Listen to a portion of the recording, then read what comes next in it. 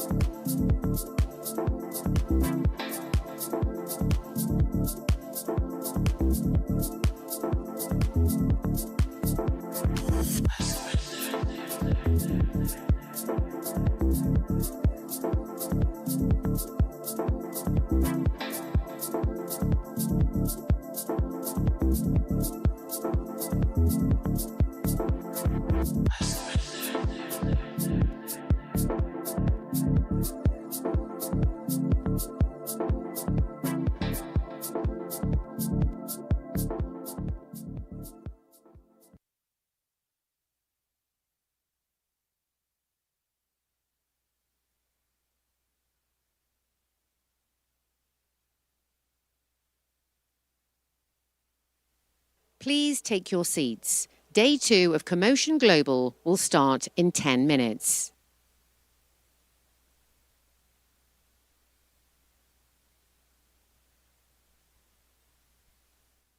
Please take your seats. Day 2 of CoMotion Global will start in 10 minutes.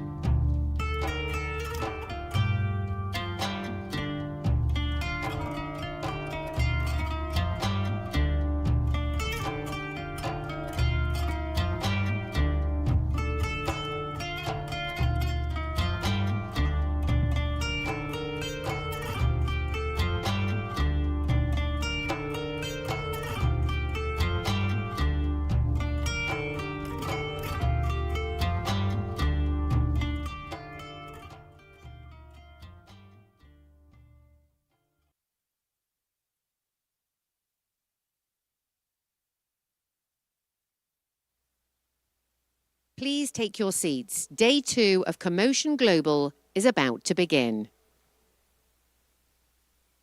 Please take your seats. Day 2 of CoMotion Global is about to begin.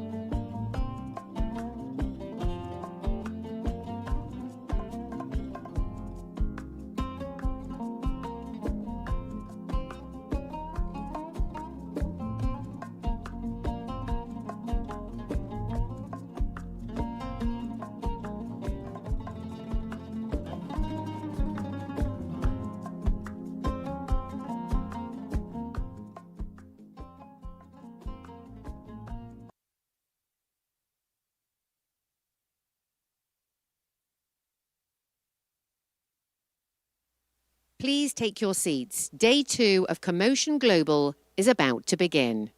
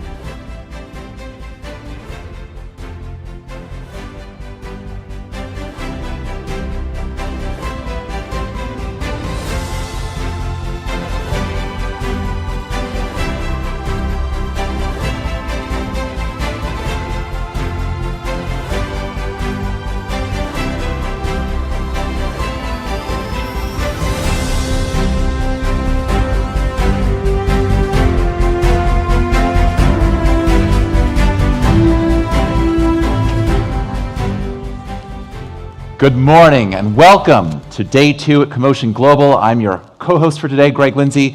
I hope everyone had a chance to experience extraordinary Saudi hospitality last night. If not, I hope you'll join us this evening on the plaza for our own reception here as well. We had an extraordinary first day at CoMotion yesterday, and I am reminded of Cedric Price, the famous architect, who famously asked, "Technology is the answer, but what is the question?" We talked a lot yesterday about the transition from smart to sentient cities and autonomy and many other technologies, and we'll continue those threads today. But that question there, what is the question? You know, the smart city era, as we discussed with Professor Carlo Ratti and President Alvarado, was that the smart city tried to optimize cities. And of course, that was a question no one thought to ask. A better question, which the president raised, is what does it mean to be good? What is good outcomes for the public good? And that is a question typically not answered by presidents, but by mayors. And that's why today, here at CoMotion Global, day 2, we'll kick off with a whole panoply of mayors. We'll start with a whole session here about mayors in motion, leveraging our extraordinary assemblage of mayors from 5 continents, and then go into a new session discussion on sentient cities, bringing out mayors and others who will implement the kind of regulations, governance, and deployment that will be key for cities, and continuing on from there, including into this afternoon, where we'll have our incredible Mayors Roundtable, a private gathering of peer-to-peers amongst our various mayors to talk about the incredible challenges facing urbanization the remainder of this decade, the remainder of this century. So I'm extremely excited here to kick things off here on day 2 here at CoMotion Global. And to start things off appropriately, it's my pleasure to welcome back CoMotion founder and chairman, John Rossan.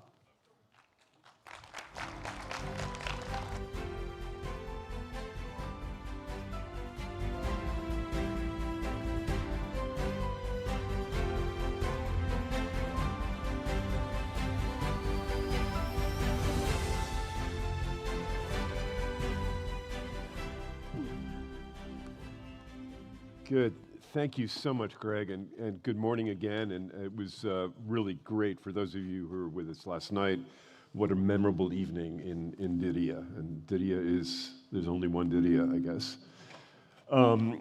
Yes, indeed. So today, in fact, this whole conference, there is a particular focus on cities, on city leadership. CoMotion, for those of you in the CoMotion community, you know well that CoMotion at its heart is about bringing public sector leaders together with private sector innovators and investors, et cetera, bringing public and private together. We believe mobility, after all, takes place in the public right of way. It will always be a highly regulated industry, so we need to bring in public. This will be a real particularity of what we're doing here at a global level at CoMotion, is bringing in mayors, bringing in city leaders from around the world. And this morning, to talk about sort of that aspect, are 2 exceptional colleagues and city leaders with vast experience in the leadership of cities. To my left is Dr. Nassifi Moya, the executive mayor of Chwane, which is the metropolitan municipality within which is Pretoria, the capital of South Africa. Welcome here. And Dr. Moya is also the co-chair this year of the U20, which is the urban track of the G20, as you know. You've just had a very successful summit in South Africa, and you hosted that. And I want you to talk a little bit about some of the things that you announced there, including the initiative around the Masters of City Administration. Mauricio Rodas is the former mayor of Quito, Ecuador.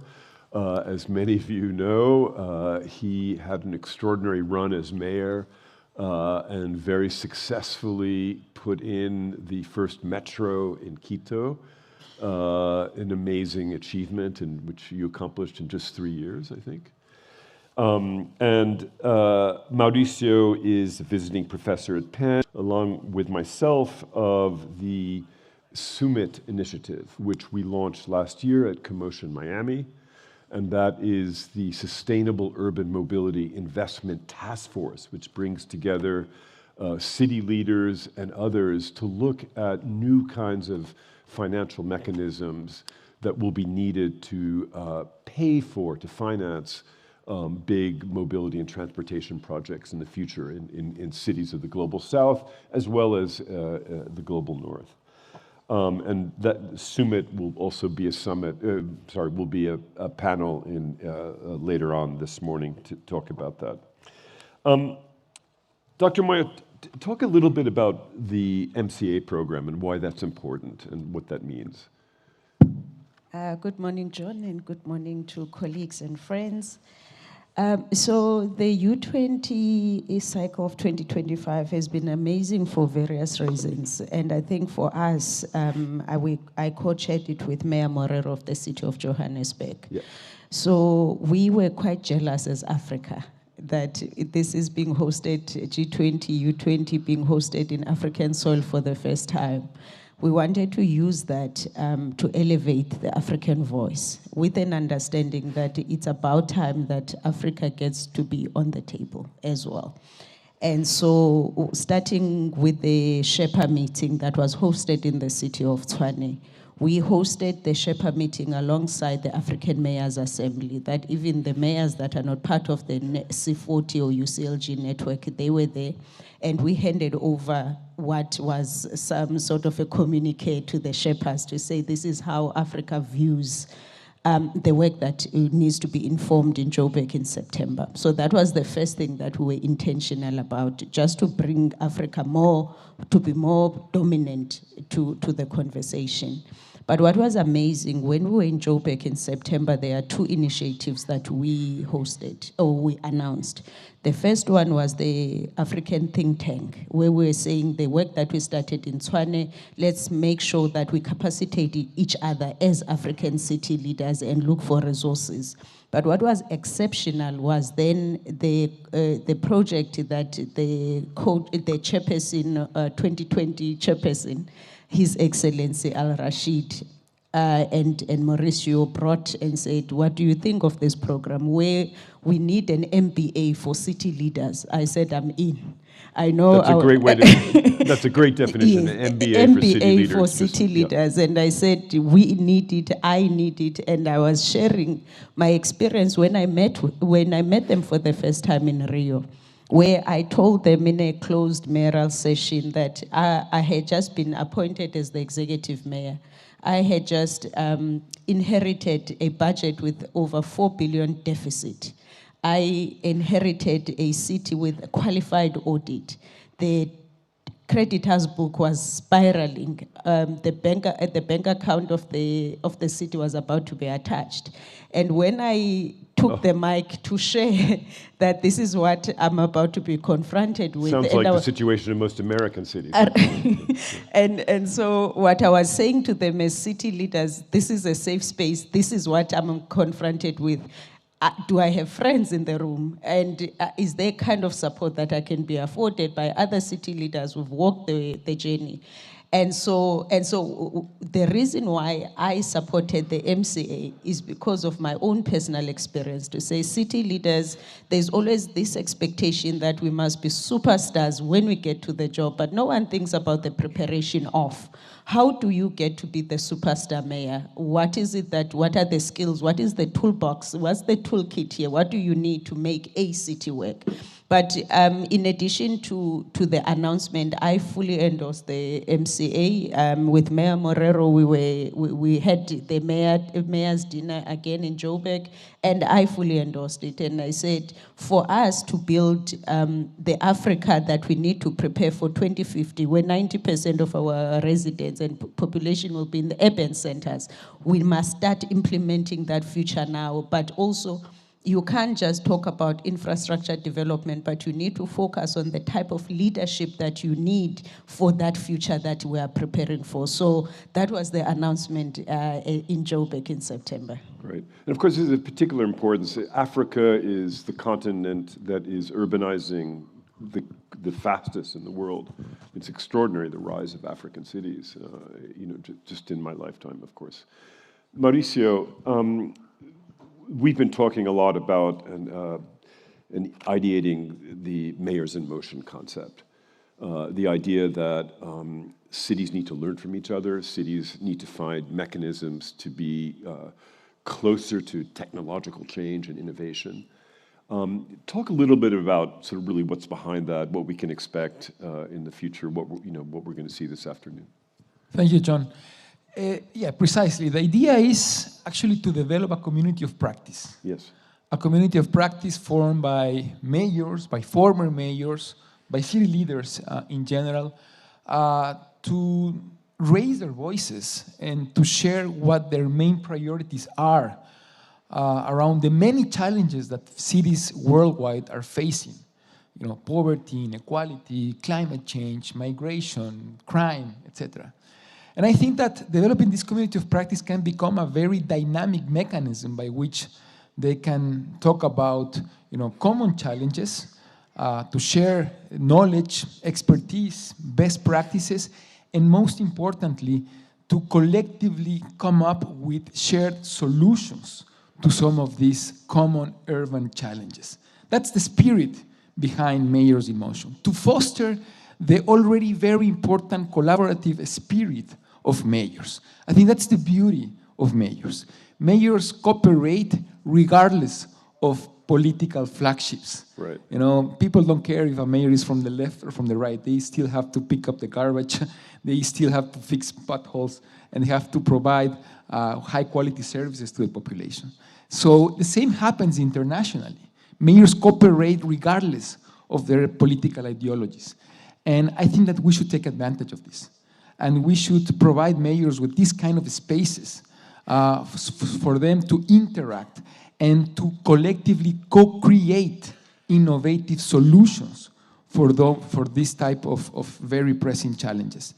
And the idea is to put together innovative urban agendas that then can be conveyed to some of the main city networks or city initiatives, like, for example, the U20.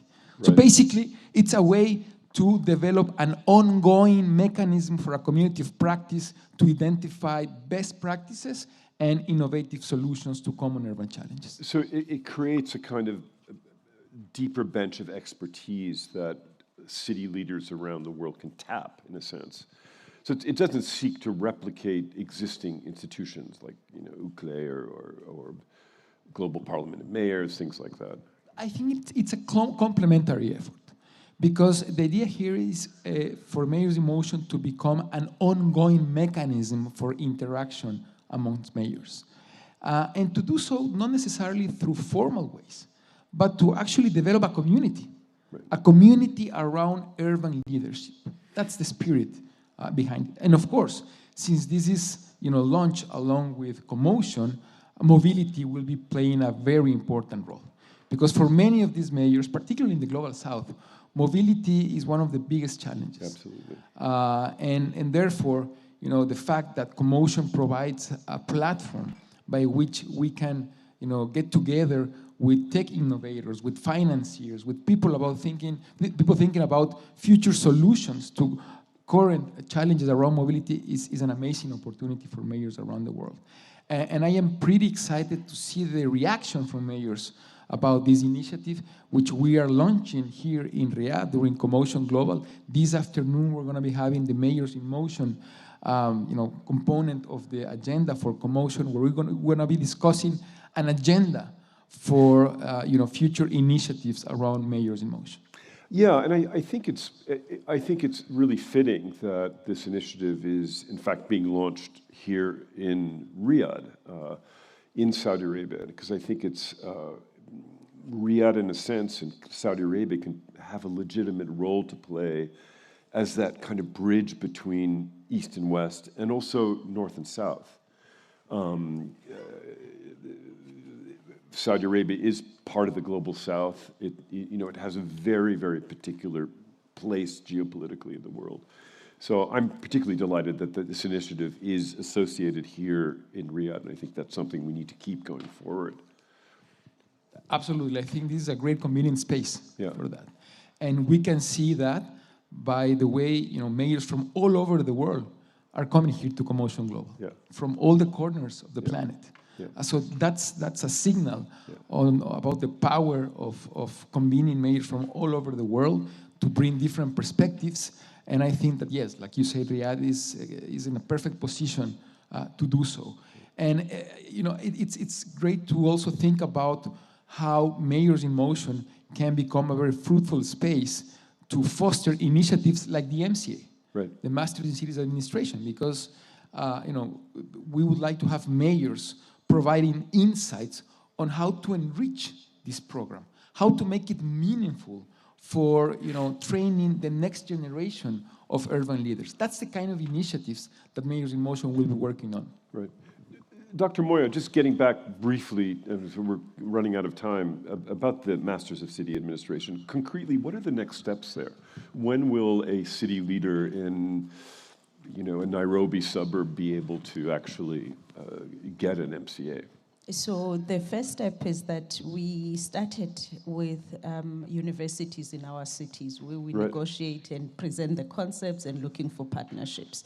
Because obviously this is not something that's going to be run by the municipality, but we need the universities. The beautiful thing in Tswane is that the two university faculties I've spoken to, they already have something close to what we're trying to achieve, but then it's just a matter of adapting the coursework and they are on board. So that's the first thing, looking for those partnerships. But the important step is then to get those future city leaders on board and sell it in a way that we're not looking for a typical politician here. We're looking for someone with the vision of building the future that we need. And that goes across different spectrums. Others will be planners, others will be, from the side of advocacy, policy advocacy, some are actually mayors, others are city managers. Right. So we're not looking for just a person who's going to be a mayor, but the whole spectrum of just looking for a group of future leaders that will contribute to the building of the future cities that we are looking for. So that is the two concrete steps that we need to get, the partnerships, especially with universities, and activating especially young people in our context. The city of Tswane is a very youthful city. Yes. And so we're not discouraging people your age, John, but we are saying the more young... What do you mean by that? The younger ones, those are the ones. So I even said when we were presenting it in Joburg, I'm not going to be the beneficiary of the program, but those who will come after me, definitely those are the ones I'm looking for. Great. Dr. Moya, Mauricio, thank you very much. And, I'm so excited that we're getting getting Mayors in Motion off the ground. I wish you all the luck with the MCA program. And next year, we'll have a good report on what we've done. So a big round of applause for Mauricio and Dr. Moya. Thank you so much. Great.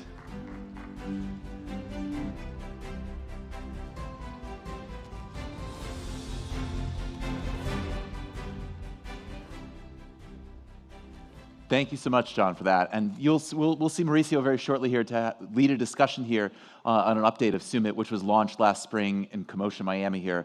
So we'll hear more about that program and its attempts to create innovative and scalable new financing mechanisms for urban mobility.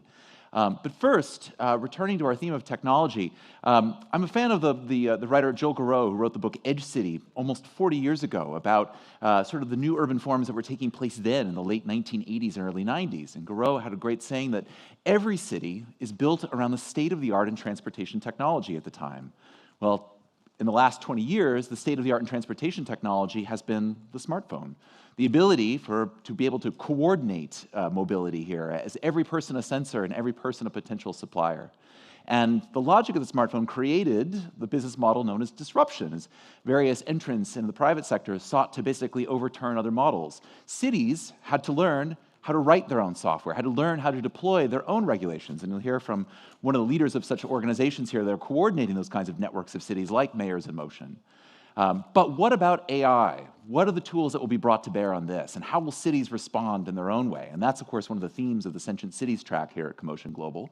I'm inspired by efforts such as there's an amazing report out, written, co-authored by several Estonians and their amazing technology called the Agentic State, imagining how agentic AI systems might be used to deploy better public services. So we'll hear about some of this and how it might come to pass on cities. And to lead that discussion, I can think of no one better than Lola Wetzel, who is the founder and managing partner of Global 6, but she is better known perhaps as the co-founder of McKinsey's China practice, director of the McKinsey Global Institute, and the founder of its special project on cities that really brought to bear, I think, some of the incredible urban challenges that we've talked about yesterday, today, and we'll be talking about for the next decade. So with that, Lola, the floor is yours, please.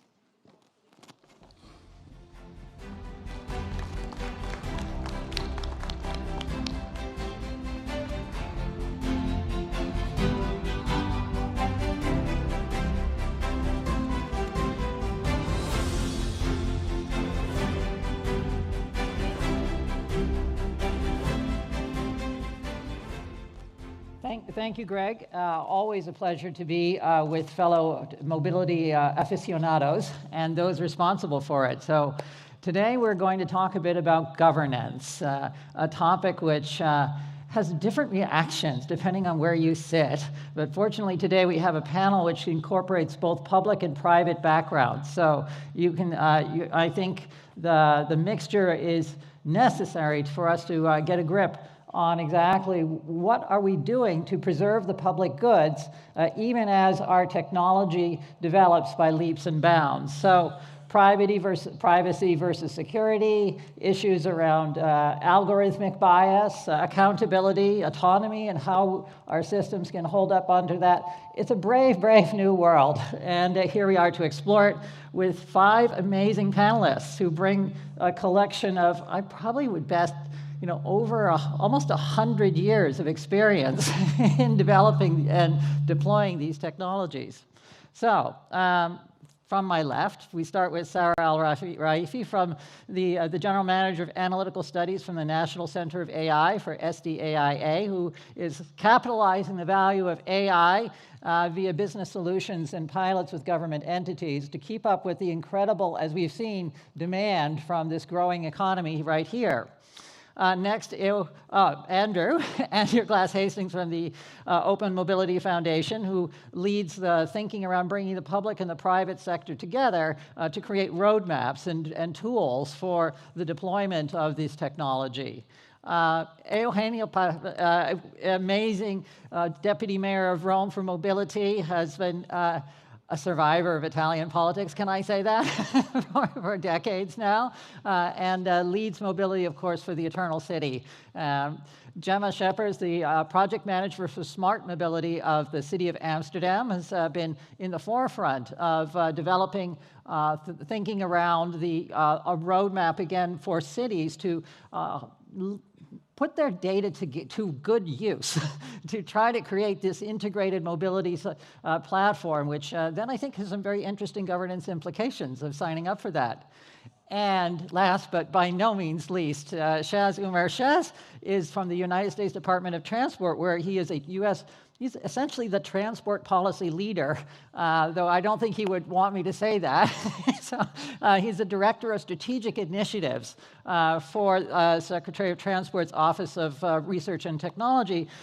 covering everything, pretty much, from AV preemption to low-altitude economy. The list goes on, and I think in that context, he's very much responsible for shaping the next generation of mobility for what is the largest economy on the planet. So welcome. I'm very glad that we're all having this chance to chat together. As I said, new technology, we've already been seeing some of it on the innovation stage. We've seen it start outside. And we know that it's there, it's coming, more is coming, and it's going to be scaling as well. So how are we going to handle this? How are we going to unlock all that innovation while preserving the trust, as we've been hearing, that makes a city great? So if I could start with you, Sarah, I think that, we have had let me start from the fundamentals, I think. The essential building blocks for data governance, what do we need to have in place? As you have been experiencing in putting these pilots together, what are some of the key things that have to be there in order for deployment to happen? Of course. Thank you, and thank you for having me. Maybe the short answer to this would always be access to high quality data. And this is something that we've seen the value of as a result of all the initiatives that have been happening locally in terms of working towards centralized storage and collection of data. So in 2019, when SDAIA, which is the Saudi Data and AI Authority, was established, it was established with a large mandate in mind, and specifically one of the most important points was we need to collect data, we need to, and that's data that is coming from all the various systems that have been in place from a digitization boom that came in the early 2000s in terms of digitizing a lot of the different processes and services that are being offered. We're talking about information about employment, about housing, about traffic, about commercial activity, and all of these things being stored in one place and being monitored and having this data even quality being continuously improved has enabled the government as a whole to be able to leverage concepts such as digital twin and how can we represent various aspects of the city and be able to simulate different solutions, understand or diagnose different problems. And this was maybe one of the biggest problems that we were working on last year with RCRC, which is the Royal Commission of Riyadh City, in terms of understanding or diagnosing a problem that I think everyone here has seen and witnessed, which is traffic and the worsening traffic that's happening in Riyadh. And of course, all of this is coming with the boom of the growth in population, the various events such as this one that are happening. And there's a lot of demand for mobility. And with that comes great challenges that need to be addressed. And we worked on developing somewhat of a micro-simulation engine that represents the city in a way that we can identify where the bottlenecks, give context to these bottlenecks, given or leveraging the 360 view that is formed or captured by the centralized data. And through that, we were able to identify specific places that must be targeted or directed in terms of all the efforts to improve infrastructure or even changing in terms of speed policies and such.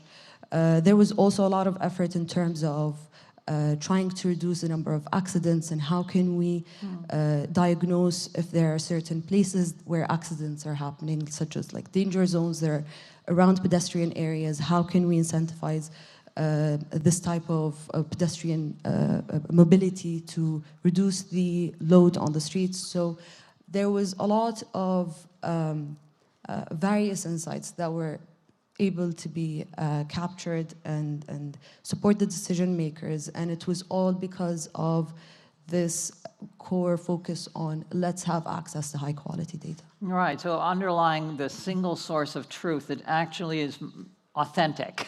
No alternative facts here. Yes. It's just facts. It's just facts. So build it bottom up. So that sounds like something that is like a gating factor for the deployment. Either you have it or you don't.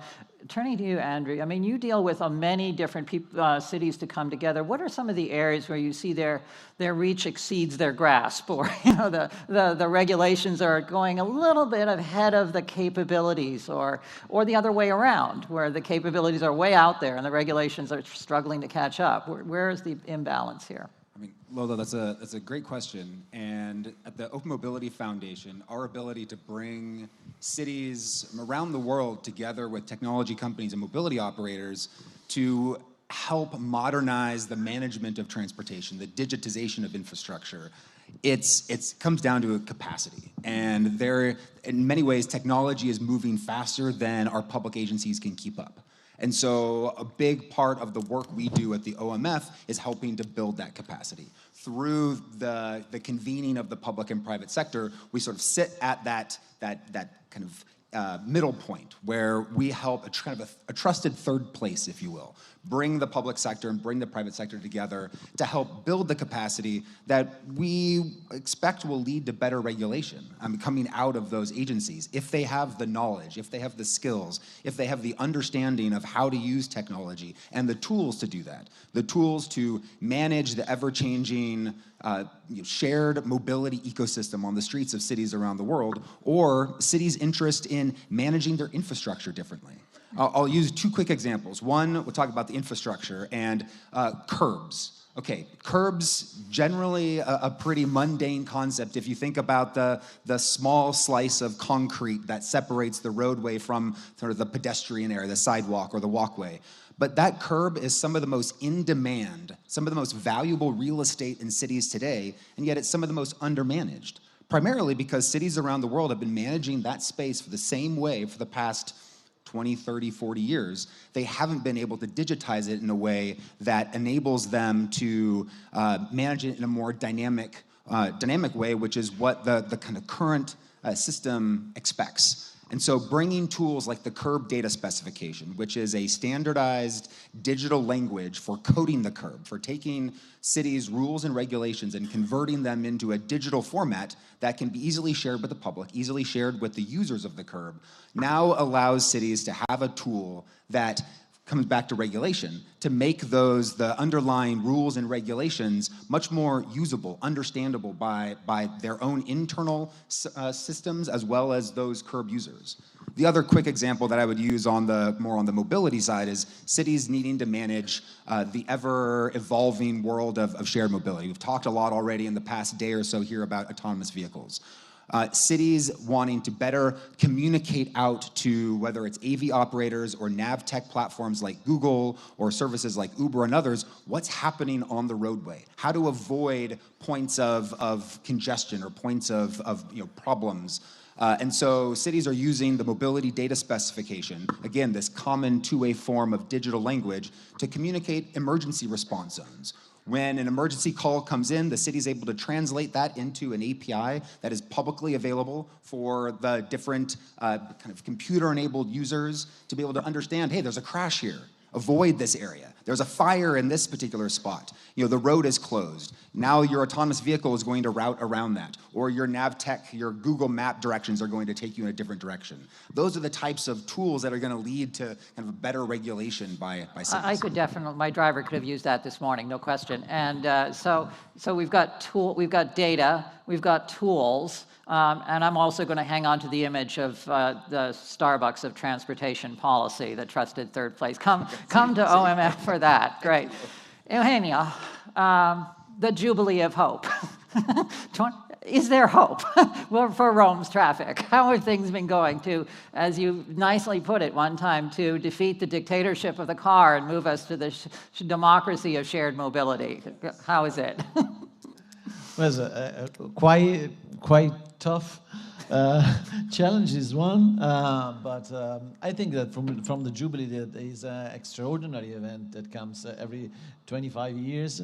We learned a lot because 40 million people that come to Rome are too much, and I think that also we have an extraordinary event in the extraordinary here, because we have the death of the Pope and the election of the new Pope, and 150 prime minister and President of the Republic come to Rome for this event, and so we have a lot of pressure on public transportation. And so only if you point and focus on sustainable mobility, you can manage that.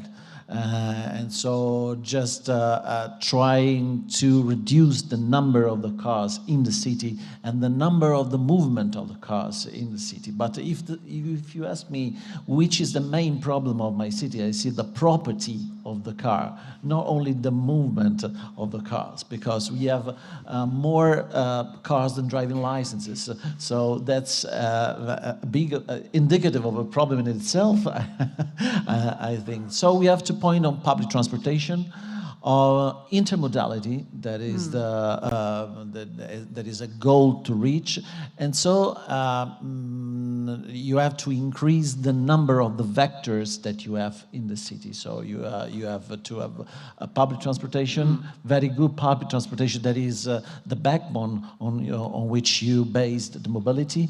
The second is the sharing mobility.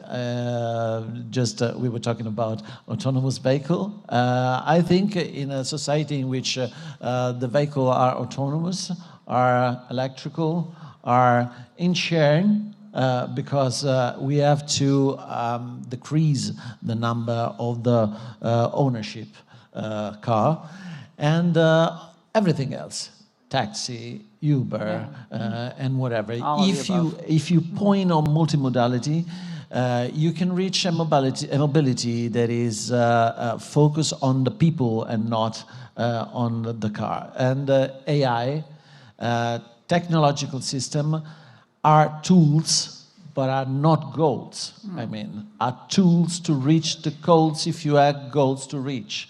And sometimes I think the technology is taken by a goal to reach, and is not right, that one. So AI and whatever, we have to embrace them because they are the future, and but we have to manage that carefully, technologically, ethically.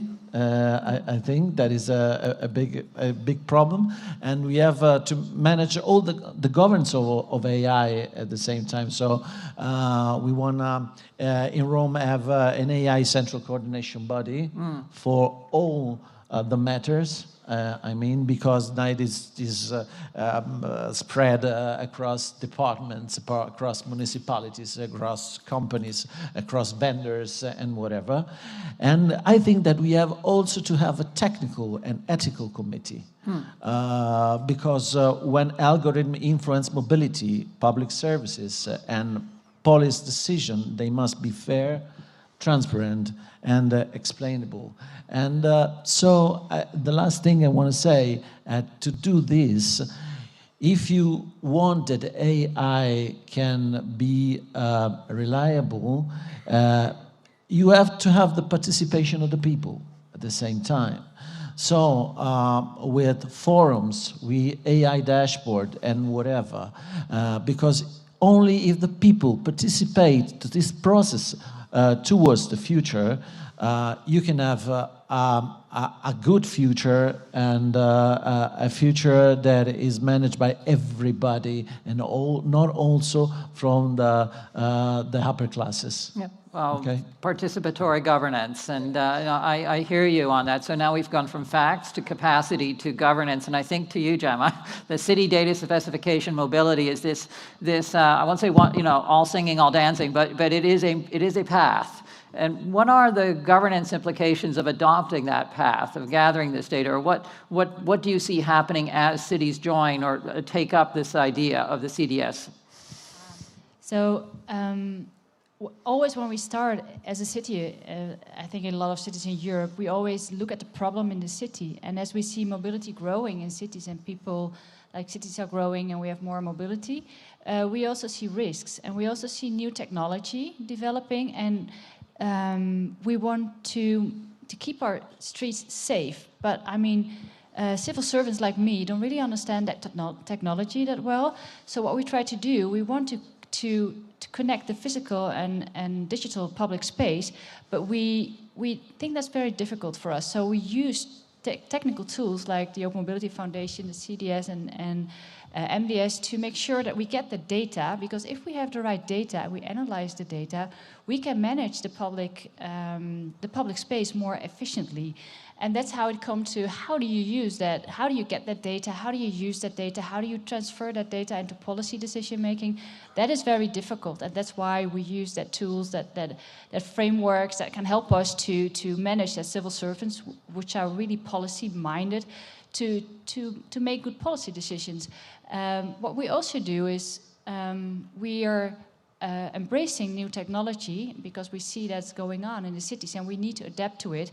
But what we can do if we use that new data specifications, what we do is we try to really question the data specification on value based, like you do. Like we have the task to make sure that every technology we're using, the data we're using, is according to privacy and ethical rules. So that's what we combine everything. And I think it's really a combination of all these things working together. We cannot do it by ourselves as a city. We need organizations like Andrew's. We need private companies to help us to get new technologies into the city and to make sure the city keeps safe. That is a challenge that we have as a city. So it's not just the participatory, but it's also the rulemaking and how those rules are developed in parallel. So, Shaz, now your scope is broad but also deep. And speaking as someone who spends a lot of time in Los Angeles, please, a little bit of light at the end of the tunnel here. What is one policy change that could accelerate the responsible deployment of this kind of technology for good? Well, thank you for having me here. You know, first and foremost, at the U.S. Department of Transportation, the priorities are clear. Safety first, innovation always. I come to work every single day trying to figure out how do we save lives through innovative transformation. And Lolo, this is an exciting year. You know, President Trump has announced that this is the golden age of transportation. This was announced in the Secretary's innovation agenda on April 24th, talking about the autonomous vehicle framework. Now, in the United States, as you know, right, Los Angeles is one city in one state of 50 states. But what we're seeing is each state from California to Texas to Washington to Florida, they all have their own patchwork of different AV policies. And I think this is a great opportunity for the federal government to look at this and really create what's called preemption, where we come up with one policy to preempt state authority to make sure that when you have a vehicle in one state and it transfers to another state, it's the same exact policy, that the safety case is the same. The one way we're thinking about doing this is through what's called a minimum risk condition. So when we look at edge cases, for example, like a disengagement of an AV, what does that latency look like? What is a minimum risk for us to set that policy so it can allow this for every AVs to deploy? Because one of the challenges we're seeing is, especially in America, is scale. And we want to make sure that AV companies are not burdened by a patchwork of different policies. One way we looked at this earlier this year, I put together a request for information to the public. We received a lot of responses, and what the RFI told us is that they needed the federal government to step in, is that this was a big challenge from academia, from L4 companies, from universities, from the public, is that you need this sort of federal preemption, and this is how we're gonna be able to move forward with the country. So whether you're in Los Angeles or whether you're in Miami, that policy will remain the same, and that's what we're working on right now. Wonderful. I mean, you expressed it so crisply. States are the laboratories of democracy, but we need to have the democracy. We need to have the principle, the preemption, the by right, if you will. And now we just have to tackle the transmission grid. So that'll be great. One last, I mean, I know I'm out of time here, but one word, what's on your mind in one word for the deployment of technology? What would you say? What's the one word? I think it's important to always, when thinking about scalabilities, to always think about solution first. Solutions and first. Adding more to the point of AI as a tool and not AI as a goal. So we need to solve real business problems and then Brilliant. think Yeah. about deployment. Andrew? I'll say capacity, and I'll give a quick plug to a workshop this afternoon where we're going to dive a little bit deeper into the Open Mobility Foundation and our ability to help build that capacity in the public and private sector. Plug given. Johnny, what word? Integration. Integration. That's Okay. it. Disruptive. Disruptive. And Chaz, you get the last word. Safety. Literally. Safety. But I do want to say this. You know, innovation is not the problem. Uncertainty is, and that's what we're fighting against. Wonderful. Well, thank you so much to the panel. I think it's been robust. It's been punchy but fun. Thank you very much.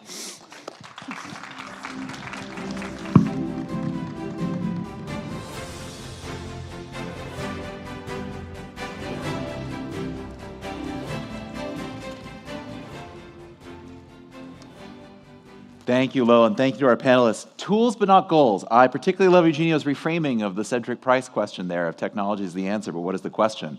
The tools themselves cannot really provide the questions that we strive to answer. That is ultimately left to the public, to the mayors, and to the forms of governance that are put in place from there. So, yeah, I thought it was a really inspiring set of discussion, and also some of the discussions there by Eugenio and others there about really the kind of bodies we need to advance these ideas and provide those governance structures in a world of changing technology so that cities don't get caught on the back foot again as they did in the early 2010s.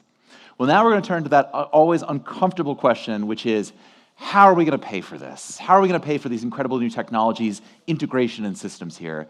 And to continue that conversation, as I mentioned from CoMotion Miami this past spring, I want to invite Mauricio back and his panelists onto the stage to carry forward the discussion of SUMIT and the kind of new financing mechanisms that we can create that are available to us to help cities continue their decarbonization goals and continue their efforts here to create more resilient transportation networks, even in a time of incredible uncertainty in the global financial markets and in various government financing mechanisms. So with that, I'd like to invite back Mauricio, of course, as you've seen, visiting professor at Pennsylvania, co-chair of SUMIT, and of course, former mayor of Quito, Ecuador. Mauricio, please, and your panelists.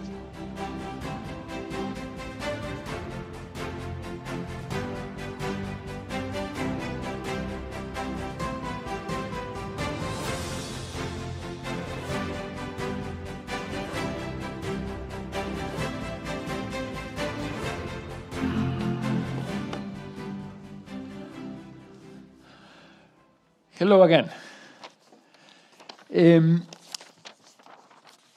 We are gathered here at a pivotal moment because the financial outlook for sustainable transport in cities is both daunting and urgent.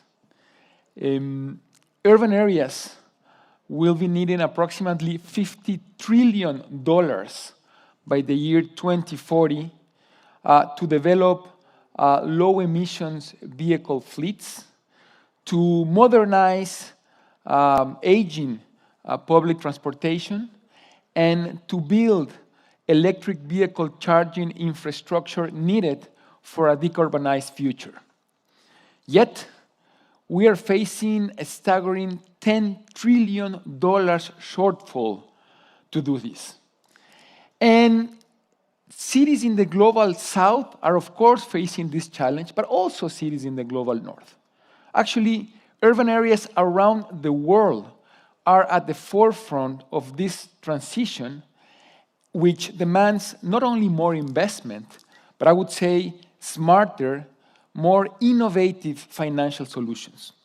And this is the spirit, this is the driving force behind Summit, the Sustainable Urban Mobility Investment Task Force, which was launched last April during CoMotion Miami, bringing together mayors, academics, representatives from the private sector and from international finance institutions to develop innovative solutions that will help cities access the necessary funding to advance urban sustainable mobility agendas. And to discuss some of the new trends in this particular area, we have today a fantastic group of speakers with us, starting with my left, here with Professor Eugene Birch from the University of Pennsylvania. She's the co-director of the Penn Institute for Urban Research and a member of Summit. Hasim Galal, also a member of Summit and a global partner from PwC. Mayor Nazifi Moya, whom you heard recently about. She is the co-chair of the U20 and, of course, executive mayor of the city of Tshwane in South Africa. Mr. Ajay Pandey, who's the vice president for investment solutions at the Asian Infrastructure Investment Bank, and last but not least, Marvin Rees, who's the former mayor of Bristol and a member of the House of Lords in the UK. So let's start with you, Jeannie. We know that with your vast experience around the world in urban issues, you have seen many interesting experiences and good practices. You were part of the Planning Commission in New York, and you can share with us some of the financing mechanisms that are being advanced in New York to finance aging infrastructure on mobility. Could you please tell us about that? Certainly, Mauricio. The question we were told this morning to ask the right question. And so the question is, Yeah.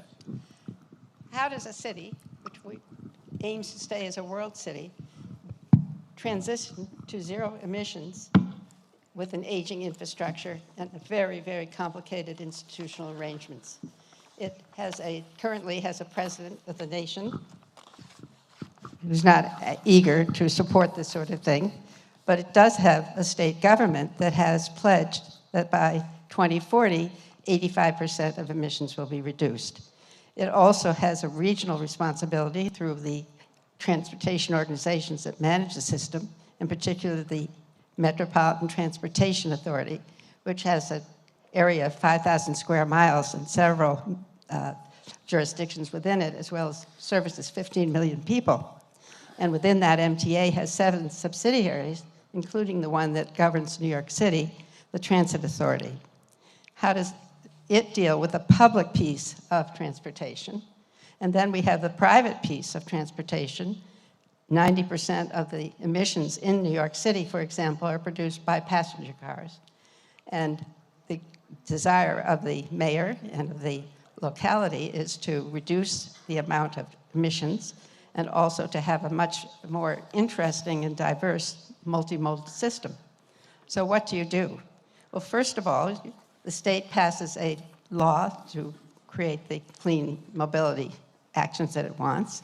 The MTA reports to the state and also is in charge of these city entities. The MTA has a capital budget of $68 billion, but it has to divide it among 7 subsidiaries, 3 of which are responsible to the city. One runs 5,000 buses over 350 routes. Another, that same transit authority has 6,000 subway cars over 250 miles of routes.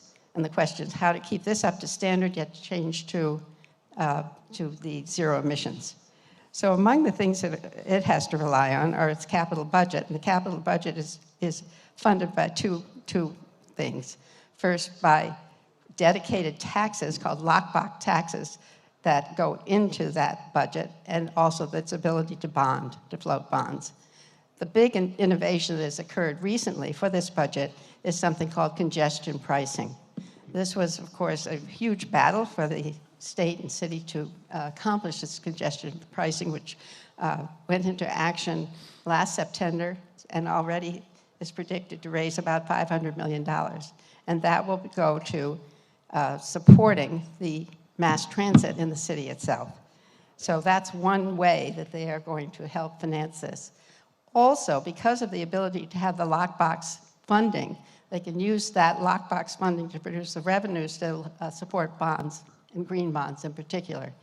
They're going to, the MTA is going to float about $40 billion of bonds. Of that, about 40% of that will be in green bonds, and that can be used to bring the equipment up to standard as well as to reduce emissions. So that's on the public side.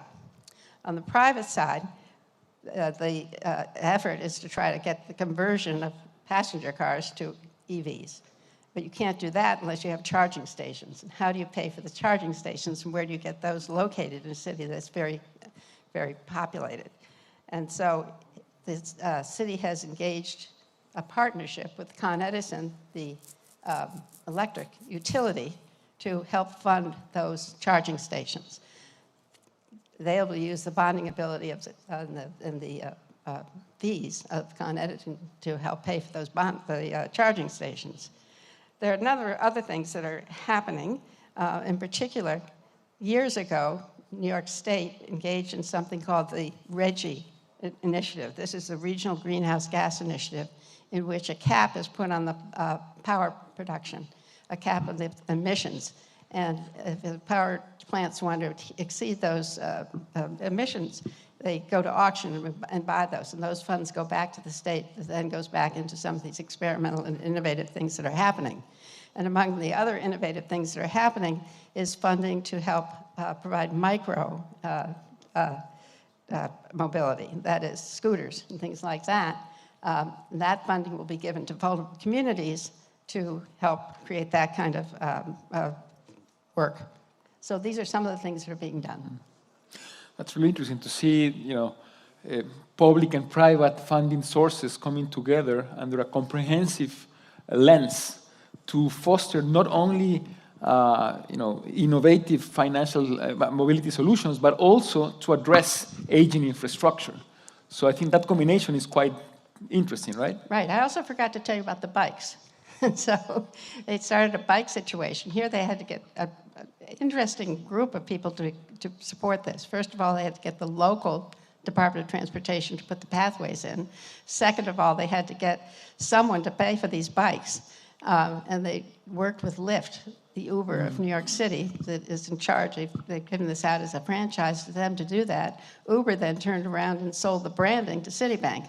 And so it's a combination of the city providing in-kind space, paths and places for parking, Lyft providing the equipment and maintaining the equipment, and city helping pay for that through the branding. Quite interesting. Thank you, Jeannie. We always talk about how public money will never be enough to fund the necessary changes to advance an urban sustainable development agenda, and particularly around mobility. We always think about how to bring in the private sector. And one of the ways to do that is, of course, through public-private partnerships. And I love the way how Hasim referred to PPPs, because he calls them, he says that they should be called, actually, ideally, properly prepared projects. So can you please, Hasim, elaborate a little bit on why do you think this should be the approach? Thank you, Mauricio. It has to do with timing. Many times the public sector, be it at the national level or at the local government level, will just assume that the private sector will engage with their projects. And that's not necessarily true, because at the end of the day, it has to be financially attractive for the private sector. And when you think about the life cycle, be it starting from policy, going through the planning, to the actual financing, through the operations, and then feedback, many times when the government is planning a project, they would only start to engage the private sector during the actual financing and operations process, or part of the process. It has to happen much earlier. And we've seen that the uptake for those type of projects where actually that process started earlier, when those opportunities were co-designed almost with the private sector, it becomes much more successful in terms of the uptake as compared to whenever these projects were designed in isolation from the private sector. So timing is quite critical to engage the private sector from the beginning. The other point is a better understanding of the different roles that the private sector can play. Because the private sector could be a financer, private equity, financial institutions, and all of that. It can be an asset owner, it can be an asset operator, and different types of involvement. And many times also from the government side, they would just say, well, the private sector needs to do this, without really a proper definition or understanding of these different roles that the private sector would play, and also how these roles would differ by industry. I mean, these roles in mobility are very different from healthcare, very different from any other vertical or sector. So that lack of understanding on behalf of the government in terms of how the private sector can engage is very important. And then the last point is about the co-creation of procurement models that are innovative. I mean, procurement is usually very mundane, People shy away from it to speak about it, but at the end of the day, if you cannot involve the private sector in a way that prompts creativity and innovation while still being fair, you will not get the best ideas in your projects. So these are three very important points: the timing, the understanding of the different roles, and the ways of engaging the private sector through procurement and other innovative ways, that could actually get them early on. Any particular best practice that you would like to share that have been successfully addressing these 3 points? Usually, the technology sector actually has been more at the front end of this. I mean, of course, you have smart metering, in mobility sector, you have tolling. All of these are very almost standard ways of engaging the private sector. However, also we can look into the technology sector where sometimes it's a pay-as-you-go type engagement. You only pay for the cloud space or for the services that you actually consume as a city. So I think there's a lot of risk sharing and allocation that we can look at in other sectors as well in order to come up with new ways of innovative partnerships and relationships in the mobility sector. Thank you, Hassan. We already heard from New York, from Jeannie, so a global North city. Now let's hear from the global South. Mayor Moya, I know you have a very ambitious mobility agenda for your city. And I know of many mayors who have this type of very ambitious agendas, but then they have to confront a regulatory framework that is not necessarily the most friendly in terms of the legal authority cities have to undertake this type of projects and how they must engage with all different levels of government. So can you share what has been your experience in coordinating with the national government in South Africa to advance this type of initiatives? Thank you so much, Mauricio. I think, first of all, this is a very important discussion when it comes to advancing our cities. If we can't answer the question to how will both the residents and business be mobile in your city, how do they interact? So we talk about livable cities. But that livable city, it also depends on how easy your residents and business move in your city. So it's quite a complex approach that we are confronted with. That firstly, in South Africa, we're integrating different types of transportation models. And what complicates it a bit is that the mandate is shared across 3 spheres. So it's not a core business of the municipality in South Africa to run transportation, but it's inevitable. There's functions that are run by the provincial government. For instance, our metro project, Gautrain, is managed at a provincial level, but the network is in the city, connecting with other cities in our province. And then you have the authorities, the national government. So negotiating your way around it, but it hasn't been proven impossible because we have some, delegations from national government where, for instance, the BRT system is now delegated. It's an underfunded mandate now to local municipalities, where we have incorporated the taxi industry to own the BRT as part of the transformational agenda. There's national roads in our city, there's provincial roads in our city, and then there's municipal roads. But there is so that comes with complexity because not everything is in the autonomy of the city, but there are areas where we are autonomous as municipalities.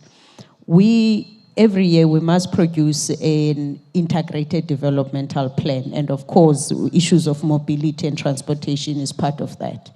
We are autonomous in the projects that we control in terms of the infrastructure that you lay, where you lay that infrastructure, the designs and everything. But to what Hassim was also saying, in the procurement, we do have, for instance, of buses. The city has the authority to design and demand certain type of buses, which in the city, a few years ago, we procured EVs, electric buses as well. And obviously the infrastructure that comes with that, the charging station. So there is some degree of autonomy that we get, but the complexity of, having to go through provincial government and national government, it doesn't make it easy for a seamless decision making. But what is also quite unique and encouraging now in the city, so the city of Tshwane is an automotive city. About 40% of vehicles that are produced in South Africa are produced in the city of Tshwane. So we do have the likes of BMW plants in the city. Recently, with Gauteng government and national government, we have a Tshwane Automotive Special Economic Zone. So that gives us another leg where we can also demand in terms of the commitment to reduce the carbon footprint. But what is more encouraging of late is we just approved a development where they will be assembling EV, about 20,000 per year. And I think the EVs are the future. And to have a private sector coming to settle in our city with this, but also not just for the assembly line, but for skills development as well. So it's quite encouraging.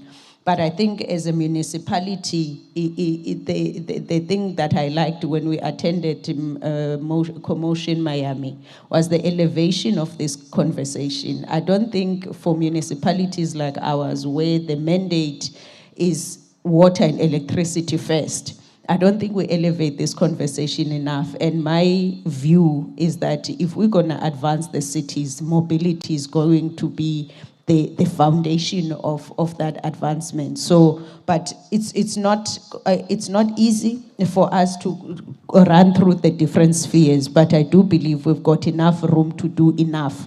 As long as you can sell your vision to other spheres, I think we'll be fine. So I don't think it's a crisis yet, but it could be easier, of course. And that has huge implications also in terms of financing, right? The coordination with different levels of government, not only for implementing these projects, but also to get finance for them. Thank you for sharing that, Mayor.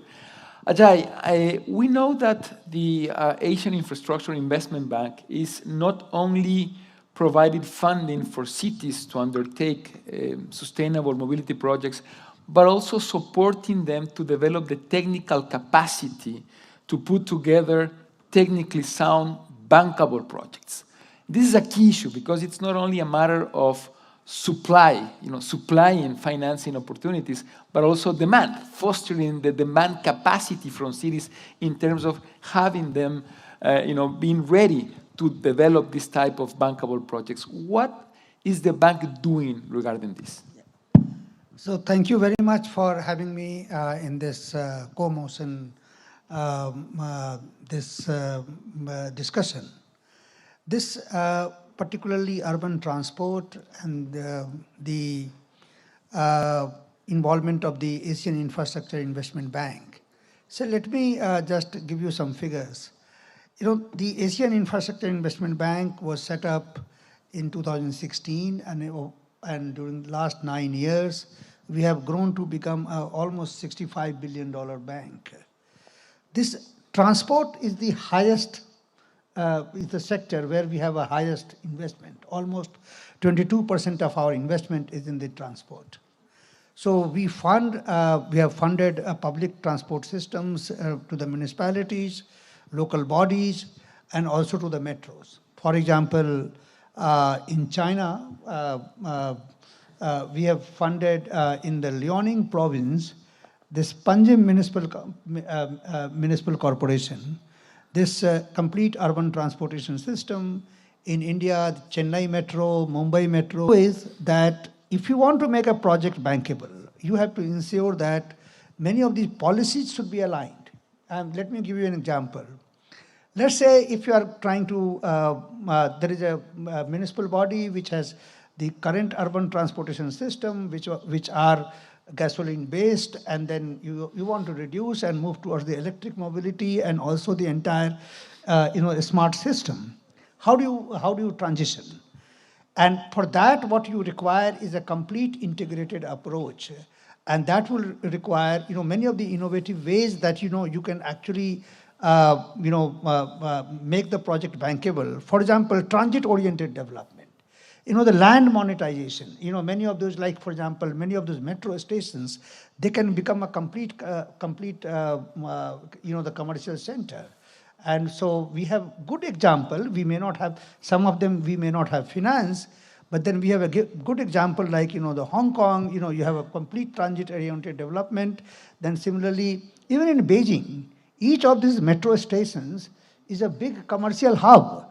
And so similarly, or for example, in India, some of the metro stations are big commercial hub, and that actually makes your project very, very bankable. So what is required is that your urban policy, when you are doing urban planning, some of the land, near your entire, the center, how can you monetize and make it commercially viable? Secondly, another very, very good example was, Panjim municipal in the Liaoning province of China.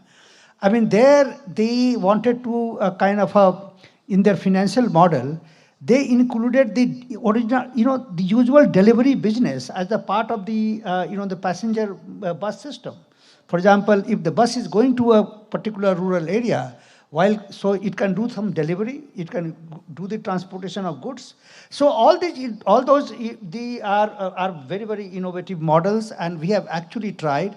So what we are doing is that we also have another instrument, which is the policy-based lending. So what we do is that if we are only, let us say, not only the financing the project, but we are working with the authorities to evolve the policy, and then there are very good policies which may have worked elsewhere. Can that policy, such policy, be replicated with appropriate adjustments? And this is exactly what we do.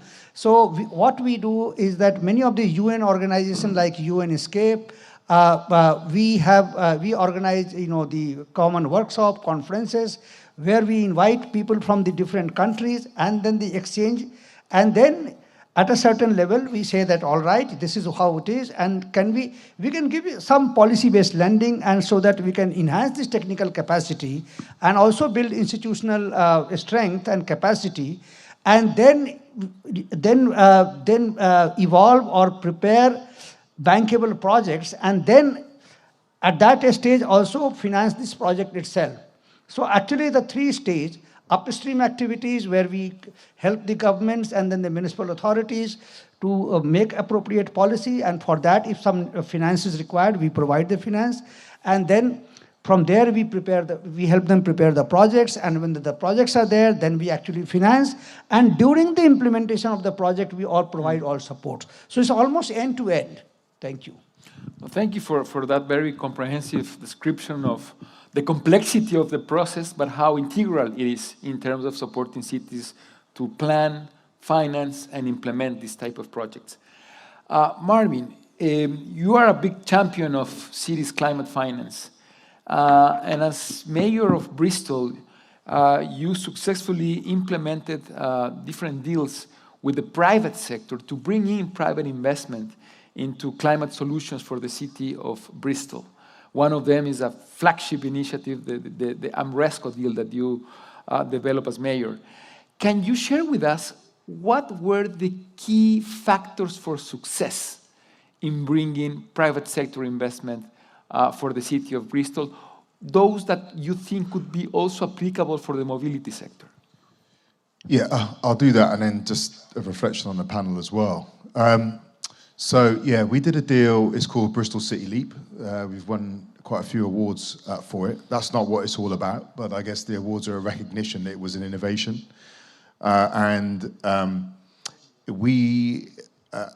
Essentially is a financial deal that unlocks the technology that we already have to solve our challenges. And that's something that's important. Sometimes we talk about getting new innovations in. We have enough tech to solve 80% of the problem today. What we don't have are the financial vehicles that get it rolled out at scale and pace. So we bundled our public sector assets, 29,000 houses, our public land, our public buildings, our heat networks, and we offered 20 years to the private sector. Will you deliver these outcomes we'll give you 20 years to deploy your technology on our land, buildings, and we want certain outcomes. Now, among the key factors is actually political commitment. So it was an innovation, there was risk, and we made a very expensive error during the course of that, getting that deal done. But I stood by it, right? I took that on the chin. We got some criticism, but it was necessary. Policy alignment was been mentioned earlier on, because there are many things that we don't know need to happen, but what our private sector partners want to know is, if we enter into this deal, do we have solid partners? Are you going to be with us? Are you going to, go the full way? And importantly as well, we had assets, as I mentioned at the beginning. We had public sector assets. But if I can just reflect a little bit, just being at the end of this conversation, what strikes me is when we say, what is the problem we're trying to solve, right? A couple of reflections on that. One is 55% of people live in cities today. By 2050, it's going to be 70%. That's the problem we have to solve, right? And we cannot leave solving that problem down to whether we happen to have leaders that can get the projects ready or whether we happen to get ducks in a line. We have to do that, right? There is no alternative to do that, because the consequences of not doing it, not just in terms of climate change, but climate displacement, bad politics, are really extreme. And it strikes me, just reflecting, we have all the component pieces. We know that there's lots of money out there. We know that we have rapid urbanization. We know we have the technology that needs to get deployed, and we have these global financial systems. And we have stories in isolated places that are great stories, great examples. But what we actually need is a bit of a world plan. I don't want to be too megalomaniac about it. We need to have an absolute deliverable intent to deliver the scale of urbanization and the kind of urbanization we need in place by 2050. Otherwise, we're going to be in a pretty bad spot as a planet. Thank you so much, Marvin. I think that it's the perfect closure to our discussion. We have heard very different perspectives from a highly diverse panel, not only in terms of geographical representation, but also the sectors that have been represented here. Thank you so much to all of you. And this gives us an idea of how dynamic this landscape is. The challenge is huge, but as you can see, there are very interesting solutions being implemented. It's a matter of scale them up and disseminate them around the world. Thank you so much.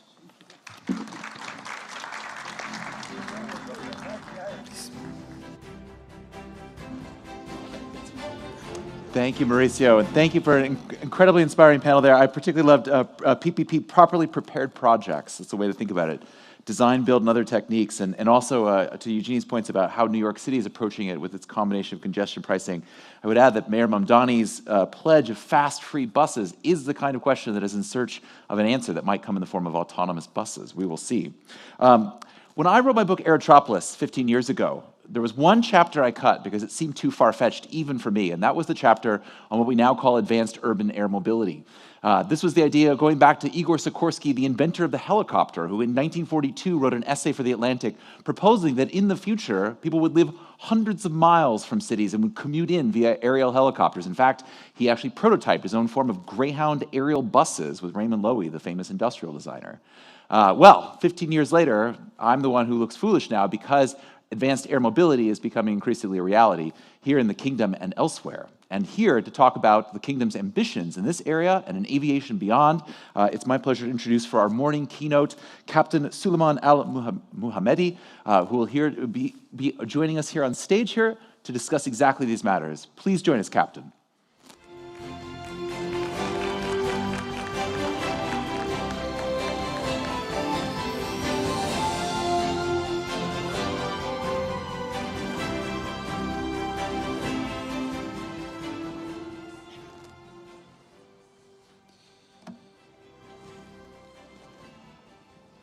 Well, assalamu alaikum. Good morning, everybody, excellencies, distinguished leaders, innovators, and friends. It is a true honor to join you at CoMotion GLOBAL 25 here in Riyadh, at the moment when the world is redefining mobility, reimagining cities, and reshaping the very nature of global connectivity. Few sectors today influence global mobility, economic growth, and national competitiveness as profoundly as aviation. You were here to do the handover. Aviation has long been the backbone of global exchange of ideas, goods, cultures, and opportunity. But today, our industry stands at the edge of transformation far from profound than the one we followed at the jet age. What lies ahead is not simply faster aircraft or new routes. It is a complete renovation of how sky is managed, how mobility integrates across land, sea, and air, and how nations position themselves in a broadless, interconnected digital economy. The future of aviation will be defined by three major strategic shifts. First, a shift from aviation as a transportation sector to aviation as an integrated digital ecosystem where data, autonomy, sustainable propulsion, and multimodal coordination converge. Second, a shift from traditional regulatory frameworks to agile, innovation-enabling regulatory system capable of keeping pace with technological changes. Third, a shift from regional hubs to globally networked nodes, where connectivity is measured not only in flights, but in data flows, carbon impact, integrated logistics, and seamless passenger experience. Saudi Arabia is embracing this shift with unprecedented ambition through the aviation program derived from the National Transport and Logistics Strategy and through the Kingdom's Giga projects. We are building one of the most connected, competitive, and passenger-centric aviation systems. The future of global connectivity will be shaped by more than airports and airlines. It will be shaped by skies that integrate conventional aviation with unmanned systems and eVTOL aircraft, airports that function as smart, sustainable aerotrobally, airspace that communicates, sense, predicts, and adapts in real time, logistic chains that move seamlessly from ground to air to the last mile. The new era demands cooperation across borders, sectors, and technologies. No single nation or stakeholder can shape the future alone. We are entering the early stages of what will become a $1 trillion sector, the advanced air mobility. Saudi Arabia is preparing for this future through, one, a national roadmap that synchronizes technology, industry, safety, and public acceptance, regulatory pathways for type certification, operations, and vertiport infrastructure, strategic partnerships with global regulators, original equipment manufacturers, investors, operators, and innovators. Our goal is clear: to build a safe, scalable, and economically viable advanced air mobility ecosystem that supports tourism, logistics, medical response, and urban mobility while positioning the kingdom as a global leader in this emerging sector. As aviation transforms, one principle remains unchanged. Safety is the foundation upon which all innovation must stand, whether through AI-enabled oversight, advanced airspace management, new certification pathways, or digital safety intelligence. The future requires policymakers, regulators, and industry to collaborate closely and boldly. These tools allow us to anticipate risks, detect emerging threats earlier, and build a more resilient and future-ready aviation system. In the Kingdom, we are demonstrating that safety and innovation are not trade-offs, but mutually reinforcing strengths. Global aviation strategy can no longer succeed without a clear sustainability architecture. The future will be shaped by hydrogen and electrical propulsion, large-scale production of sustainable and lower carbon fuels, integrated carbon measure systems, and net zero airport ecosystem. Saudi Arabia has developed a comprehensive environmental sustainability program for civil aviation across all major pillars, including greenhouse gases, noise, local air quality, biodiversity, water and waste management, energy efficiency, and climate change resilience. These efforts are designed not only to meet global goals, but to demonstrate leadership. Global connectivity is not only about aircraft. It is about governance. We must harmonize standards. We must accelerate certification pathways. We must rethink cross-border operations, data exchange, and digital identity for passengers and unmanned aircraft alike. And we must ensure that both traditional and advanced aviation remain accessible, sustainable, and resilient. Saudi Arabia is committed to contributing actively to this global harmonization through collaboration, transparency, and shared information. This is why gatherings like CoMotion GLOBAL matter. They bring together innovators, policymakers, regulators, investors, technologists, and designers under one roof, creating a shared global mobility vision. Allow me to leave you with one simple proposition. The nations that will lead the next century are those that can move people, goods, and ideas with speed, safety, sustainability, and intelligence. Aviation is the strategic enabler for that future, not just for travel, but for economic diversification, digital integration, humanitarian access, smart cities, and global partnership. Ladies and gentlemen, the future of aviation is not written in the cloud. It's being designed on the ground, right here, by leaders like you. The choice we make today will determine how connected, sustainable, and prosperous our world becomes.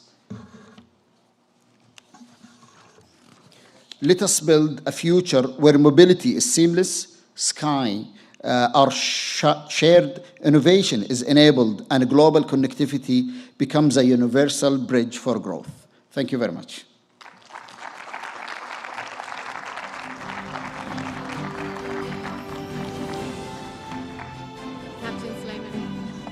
Captain Sulaiman, please do stay on the stage. First and foremost, what a fascinating look at the future of the skies here in the Kingdom of Saudi Arabia. Absolutely incredible. If you'd just like to come over here with me, we'd like to interrupt our agenda and our dialogues here today because we have a very special MOU signing and announcement here live on the stage. So to join us here on the stage, I'm absolutely delighted to accelerate the deployment of electric air taxis in the kingdom.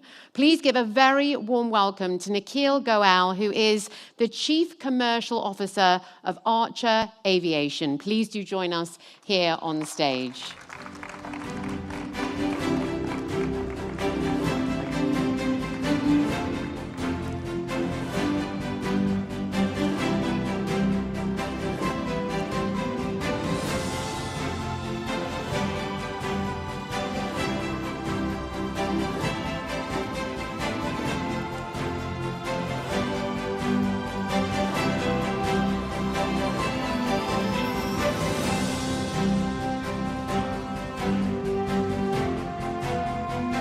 And yes, together, the General Authority of Civil Aviation Saudi Arabia and Archer intend to launch proof of concepts as soon as next year in cities including Riyadh, Jeddah, as well as giga projects such as NEOM and Red Sea Global. A huge, huge congratulations. I think that deserves another round of applause.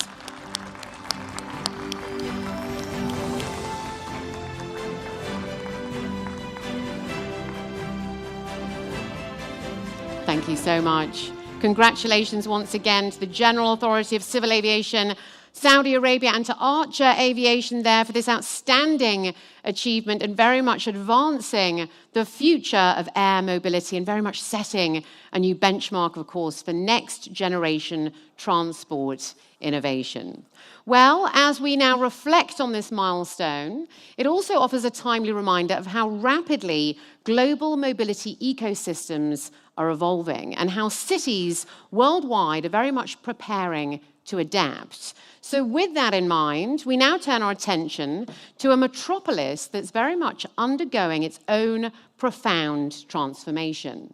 Our next session explores how Johannesburg is rewriting its mobility landscape to foster greater inclusivity, resilience, and connectivity for its citizens. And I'm absolutely delighted to now welcome Dada Mareo, who is the Executive Mayor of Johannesburg, South Africa. A very warm welcome.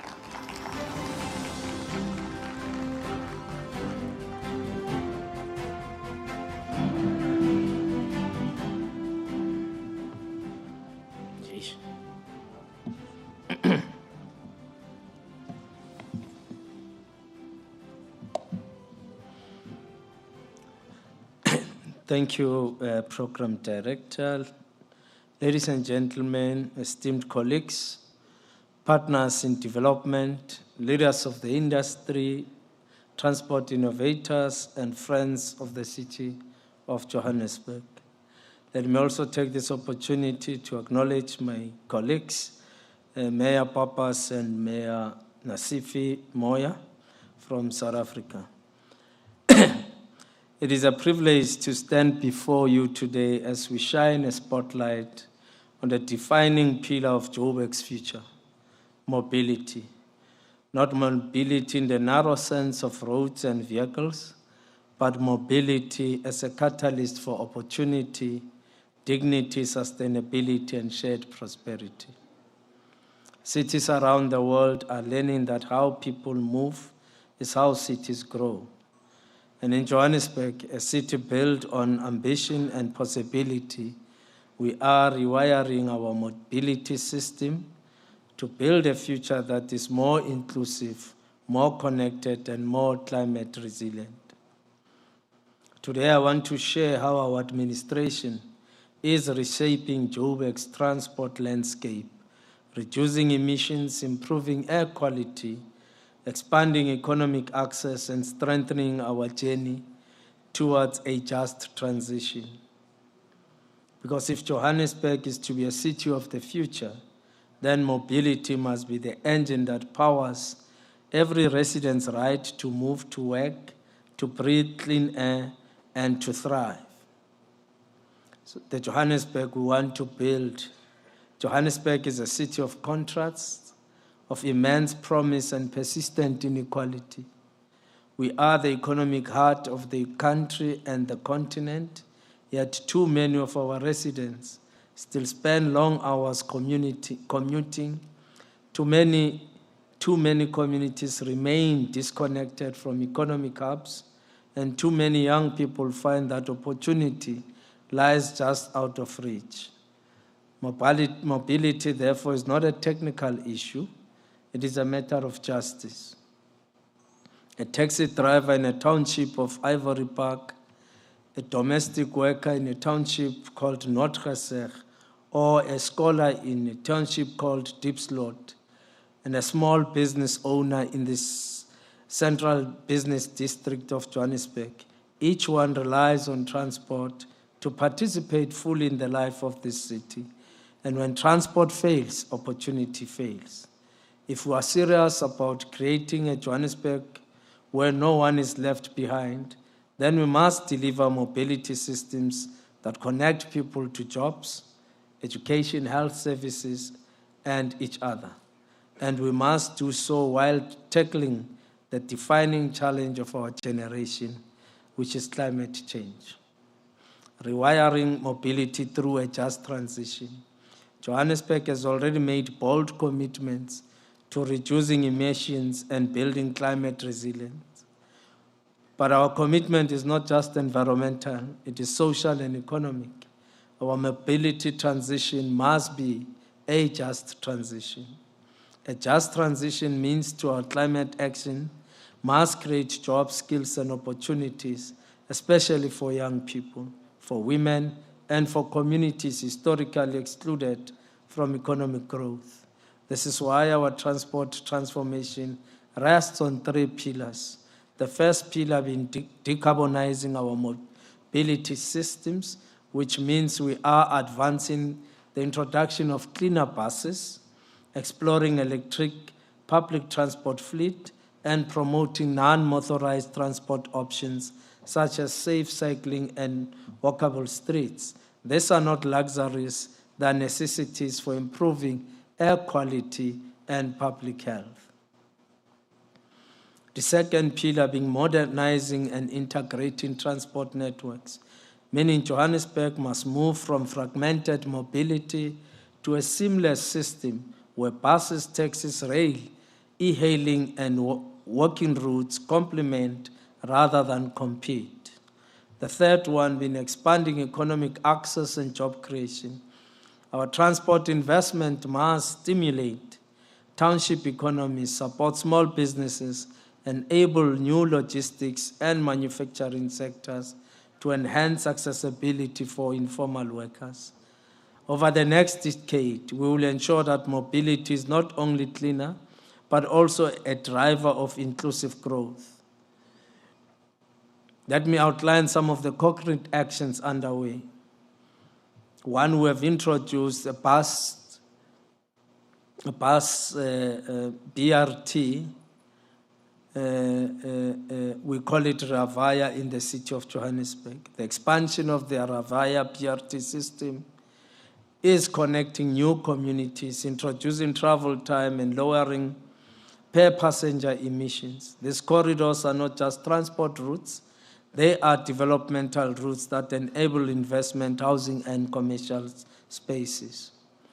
The second one is integrating minibus taxis as partners in the system. We cannot speak of mobility in Johannesburg without recognizing the backbone of our transport system, the taxi industry, or the minibus taxi industry. Our administration is working with taxi associations to formalize operations, improve safety, explore clean fuel conversions, and integrate taxis into a unified mobility platform. We want transformation with the taxi industry and not against it. And we're also reviving the rail network. A city of our size cannot function efficiently without rail. Working with national partners, we are supporting the rejuvenation of our metro rail services and investing in safer, more accessible stations. Rail must again become a reliable, affordable choice for commuters. We had challenges in the past, but now we are focused on rejuvenation of our rail systems in Johannesburg. Electrification and green mobility. We are developing an electric vehicle framework for public transport, exploring charging infrastructure, and piloting electric buses on selected corridors. The steps will reduce emissions, lowering operating costs, and support job creation in the new green industries. We have, in fact, started with a pilot of electric charging infrastructure in one of our facilities at our energy business. Smart mobility and digital integration. Digital tools from e-ticketing to real-time route information are essential for the modern city. Our smart mobility initiatives aim to make transport predictable, safe, and accessible through technology. Building a connected city. Connectivity is not only about moving from point A to point B, but it is about how transport shapes the spaces where we live and work. We are advancing projects that bring housing, jobs, and services closer to transport corridors. This reduces commuting burdens and stimulates local economies. A connected city is a safe city. So the rollout of improved lighting, pedestrian infrastructure, CCTV systems, and city improvement districts is ensuring that residents, especially women and children, can move with confidence. The green corridors and climate resilience. Transport corridors must double as green corridors, spaces that absorb stormwater, reduce heat, and support biodiversity. This is climate resilient action. The last part will refer to the air quality and health, where we are saying Joburg faces serious air quality challenges, particularly affecting children and the elderly. And we have a challenge to ensure that as part of our mobility, we ensure a clean air. The last point refers to job creation, which we believe every rand invested in mobility should generate jobs and drive economy and ensure that we can produce mechanics, technicians, and ensure that at the end, the infrastructure is properly developed to support mobility. In conclusion, ladies and gentlemen, Johannesburg was born from movement to people from across the world, converging here to build lives, families, and dreams. Mobility is in the very DNA of our city, and now mobility must also shape our future. The choices we make today will determine whether Johannesburg becomes a more fragmented city or a more integrated, greener, and more inclusive one. Our administration chooses integration. We choose opportunity. We choose clean air. We choose just transition that lifts us all. Let us seize this moment to rewire mobility, not only for convenience, but for justice, not only for efficiency, but also for dignity, not only for growth, but for resilience. Together we can deliver an inclusive and connected cities, one that is worth of our people and prepared for the future. I thank you.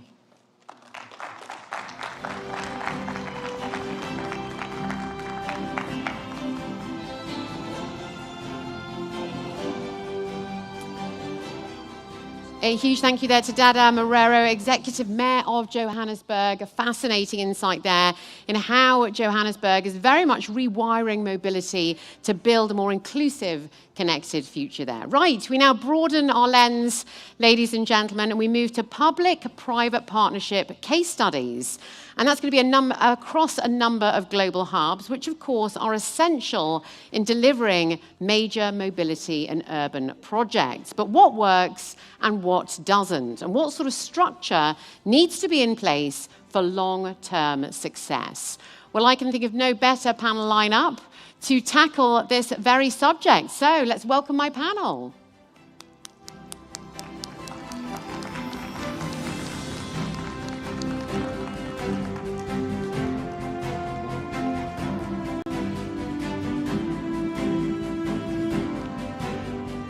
Do be seated, trying to align with your name. There we go, perfect. I think we are missing a... There we go, perfect. Right, as I mentioned, I can think of no better panel lineup to tackle this very subject. So I'm going to dive straight in, as there's always limited time on these sessions, sadly. But Your Excellency, Osman Mohammed, Minister of Land Transport for the Republic of Mauritius, first and foremost, so wonderful to have you here. Thank you so much for making the time to be here in the Kingdom of Saudi Arabia. So I wanted to start with that national perspective, where PPPs very much sort of shape mobility, not just in cities, but also across entire countries as well. So give us an overview of exactly how Mauritius is very much embarking on this PPP journey as well within its land and transport sectors. Give us that overview. Yes, good morning, and thank you for having me here this morning. Mauritius has a very long-standing PPP relationship, if I may call it this way, in the land transport sector. Most of the people used to travel by buses, I say long time ago, and then with the increasing vehicular fleet, this has been perhaps reduced today to 40%. 40% of the population travel by buses every day for their work and for their daily activities. And I can say that 4 out of 5 buses on the road, they are owned by the private sector. And government support them in many ways through subsidies to the tune of 3 billion rupees per year for them to be able to intervene for diesel subsidy, etc., for them to meet their increasing cost of labor, etc., for these services to work properly. Now, there is also a bus modernization program of 100 million rupees per year that accompanies the private sector to make sure that their bus fleet is up to date. Now, insofar as successful other type of PPP projects is concerned, there has been a successful one in Mauritius, and we call it the Victoria Urban Terminal. It is located where once upon a time, the main bus station in Mauritius, which is in Port-Louis, the capital city, on several acres of land, prime land, was put at the disposal of the private sector because it was old and all over the place. And this has been successfully implemented into a multi-story building that now have at the ground floor a bus station, which still need to be modernized further, and we are working on this. It has shops, food stores, supermarkets, offices, and potentially residential flats as well. So this is a bookcase, and a solid example of where PPP project related to the transportation sector has worked. It has also a bridge that connects the bus station to the metro station in the capital city of Port-Louis. So it really has changed the landscape there. Yeah, really interesting to see that transformation and that successful model, as you mentioned, of a public-private partnership.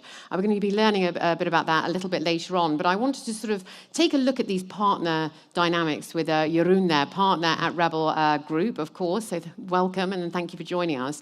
So when we do look at these dynamics, many of these private-public partnerships, they very much sort of look great on paper, but they fall apart when it comes to the implementation. So is partnership the ultimate key to success, do you think? And what does it take to really build a proper partnership, do you think? Thank you, Laura. And I think it's a great question because I think when we look at public-private partnership, there's so much effort and focus on the contractual relationship between the public and the private. Lots of lawyers, lots of contracting, lots of consultants, all focus on that first bit. And I think we like to focus on the third P, indeed, the partnership part. What does it take to build a true partnership? And in the beginning, it seems less tangible. It doesn't come out in a contract only. It takes more. And perhaps it sounds a bit philosophical, but it takes that trust to overcome difficulties. Because as we heard earlier today, I don't think there's any complex public-private partnership that goes as planned. So what do you do when things go wrong or differently? And the more complex this PPP comes, the more that will happen. There's no contract that can foresee all these things that will happen. And I would think, it's like if you're like going from A to C, and C is the end, what are you going to do at B when you can see that you might not make it? The behavior at that point is what defines success, because you're going to try and see who you can blame more than yourself, or you're going to try and find solutions together to come up with a solution. And I think, whilst it sounds a bit like fluffy and not so tangible, I think on the public side, where I come from as well, there's a lot we can do. Because what I've noticed working globally is that for ministers and for mayors, that beginning, the contracting, there's a lot of focus on it. Everybody's there. That's where the money is. That's where all the things are in place. But thinking about the governance structure along the period of your program, I think really can make a difference. How can you strengthen the government side such that it can act with the private side along the duration of the project and deal with changes that are inevitable together, but also with trust from the government and the stakeholders that they can act upon. And that's, well, easier said than done, but if you look at successful public-private partnerships, they typically have a pretty solid governance structure that allows them to act. Leave it at that one. Really interesting, because I wanted to continue with these governance models for a moment. Over to Lord Marvin Rees, former Mayor of Bristol and a member of the House of Lords over in the UK as well. Wonderful to have you here. I've seen you've been doing some previous sessions as well, but obviously our focus is on public-private partnerships. But focusing in on these governance models, you know, so these models only work when leaders get everyone together to share the same vision at the end of the day. And so you've very much proven that, in fact, with your one city approach and also with City Leap. So when you were the mayor of Bristol, what sort of were the most effective ways to keep PPPs and long-term PPPs resilient? So I'll talk about one city, but just on that previous point, by the way, if you've ever heard of the iceberg model of culture or understanding, it points to the fact that only a third of the iceberg is above the water. Actually, 2/3 of what makes it of any thing exists below the waterline, and people can't see it. What we see above the waterline is delivery and success or not, but what actually is happening below the waterline, which are the long-term relationships, the stability, the culture, the ability to deal with adversity, actually is what is really matters. So I think I'm really taken by what you just said.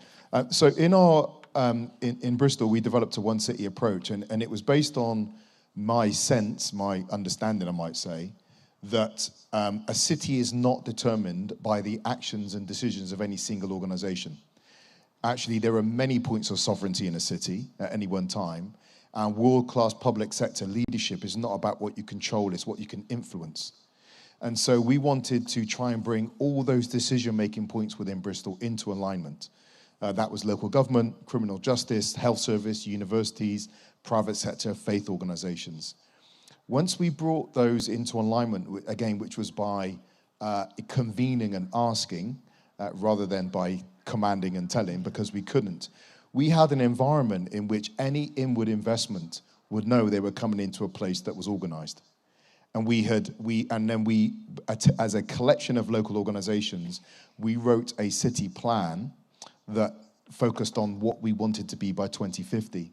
So we began to offer a lot more certainty, both in terms of what our city priorities would be, and for the environment any investor would be in, not just next year or in 2 years' time when the deals were signed, but in 10 years' time, as their place in the city began to grow. Now, into this context, we did a deal, and I just shared with Arub just now, called Bristol City Leap, was about decarbonising our energy system. That deal was actually £1 billion deal, yeah. But we signed it over a 20-year horizon. And it was our ability to bring our public assets together over 20 years, but also to point to the alignment with our universities. So again, this begins to transcend the electoral cycle. I'm no longer in office, but the deal is still in place. The one city plan is still in place. So it begins to offer a certainty that is worth money, right? And is an asset to any investment. So I mean, I'm happy to share more, but that's essentially it. We began to offer as much certainty as we could. And the last thing I'd say, by the way, on that, in writing that one city plan and developing that one city approach, we said to investors, and I explicitly had these conversations, if you come and invest in this city, you are now part of the group of organizations that shape the future reiterations of that one plan. So you are now an active citizen of Bristol, as it were. Wow. I mean, £1 billion. I mean, that's incredible. And yeah, we're going to zoom into that a little bit later on as well, of course. But as you mentioned, vision, certainty, working together, this notion of sort of influence rather than command. Yeah, really interesting the way you formulated that. But moving back to His Excellency, I wanted to focus on the sort of operational and financial side of public-private partnerships for a moment. And I was wondering whether, you know, initially, What potential, just in general, do you think Mauritius offers when it comes to land transport today within this segment? Well, I think there are several potential areas of cooperation in the land transport sector. I will speak for my sector, but there could be more. If you take the metro system, for example, it works quite well. A lot of people travel by it every day. It is about 26 kilometers long now, over 19 stations, and it has successfully commuted since its construction about 5 years ago, people to the towns, and therefore alleviating traffic jam to a large extent, and offering a lot of facilities to the people. Now, the plan is for this to move away, not to move away, but to be extended as the expansion plan of the company, Metro Express Limited, which is a government-owned company. It covers 5 towns at the moment, because historically the train line used to go there. It's a very busy conurbation, so very densely populated, and it makes sense, still makes sense, 1 century later. Now, the logical step insofar as expansion of this line is concerned is to go to the airport, because this year we have a record number of tourists that came to Mauritius. So I think if that goes to the airport, it will be quite, how shall I say, quite successful. And this, from the airport to the center of the country, and goes to the capital city, and from the capital city can be extended to the north of the island as well, where there is a lot of traffic jam in the morning because there is no alternative mode of transportation except for cars and buses, and also to the highly touristic area. So this is one area of potential for private sector, locally or internationally, that could be interested to get into. Now, and then since decarbonization was mentioned just now, there's a lot of potential to power this metro system by solar photovoltaic panels as well, because Mauritius has a dire need of renewable energy to meet its objective insofar as commitments are concerned.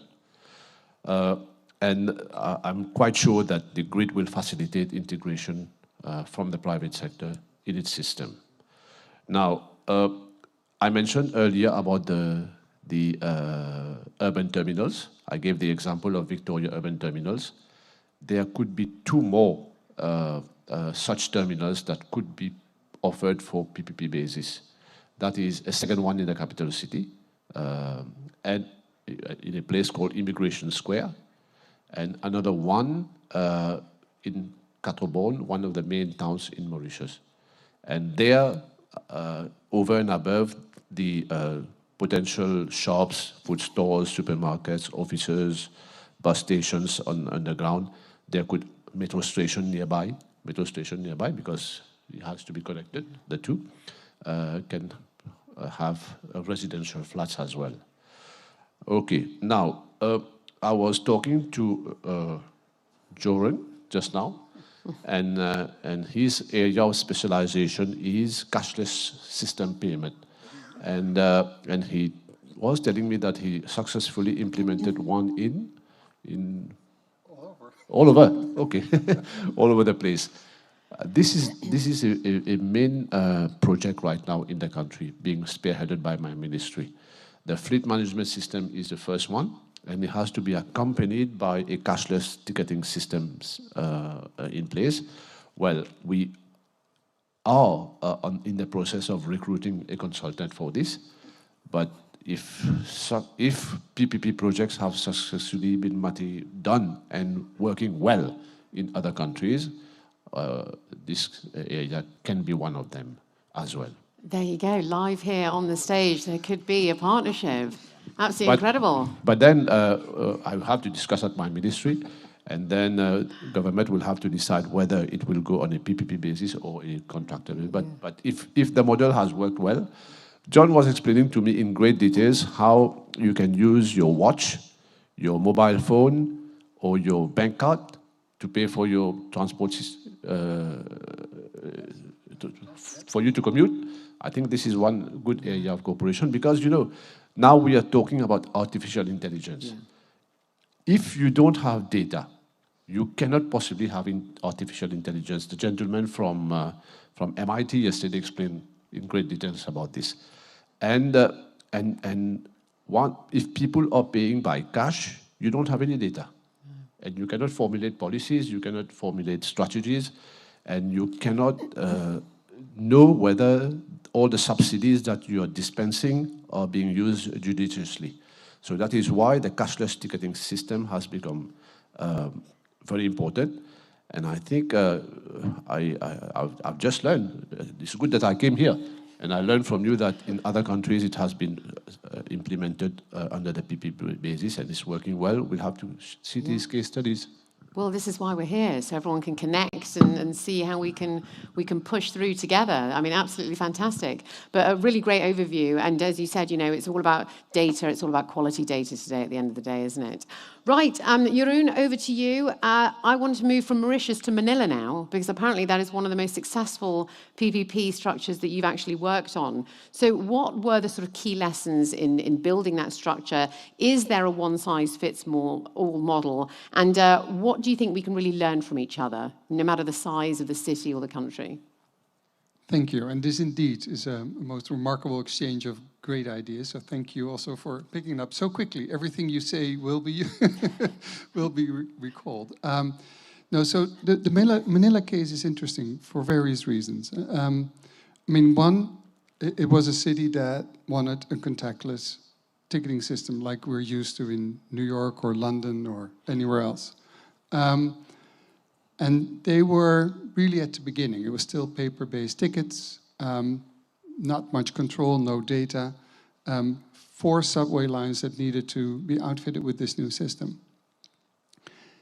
And the Secretary of Transportation told us there is interest from the private sector.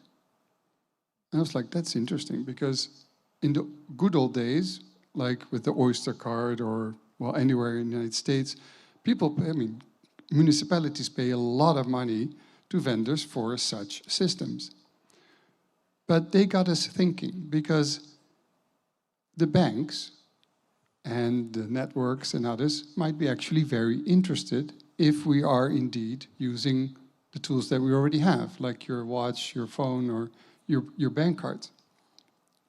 And whilst there is no copy-paste, I mean, we work in, I think at the moment I work in 25 different countries. There's not a copy-paste because the local situation is so specific.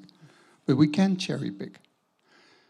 And in the case of Manila, we used all our knowledge from contractual settings to allow for that kind of alignment of private and public interest, to capture value if it would be there, because it was going to be run in a competitive tender. And the result was that the government was paid $25 million over the period of 10 years for the concession for the right to have their cards issued in transit, i.e. aligning the private interest of having more people on a bank account, because there are a lot of under and unbanked people in the Philippines, with a system that allows for paying for transit. It was delivered on time, within that budget, and I was not allowed to tell anyone internationally about this because the vendors were like, no, that's not going to be replicable. This is a very specific Manila situation. Now, the specific part of it is that there were 2 really competing banks, and that is not always the case. So that was unique. But the ability to make a contract that can capture value when it's there, to align the interest of private and public, but also to set up a team within the government that fosters that collaboration all the way through. So it was a very clear team on the public side that was managing the public-private partnership from the Manila government side. I think those are the 2 generic lessons learned.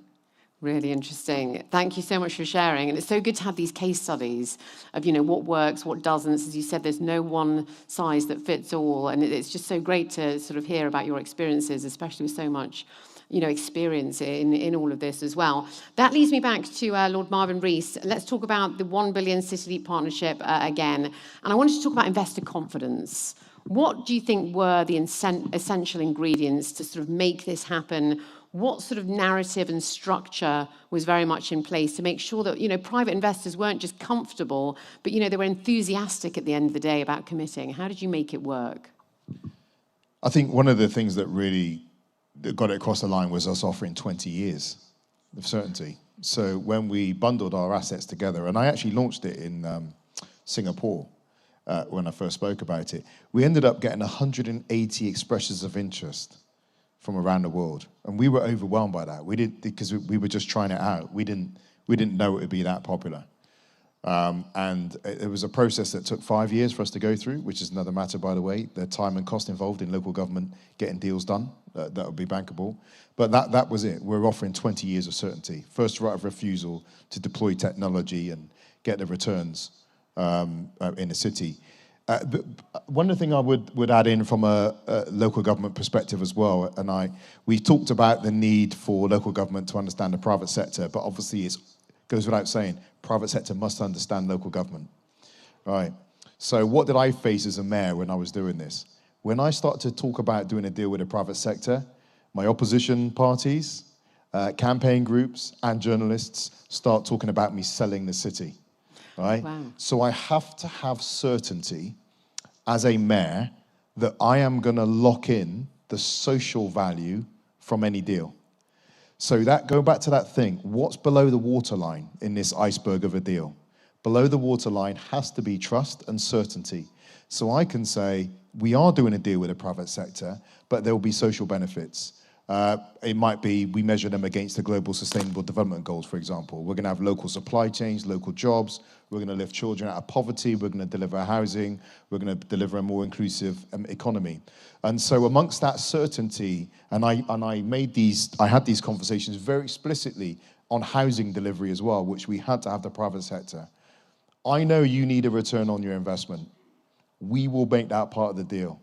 You know I need social value. That has to be in the deal. So let's be really clear up front that is going to be central to this deal. So we don't end up 2 years down the line having a fight in the papers and everyone losing repetition. If we all know what we want and we lock it in early doors, then we can begin to move at some real pace to deliver. But that 20-year certainty and locking in the social value to that deal was absolutely essential to its success. Sadly, we have a minute left, so I've got 30 seconds for each of you to tell us your key takeaway for our audience. What would you really like our audience to take away from our conversation just now? You have 30 seconds each. I think one sentence that my predecessor has just mentioned, the social value in any deal, that is important. So because land transport is about sustainable development. It has the economic perspective, it has the environmental perspective, it has the social perspective. So the population has to find itself in this so that one and all benefits from it. Thank you so much. Partnership is about trust. And in Dutch we say, trust comes by foot and goes on a horse. So, well, we're talking about contactless mobility, but it's an old saying, apparently. But you got to keep working on that trust to make partnerships work. You're going to have to explain that to us after we leave the stage. Perfect. I'd just like to go a bit wider, if that's okay. I would, and I've talked to a few people about this, we can share stories of best practice, but as a mayor, I always, when I went, and myself, Yvonne, the mayor of Freetown, would often talk about this. As soon as someone tells me an example of best practice, my first question is, how much did it cost, right? So I can fill a book with best practice. We've got to get the deals done. I would like events like this, COP, New York Climate Week, London Climate Week, to be weeks in which we announce the deals that have got done. And if we target specific values of deals impacting specific numbers of people and we identify the cities we're going to get ready to announce at those events, then we take a back step and we know what we need to do in the lead up to make sure that projects are brought forward and they're bankable, to make sure the providers of the technology and the solutions are lined up, and to make sure the right kind of finance is lined up so we can get those announced. We must not go through a future set of events where we make announcements and pledge commitments. It's about getting deals done. And I think events like this could really lock that in. Completely agree. And that's why we're here, of course. 3 leading voices. We cannot thank you enough for your time and educating us all on all of your experiences and those brilliant case studies. Thank you so much. Ladies and gentlemen, let's hear it from my panel. Thank you.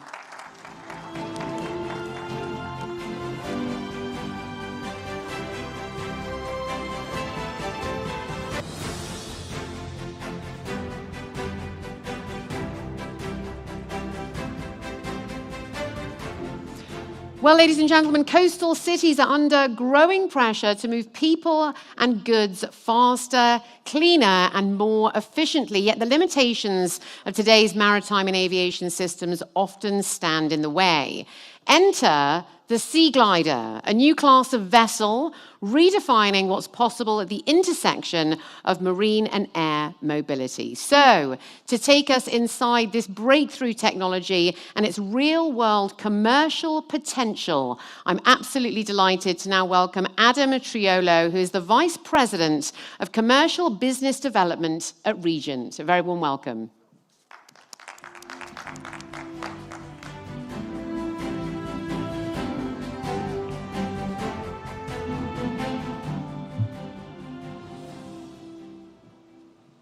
Good afternoon, everyone. Adam Triolo, Vice President of Commercial Business Development at Regent. Awesome to see you here. I know I'm just the second to last presentation until lunch, so I'm going to make this long and painful for you. So get ready. I actually discovered Regent when I was a professional pilot, right? So I've flown everything from Airbus to turboprops. What is amazing about this technology is just totally unique. We're building something called a Sea Glider. They actually queued up the wrong presentation.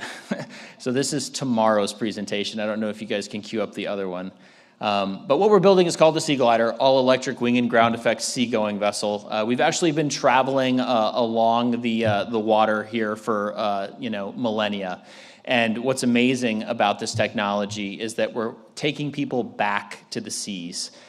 So we've been a water-based society for ages.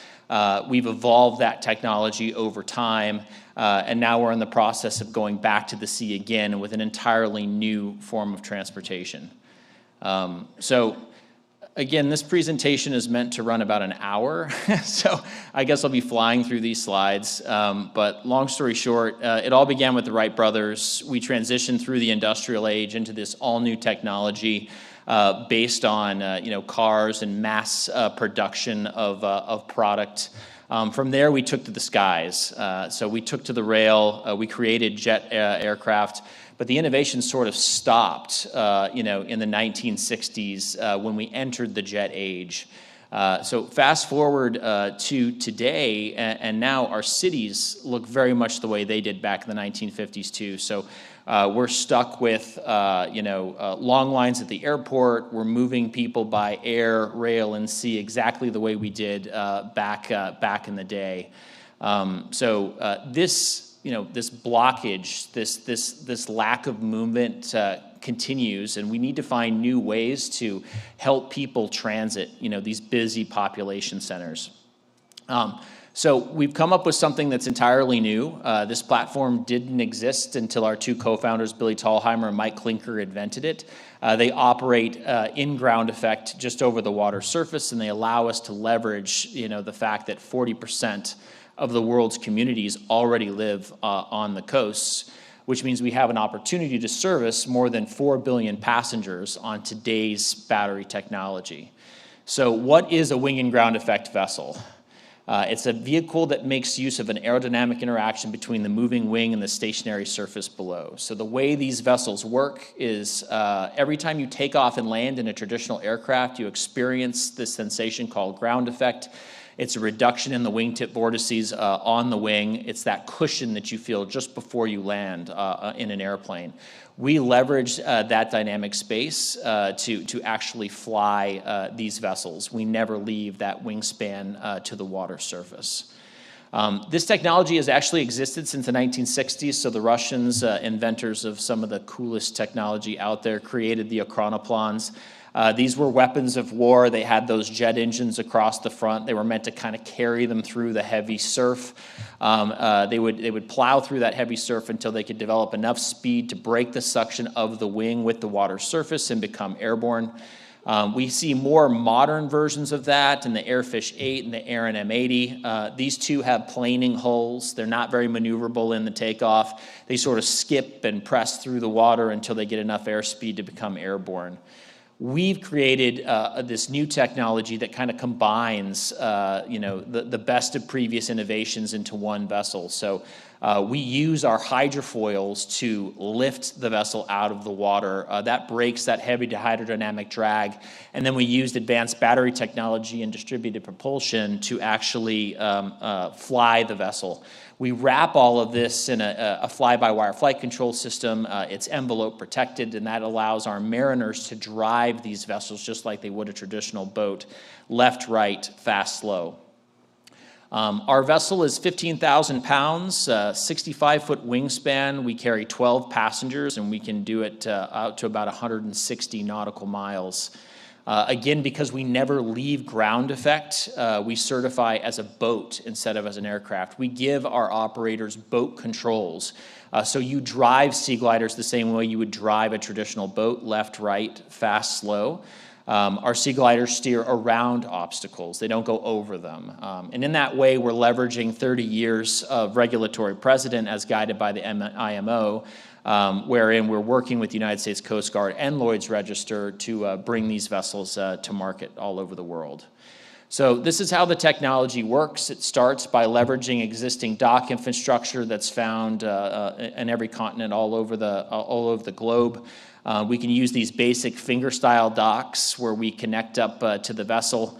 We proceed in float mode out into the harbor. Once we clear those initial obstacles, we actually come up onto our hydrofoil. So you'll see the vessel actually lift up. A hydrofoil is just a wing for the water. So it elevates the vessel up out of that heavy hydrodynamic drag. But what's unique about this state is we maintain our maneuverability while locking in exceptional wave tolerance. We have about 5 times the wave tolerance of a traditional seaplane. As we push out into open water, the thrust levers are advanced. We automatically take off. The hydrofoil automatically retracts. And this is where we cruise, in that cushion of air. We have a unique perception system that actually is always looking out and around the vessel. This allows the operator to steer again around obstacles instead of going over the top of them. And this is how we give our customers, our operators specifically, those very unique controls that allow mariners to fly these vessels. So you can see lots of opportunities all over the globe. We're building these vessels in Rhode Island. So we have 255,000 square foot of manufacturing facility. That's on top of the 30,000 feet we already occupy. This is in addition to a 750,000 square foot facility announced in Abu Dhabi earlier this year. It all started with our quarter scale prototype. This is an 18-foot wingspan, 400-pound platform. It does all of the modes I just talked about earlier: float, foil, and fly. We start out in the dock in float mode. We proceed away from the dock into the harbor in foil mode. The vessel accelerates on its hydrofoils, and once commanded and reaching that acceptable airspeed, we actually automatically take off. So you'll watch the vessel rotate up into the air. As it rotates, the hydrofoil retracts and it settles into ground effect within a wingspan to the water surface, and this is where it cruises. When the operators are ready to slow down, when they're approaching a harbor or approaching a congested space, they simply pull back on those thrust levers.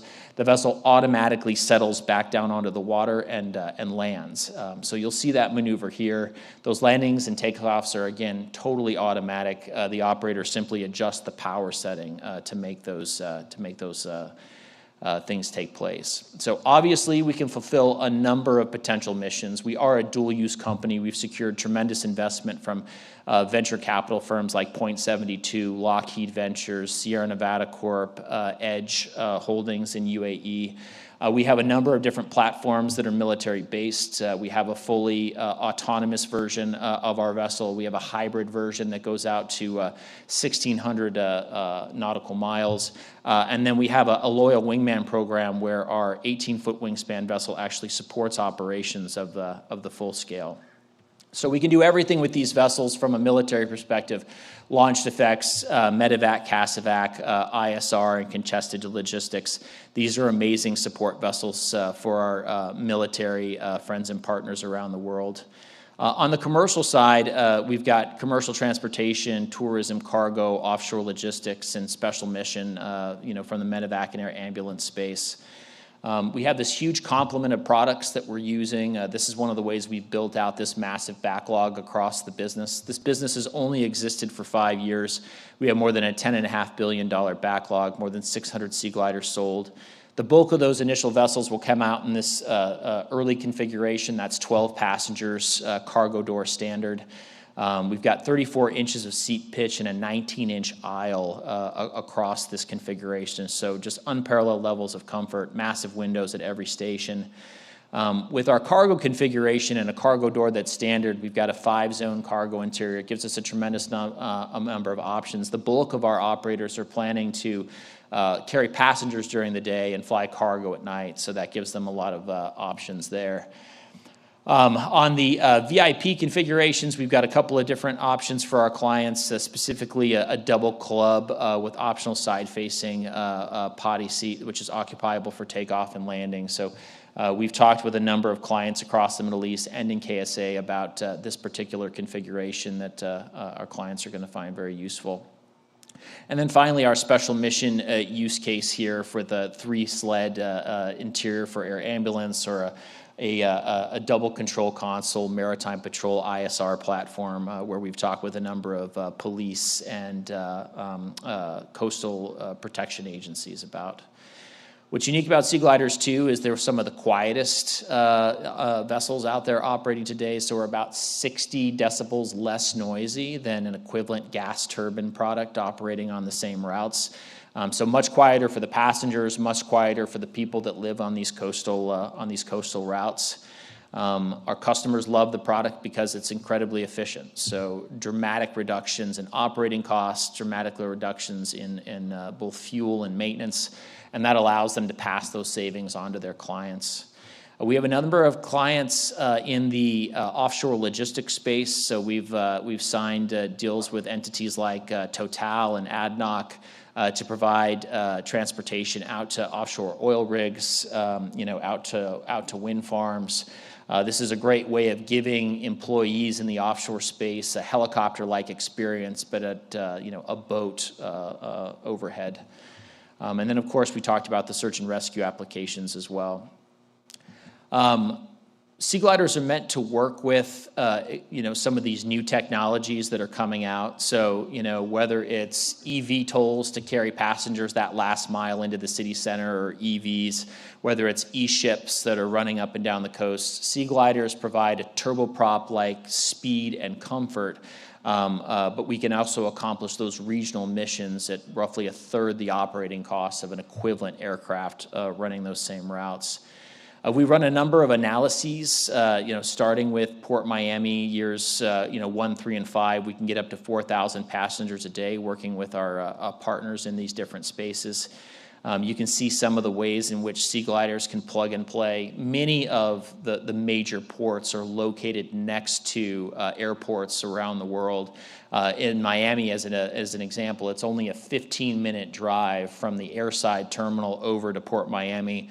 So you've got this amazing opportunity to use Sea Gliders to move people along coastal routes, dramatically reducing congestion at the airport, providing dramatic savings for those aircraft operators that are trying to move people off of those far less profitable routes. You can see, as I said earlier, we can park at a standard finger-style dock. So with this finger-style dock, these cost roughly 20 to 30,000 USD to install. So they're very inexpensive to maintain, very inexpensive to install, and they exist all over the place. They're completely ubiquitous. So the fact that we can operate out of existing dock infrastructure means you don't have to build vertiports, you don't have to build landing pads. You can just park these things and load and offload passengers. So you can see some of the routes that we've looked at across the Middle East and KSA. You can see how low the ticket prices are and how inexpensive the ticket prices are and how low the travel times are. Neom Bay to Amala in just 45 minutes. Our vessels create accessibility for ports, crews, and an accessible price point. What makes them a unique opportunity is the way our operators can pass savings onto our clients. We're using these relationships around the world to sort of build out this amazing network of partners. So we've created these Sea Glider initiatives in all the markets we expect our operators to perform.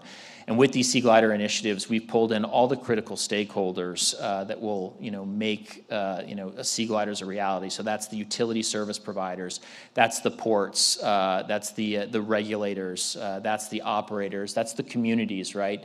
There are certain places around the world where it's very sensitive to operate coastal ships, for cultural reasons or otherwise.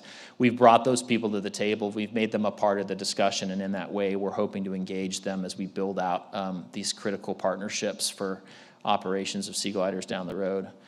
I do want to end on this note here. Most people might not know that Regent is a Neom Investment Fund portfolio company. So we've actually been working with the wonderful people in the kingdom, specifically Neom, for the last 3.5 years.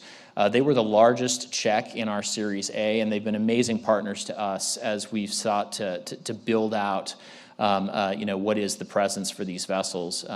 Neom is this incredible concept city that's going to be built at the top of the Red Sea, and we're honored to be a part of their strategic maritime mobility plan, using Sea Gliders to provide added connectivity into that space, but also demonstrating that these technologies are actually ready today.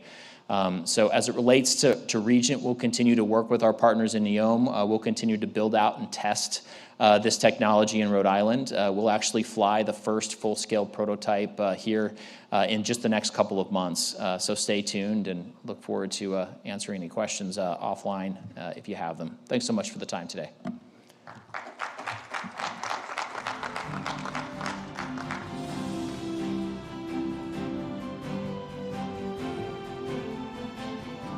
Thank you so much, Adam. And as we know, some of the fastest growing cities in the world today are on the sea, lie on the coastlines, Dhaka, Jakarta, for instance. So you can just see what the potential of a technology of Sea Glider might be for cities like that. I live on a tiny island, by the way, and I'd love to have a Sea Glider close to my front door. Right, now we're going to take a complete corner turn for our next spotlight session, which is looking at the outlook for autonomous vessels, so from sea back to land. And I'd like to introduce you to Andrew Grant, the head of intelligent mobility at Bloomberg New Energy Frontiers. Andrew, NEF, I should have said. The stage is yours. Right. Good afternoon, everybody. Thank you for having me. It's a privilege to be here. I'm going to spend a bit of time today talking about some of the work that we do and some of the thought we put into coming up with an outlook for where different industries might go in the future. So we've been spending a lot of time looking at electric vehicles, and we've been, for over a decade now, putting together a big annual report that summarizes all our findings in a tightly packaged 250-page report. And every year we've kind of added a little bit more complexity to that report and added more detail. And these are the latest results. I can get into this a bit more afterwards if you'd like to come find me and chat a bit more about this. But really, some of the initial high-level findings, we're on track for about 39 million electric passenger cars sold globally by 2030. And there's very different regional stories as to how this unfolds. It accounts for about 40% of the global market, but you see markets like China having a much higher electric vehicle adoption, and other markets having a much lower electric vehicle adoption. And we're not the only people that are looking at this. There's other entities that are trying to develop a view on where the world might go and where the transportation market might go in the future. And everybody does seem to agree that there will be more electric vehicles, and there's various different viewpoints on exactly how many.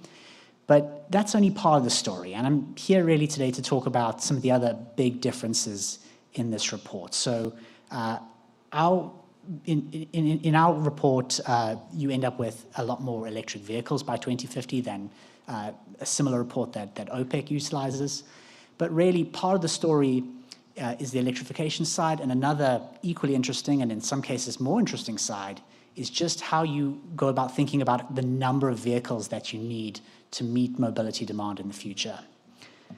So the way these outlooks generally work is you use this historical relationship between the GDP per capita and the passenger kilometers that vehicles travel on the roads. The dotted line there is GDP per capita, and the solid lines are the passenger vehicle kilometers on the roads. And they tend to go up over time. They don't go up in a kind of one-to-one relationship, but there is a pretty strong correlation. You can account for some differences, like the working age population, which varies by market. More working age people, you're going to get more people driving. Also, if you have more densely urban populations, you're probably going to need fewer vehicles because it makes public transit, buses, more of a necessity. But that only counts for part of the differences in some of these outlooks. Really, there's something that's really manipulating and changing the view from outlook to outlook, and that's how you think about shared and automated mobility. So in order to incorporate this in our outlook, what we've done is we just start with the basics. We count up everything that we can. What you're looking at here are deployments of robotaxis by Waymo, Baidu, Pony AI, and WeRide, both in their home markets and abroad. And these dots are really starting to expand. Now, not all these projects are equal. You need to kind of have a view of what's real. Sometimes the press release doesn't really live up to reality. And it's quite hard in some cases to figure out what's really going on in the AI black box. So one way we've gone about that is to look at the operational metrics that you can actually see and measure, that really give us a sign that you've gone from testing and deployment, testing and development to full deployment. So these are things like, first off, are you testing on public roads as opposed to a closed facility?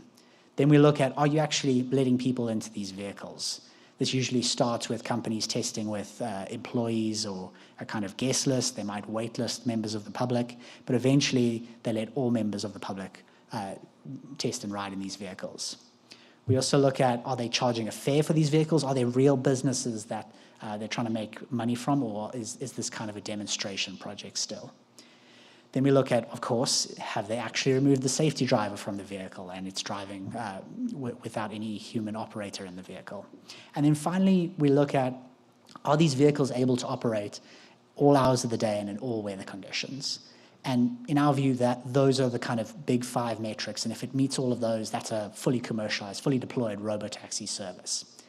And what we've seen is, as you look at the chart there, it took several years for Waymo's Phoenix operations to tick through many of these milestones and then launch and become a fully deployed robotaxi service. It also took a couple years for them to do the same thing in San Francisco.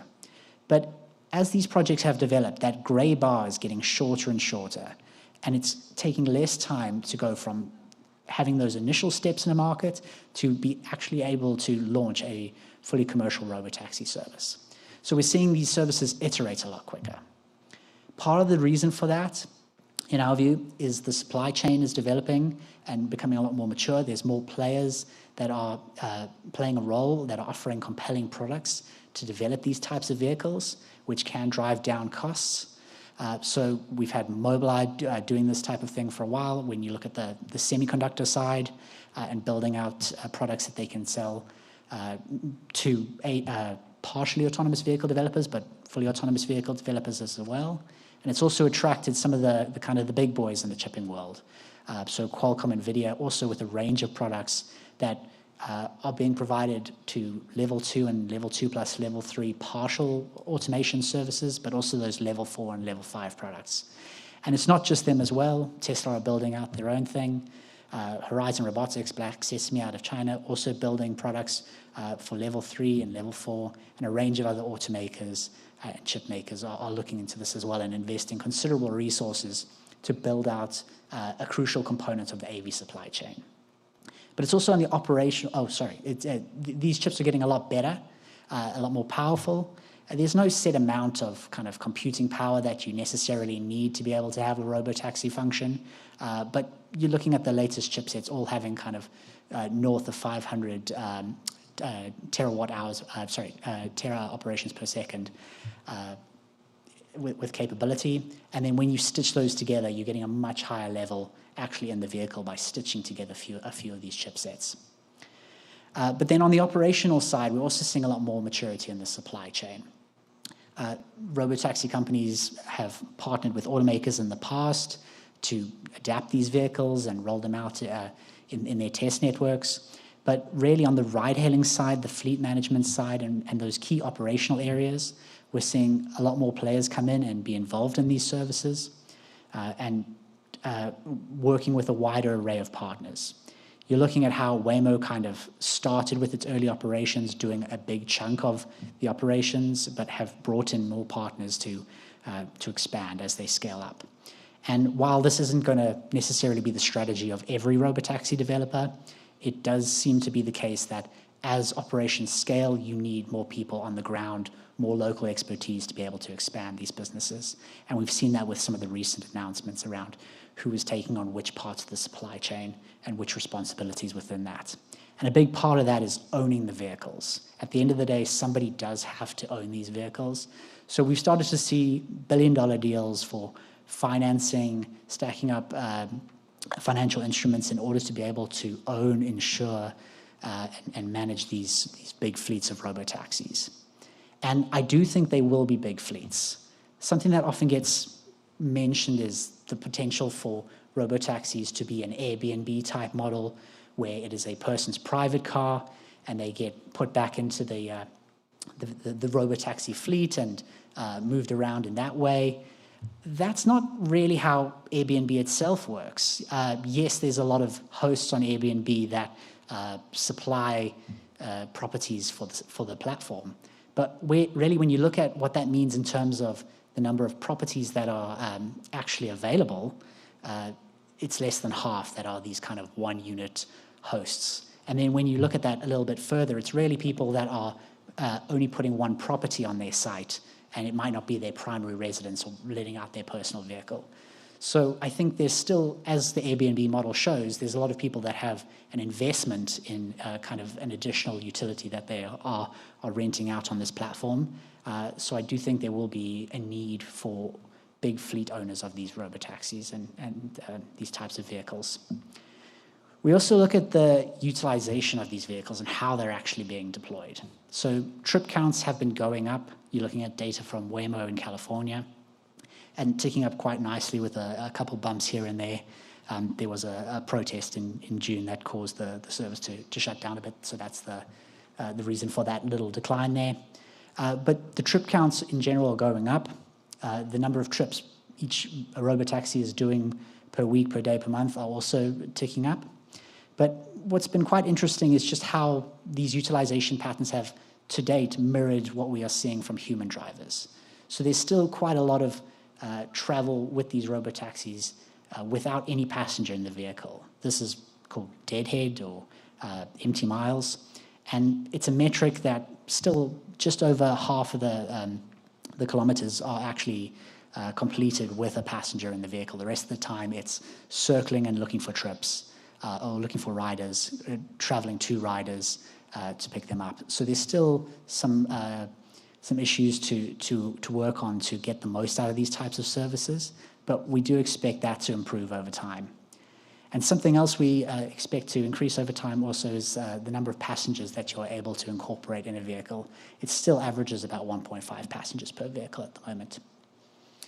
And those kind of assumptions are what, those kind of data points lead us to our outlook, which I won't go through the entire modeling process that we used to get there, but on the whole, robotaxis and shared vehicles play a bigger role in providing the types of kilometers to passengers rather than a much smaller share of the total fleet size. So by 2040, in our outlook, robotaxis are 7% of global kilometers, but just 1% of the fleet due to their higher utilization rates. And that can vary by region. There's some markets that are going to automate a lot quicker. This is the outlook for the United States, where you've got 18% of the kilometers being completed in robotaxis by 2040, with just 4% of the fleet. But as you've noticed from those charts, there's still quite a lot of gray in there. That's the vehicles that aren't fully automated, the vehicles that have the potential to be partially automated. And this has a significant potential to change the way people travel as well. What you're looking at now is survey data where they asked consumers, are you willing to travel more? Or are you more likely to do more travel if you have a partial automated system helping you and alleviating some of that strain? And there's, for local trips, a moderate increase, but for longer trips, consumers were significantly more likely to travel further if they were aided with a partial automation system. So there's some use cases for this, and it could change the way people travel around. There's also consumer appetite for this type of service, particularly in China, but it's still part of the buying decision in many other markets as well. It's the number one reason that consumers in China would buy a specific brand of vehicle based on the latest survey results that we've got. But consumers don't really know how much to pay for these services. Automakers don't really know how much to charge for these services or the manner in which to charge for them. Some of these are charged as subscription prices, as subscription models, where you pay annually, monthly. Some are lump sum. Some, in the case of BYD, are rolled in with the cost of the vehicle and included in that. So it's not entirely clear just yet how consumers will react to big price swings on your partial automation systems or paying extra for those, or where that settles up. But at the moment, it's an additional revenue driver for many automakers, but not quite all of them. But where this takes us is to our outlook for that big grey chunk of vehicles that I showed previously. And there's significant potential for automation across that space, with partial automation level 2 and level 2 plus driving systems being the bulk of sales in the 2020s and 2030s, even out to the late 2030s, still accounting for most of passenger car sales at that level of automation, changing the way people get around. And even out to 2040, you're looking at less than 10% of the total being highly automated level 4 and level 5 vehicles, and as I mentioned, a much smaller share of sales coming in the form of those robotaxis. So with that, I'm out of time. Thank you very much.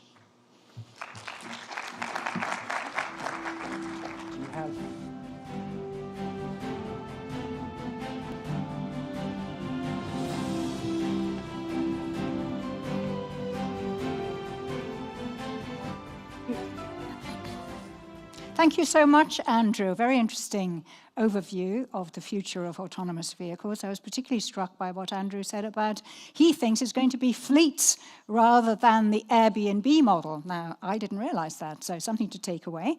It's time for lunch. I'm sure you'll all be very glad to hear that. We're going to give you 1 hour exactly to go and refresh yourself. Please try and be back by 1400 promptly. And lunch is courtesy of Al-Fana. See you soon.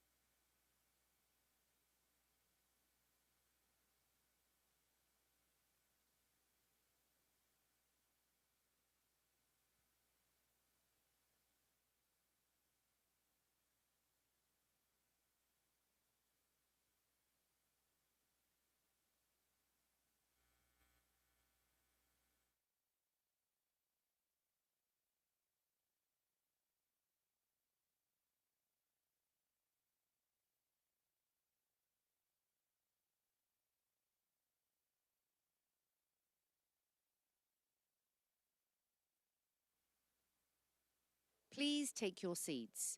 Day 2 of CoMotion Global will start in 10 minutes.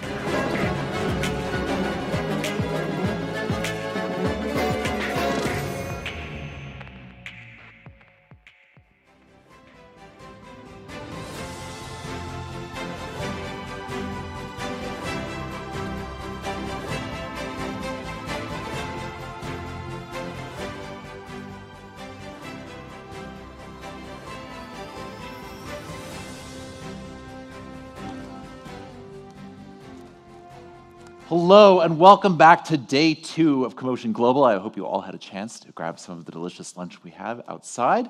Again, I'm your co-host today, Greg Lindsay, and it's my pleasure to bring you back for an afternoon full of more autonomy. Building off of, you didn't have a chance to see Andrew Grant's final presentation from Bloomberg New Energy Finance before heading off to lunch. You missed out. It was fascinating to see the Bloomberg folks and their analysis models of how autonomy is playing out at scale. And one of the most interesting things he said, to my ears at least, was that his official position is that the future of autonomy will be fleet-based. That unlike Elon Musk and the projections here that we will all be effectively renting out our private vehicles into giant fleets of robo-taxis, there will probably still be large fleet operators, which I imagine will be music to the ears of our next panelist, which is focused on demand-responsive transit in the age of autonomy. Now, demand-responsive transit is an idea that goes back 50, 60, 70 years, the dream of PRT, the ability of mass transit to act as a point-to-point individual vehicle. Bruno Latour, if you want a good book recommendation, the French sociologist, wrote a great essay, a great book called Aramis, or the Love of Technology, about failed efforts to build such systems in the 1960s and 70s. But today, are things different? We now have new technology at our fingertips, with enough data, with advanced route algorithms, and now with autonomy. Can we, in fact, make the economics work that will allow us to have transit systems that can, in fact, deliver the satisfaction of point-to-point or nearly point-to-point travel? To unpack this issue, I'm going to invite up Ben Hubbard, who is the executive director of Zag Daily, and when I'm not here at CoMotion, my nominal boss, when I co-host his podcast for Zag Talk. So Ben, come on up and bring your panelists.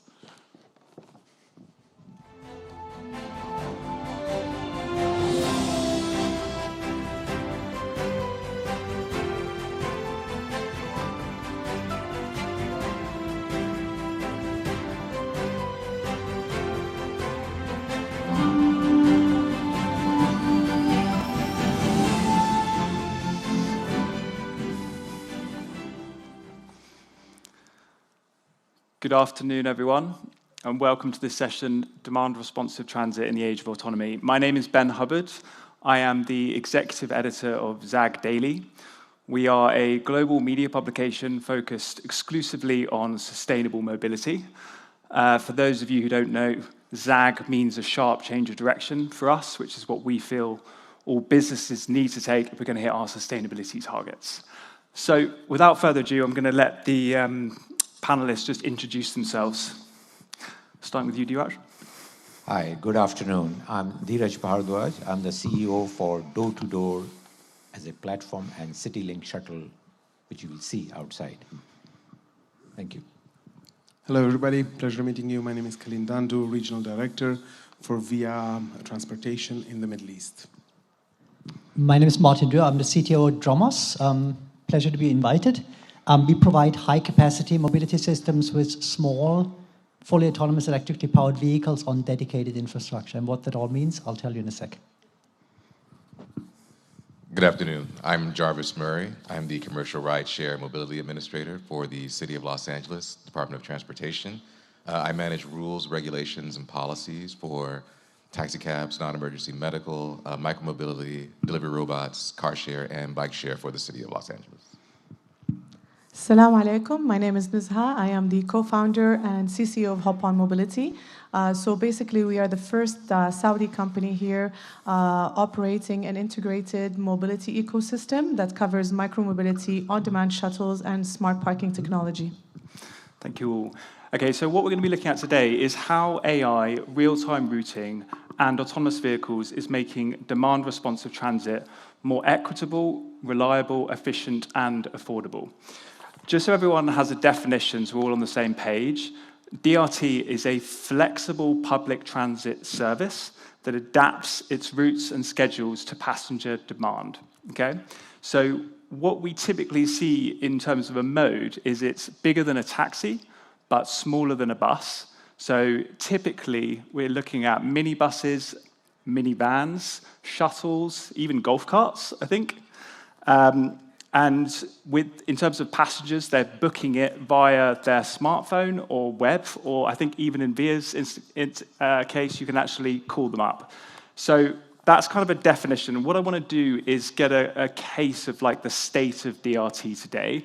So Nizar, I'm going to start with you. If you could share a little bit about what does a DRT service look like in action right now? And you have won an exclusive 10-year contract with the City of Cake. If you could share a little bit more about that. Yeah, for sure. So we are operating in King Abdullah Economic City. So basically, the reason why we actually started operating there is that we feel that it's almost like a replica to a bigger city.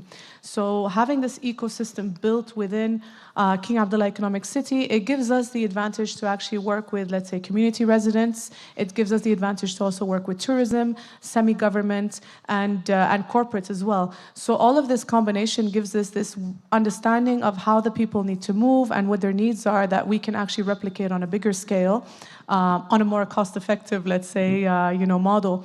Also, the second thing as well is that with this contract, we have been able to pool different revenue streams that are related to mobility. As we all know, public transportation is heavily subsidized throughout the globe in order to keep the ticket prices down.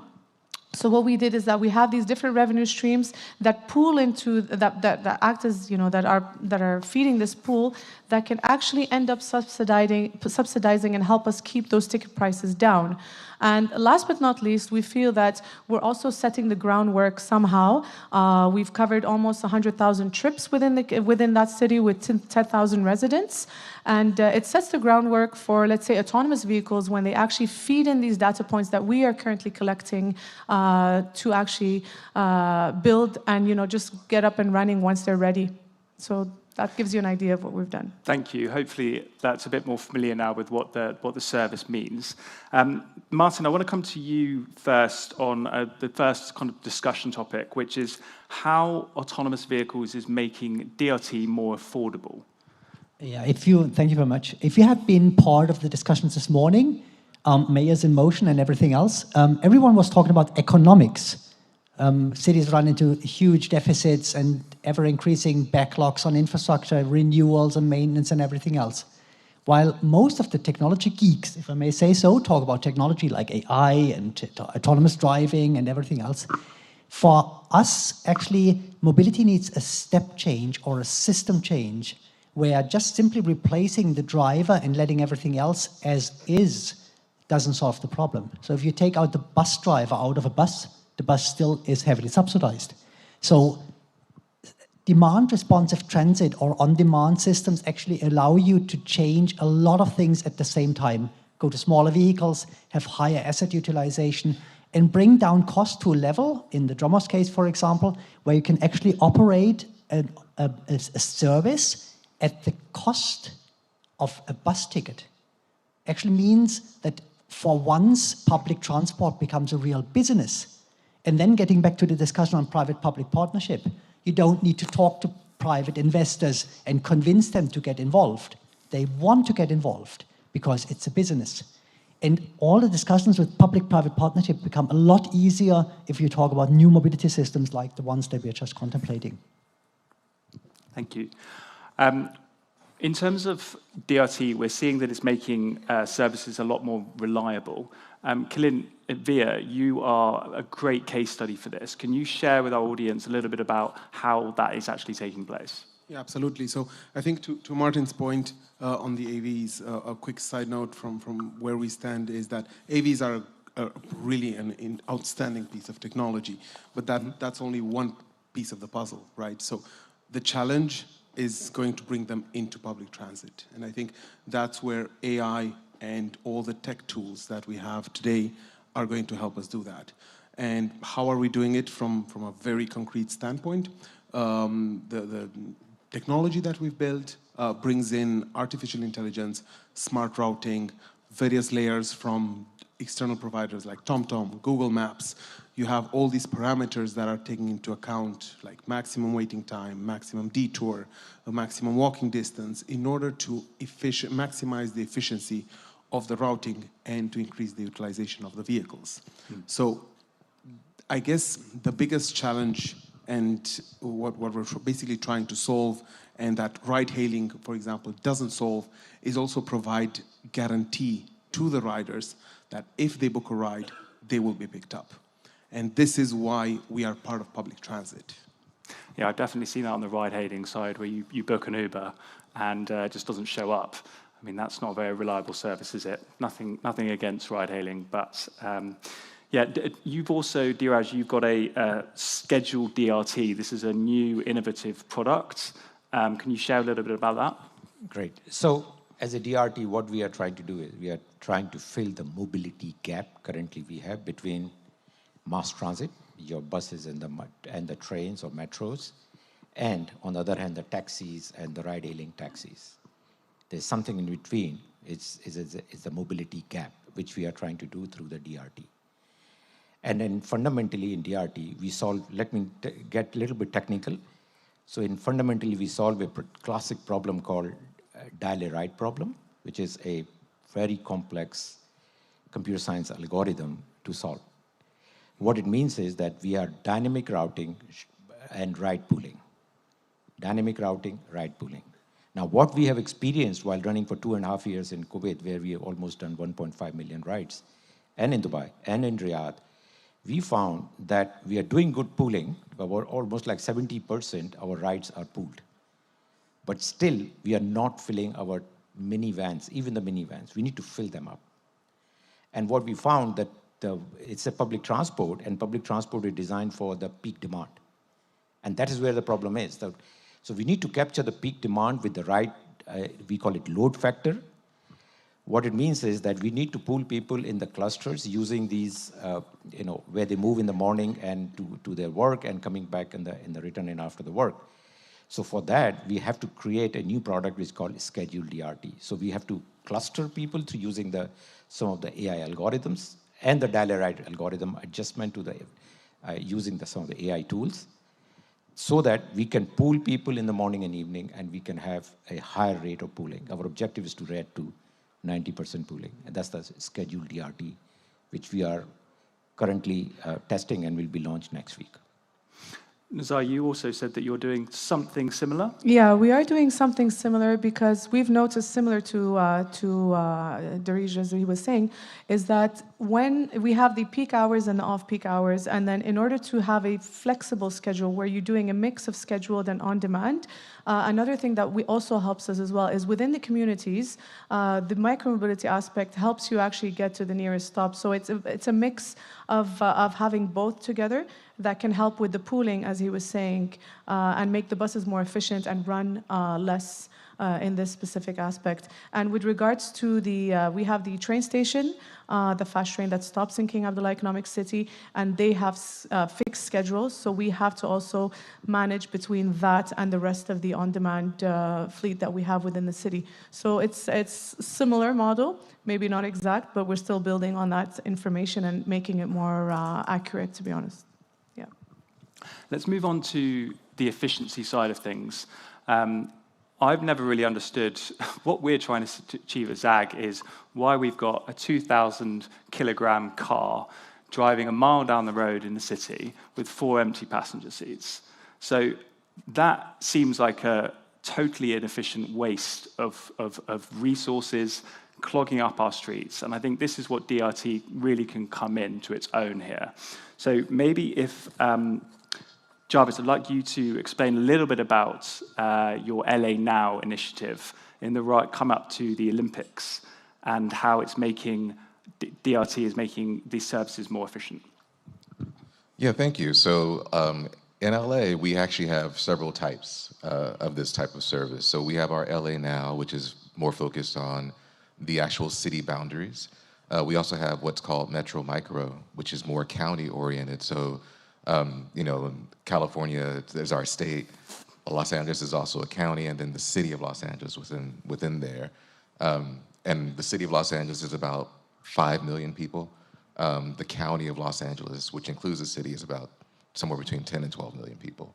And so we have those types of services. We also have kind of a more private services that are kind of the golf cart brands that do, you know, office parks, as well as kind of localized neighborhoods. So the interesting thing that we view it as, we balance this out because it's not for us a true economic model. We think of it as a public good.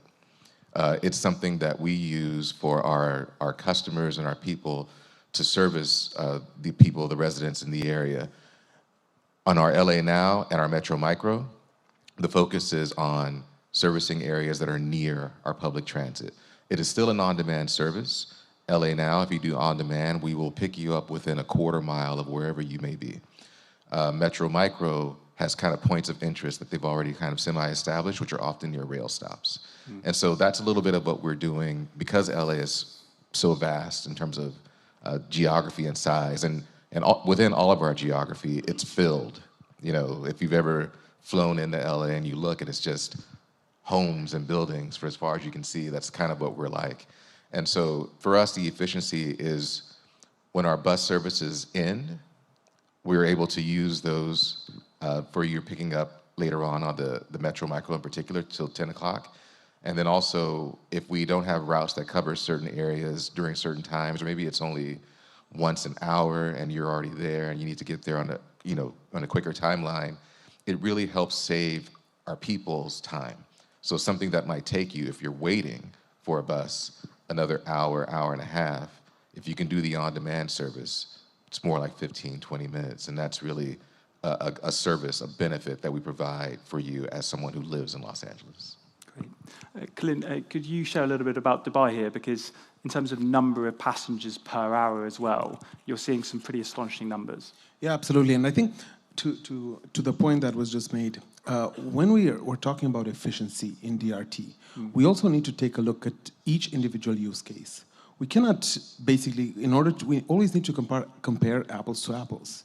You cannot look at a city like Los Angeles with such vast size, right, to a deployment to the one that we have in Dubai, where is pure urban mobility in highly dense areas. So, for example, in the past couple of years, we have achieved a utilization of above 7 per driver hour, which basically translates to more than 100,000 rides each month with a fleet of 40 vehicles.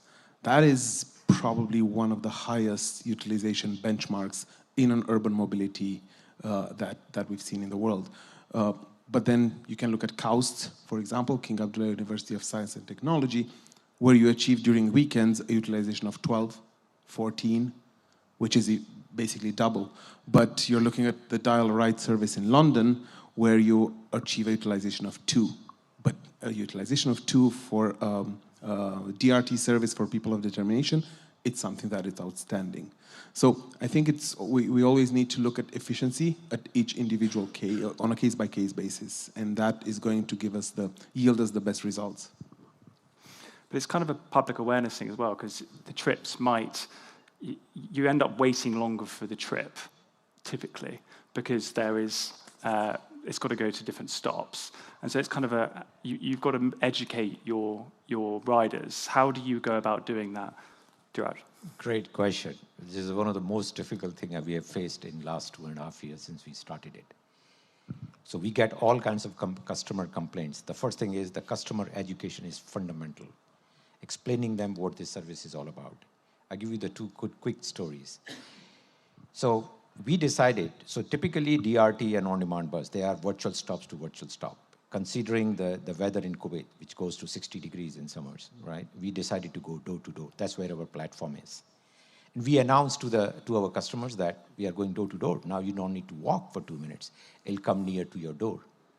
One day we got a call from a lady saying, you said door to door. I'm sitting in my office. There's no vehicle. I said, then fortunately, I was sitting next to our customer service. I said, madam, could you please open the door of your office?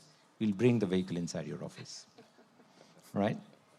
The other problems, every time they book it and we have to pick up another passenger, they say, oh, I booked the vehicle. Why are you picking somebody else? Or if somebody is sitting, they say, oh, I booked the vehicle. Why is somebody else sitting? So they do not understand that this service is meant to be the ride sharing, and the price they pay for it, which is maybe 30% cheaper or 40% cheaper than taxi or Uber or Bolt or Careem, because they are ride sharing. That's where the whole economics works. Because we can have 4 or 5 vehicles, so you're basically sharing the fare. So the customer education and making them understand, not just that, making the authorities understand is another big challenge. Because they keep on asking and coming as, oh, which route you are running? Sorry, we don't run the routes. We run within the geofence dynamic routing. That's why we make the system efficient. You can see why it's hard, though, because people associate it with ride-hailing, because that's a service that's very familiar to everyone now. And so, yeah, the customer education piece is a challenge. I'd want to move on to the equitable argument, because this is something that you've all actually said, is that DRT is making transport more equitable. And I know on the shared micromobility side, this is definitely a big problem. The dots, the limes of the world are riding, the typical rider is a middle-aged man, commuting to work. So what about women? What about people with disabilities? So I'd like to come to Nazar, if that's okay. If you could share a little bit about how your service is making transport more equitable. Yeah, definitely. So as we all, I think, agree on demand, they add, especially in the Gulf area, so we're looking at, more safety layers, more, how can I put it?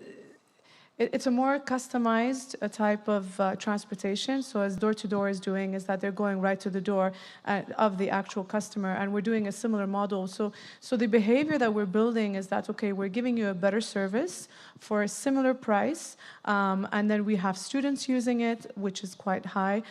We also have a lot of women, of course, that would not be comfortable just using the regular public transportation, that they can just be in the middle with, a bunch of other, men or so on. So they're getting a extra, let's say like a VIP service, but on a shared mobility, and like they always say, it's for a fraction of the price. So this is where we feel like we do make it more equitable, for sure, yeah, for all. Martin, as well, you're seeing you've got some arguments on how it's improving people with disabilities.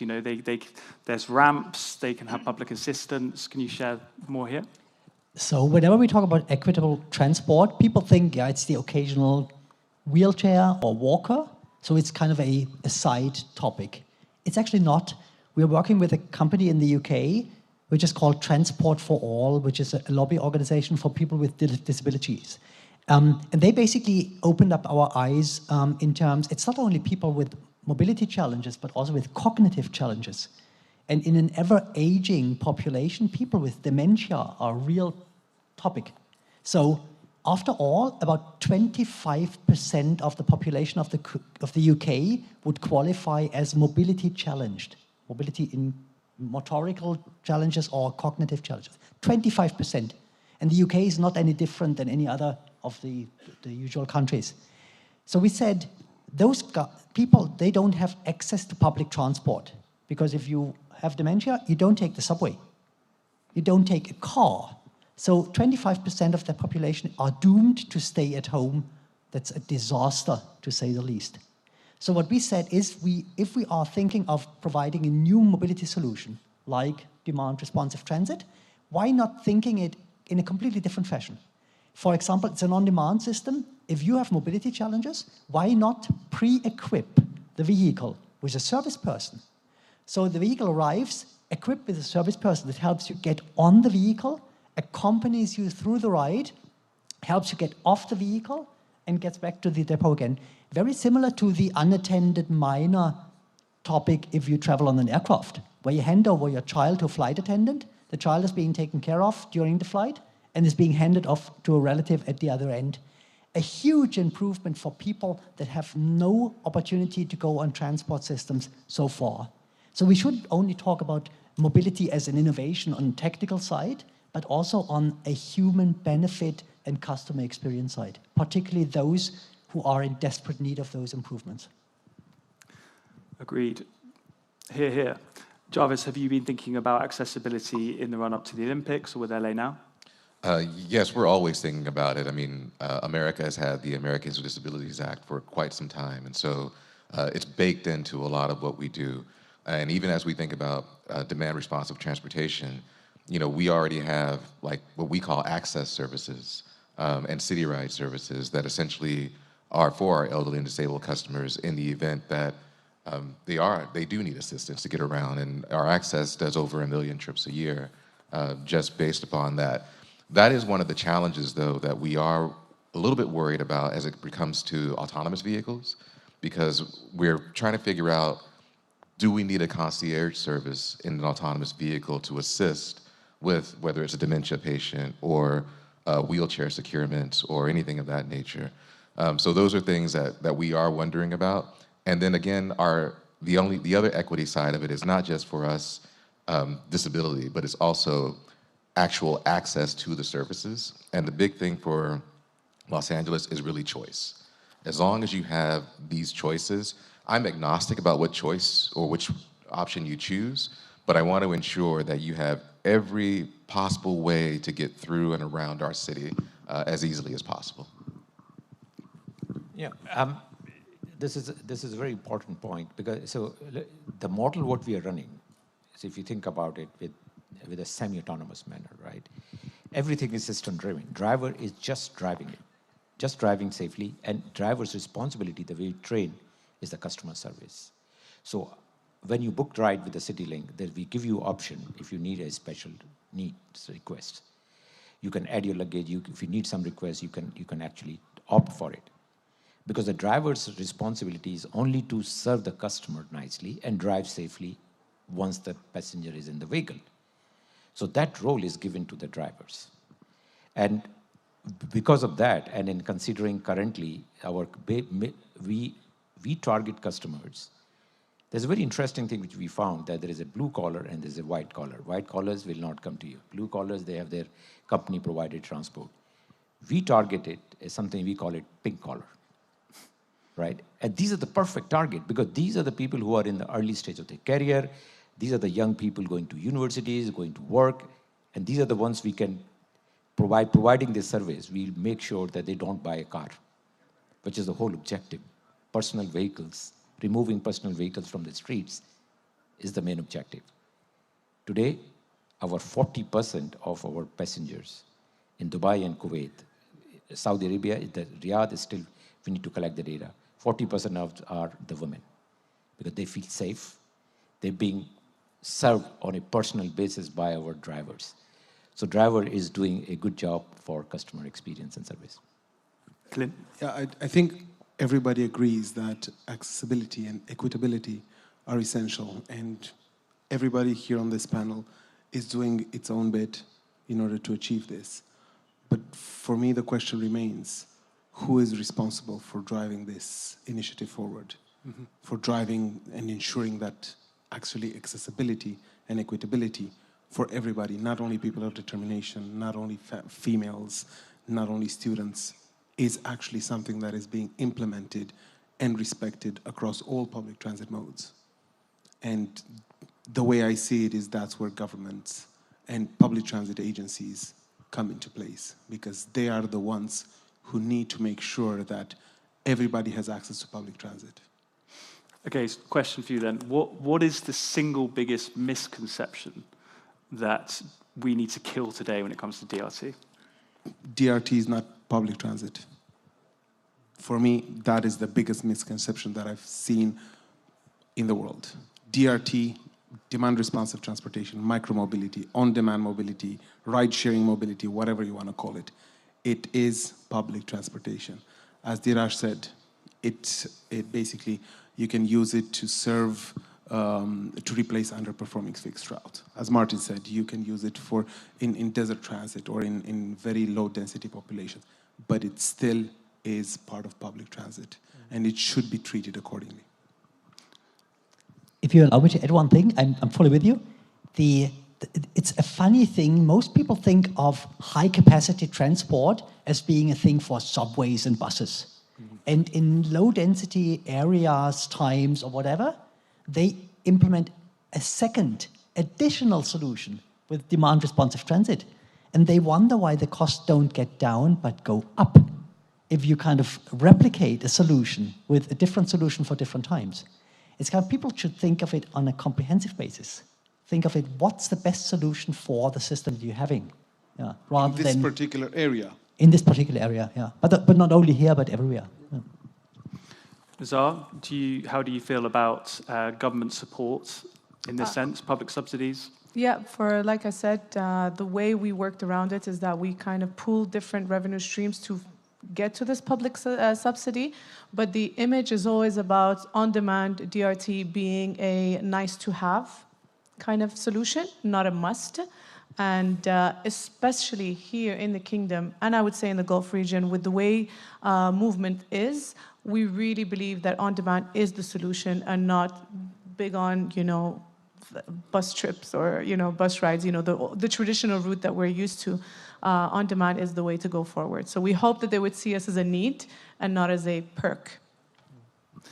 Anything you want to add there, Diraj? Yeah, so I think as a private operator, a technology provider, we don't need government subsidy. We need support in the sense we don't need to pay the toll charges. We should not be paying for the parking. We should have some space available to park our vehicles, and some sort of respect. That's what I'm expecting from the authorities. But that's still subsidy. Not paying for road tolls, not paying for parking. It's still some sort of subsidy. Similar to us, exactly. We are not given, we don't have a check that we pick up, but we've put it, So there are multiple ways of looking at it, but in the end of the day, you do require government support in order to run a successful DRT service. I totally Just to add you, for one authority, we pay a revenue share. Which is, I think it's wrong. And it is a business decision, but that's a different discussion for another day. I think that brings us nicely to the conclusion of this panel. But yeah, thank you for listening. So yeah, I think we all agree that this is a public, flexible transport service and should be seen as such. So thank you all for joining us, and thank you to the audience. Thank you. Thank you.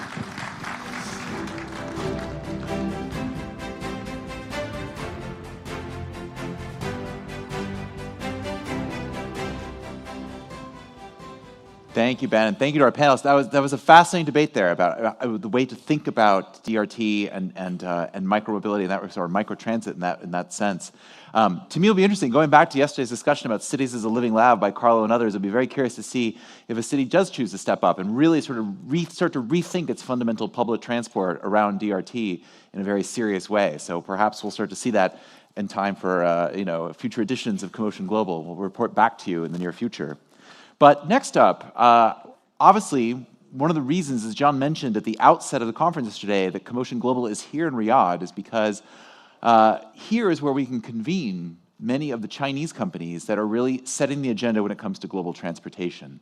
Whether it is China's massive energy, sustainable, renewable energy build-out, wind and solar across its western regions, whether it's incredible investments in battery technology it's making, its EV industry, which we can see here in the exhibition hall, and the incredible ranges of its transportation, the features and interiors and the glowing reviews that continue to come out as Global North auto critics are astounded by the build quality of these vehicles.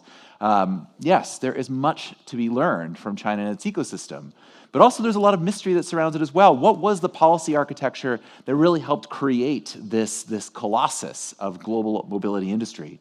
And so our next panel is going to address some of that. It's going to explain some of the levers that were pulled, dispel some of the myths that get told around China, and really help us understand exactly what's going on inside of that combination of industrial policy and private entrepreneurial vigor and energy that has led China to this step. And so we're going to have a fantastic panel to do this. It's going to be led by Bill Russo, who's the founder and CEO of Automobility. So I'm very excited for this. Bill, please bring them on up.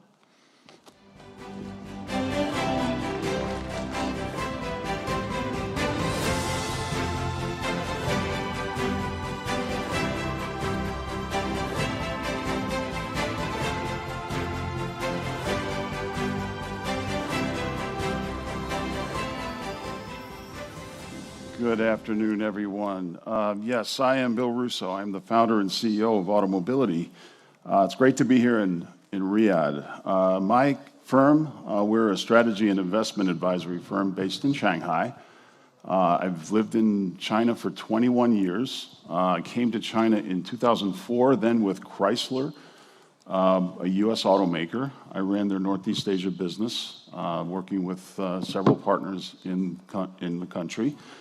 And after spending the first part of my career in the United States, working for IBM and then Chrysler, 17 years in Detroit, I came to China at a time where it was about a 3 million unit a year market. In that time, it's risen to now producing more than 1/3 of all the cars in the world, about 2/3 of all the electric vehicles, and about 75% of the EV batteries.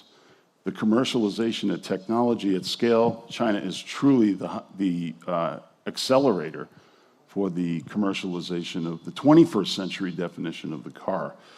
My company, Automobility, advises global companies, startups, and mobility tech investors on how the intersection between the East and West, between China and the global automotive industry, how these models intersect. And that's what we're here to talk about today.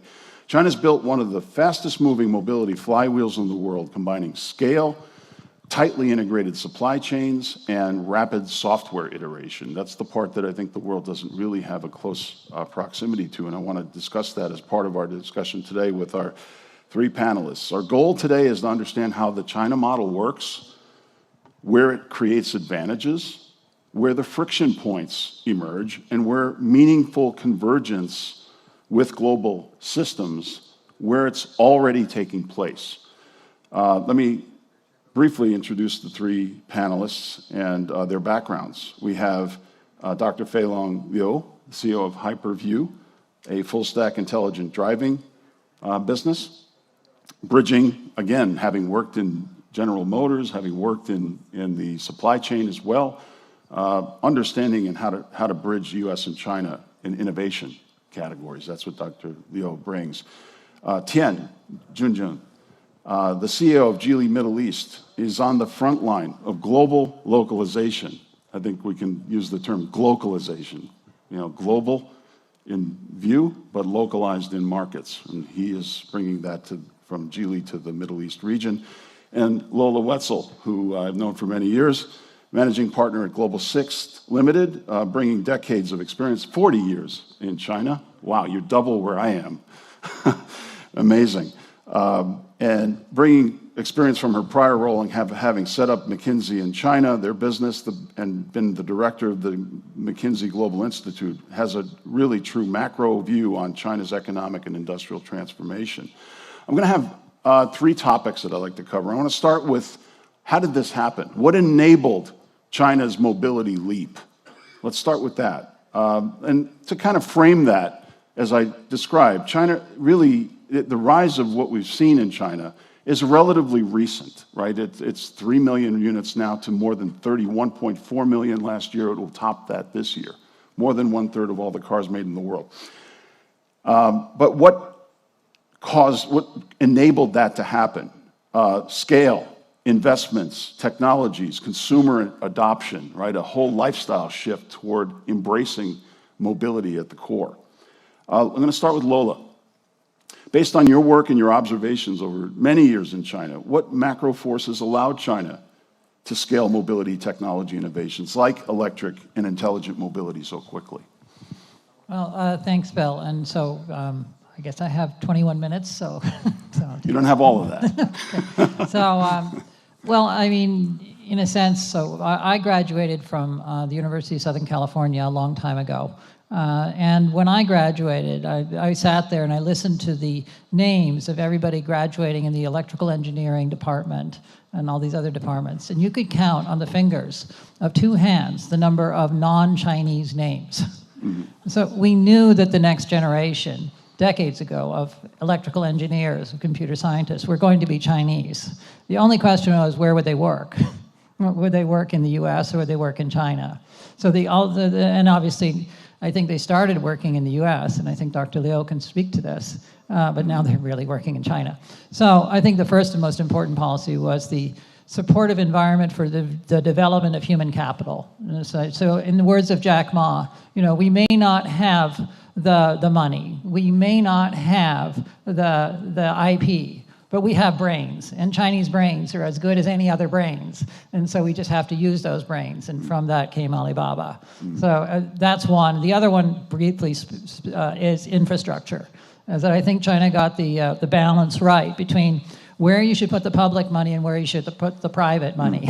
And so the public money goes into the infrastructure. The private money goes into the things that go on the infrastructure. And so we built the infrastructure in advance. And then, yes, the point of building the infrastructure was to unlock the demand, and the demand came from the private sector. So I think they got the right mix between public and private policy to scale what is now, of course, world-leading industry. Great, great. Fei Long, I'm going to come to you. Having, again, lived in the US, having now being from China and now doing business with your company, intelligent driving obviously being your area of focus. We heard you earlier talk about your hydrogen business as well. So you have a multi-sector view. But having lived in both worlds and worked across the borders, what makes China uniquely suited for leading this development of, in your case now, full-stack intelligent driving? Thank you, Horst. And I want to add a little bit point to the Laura said about the infrastructure view.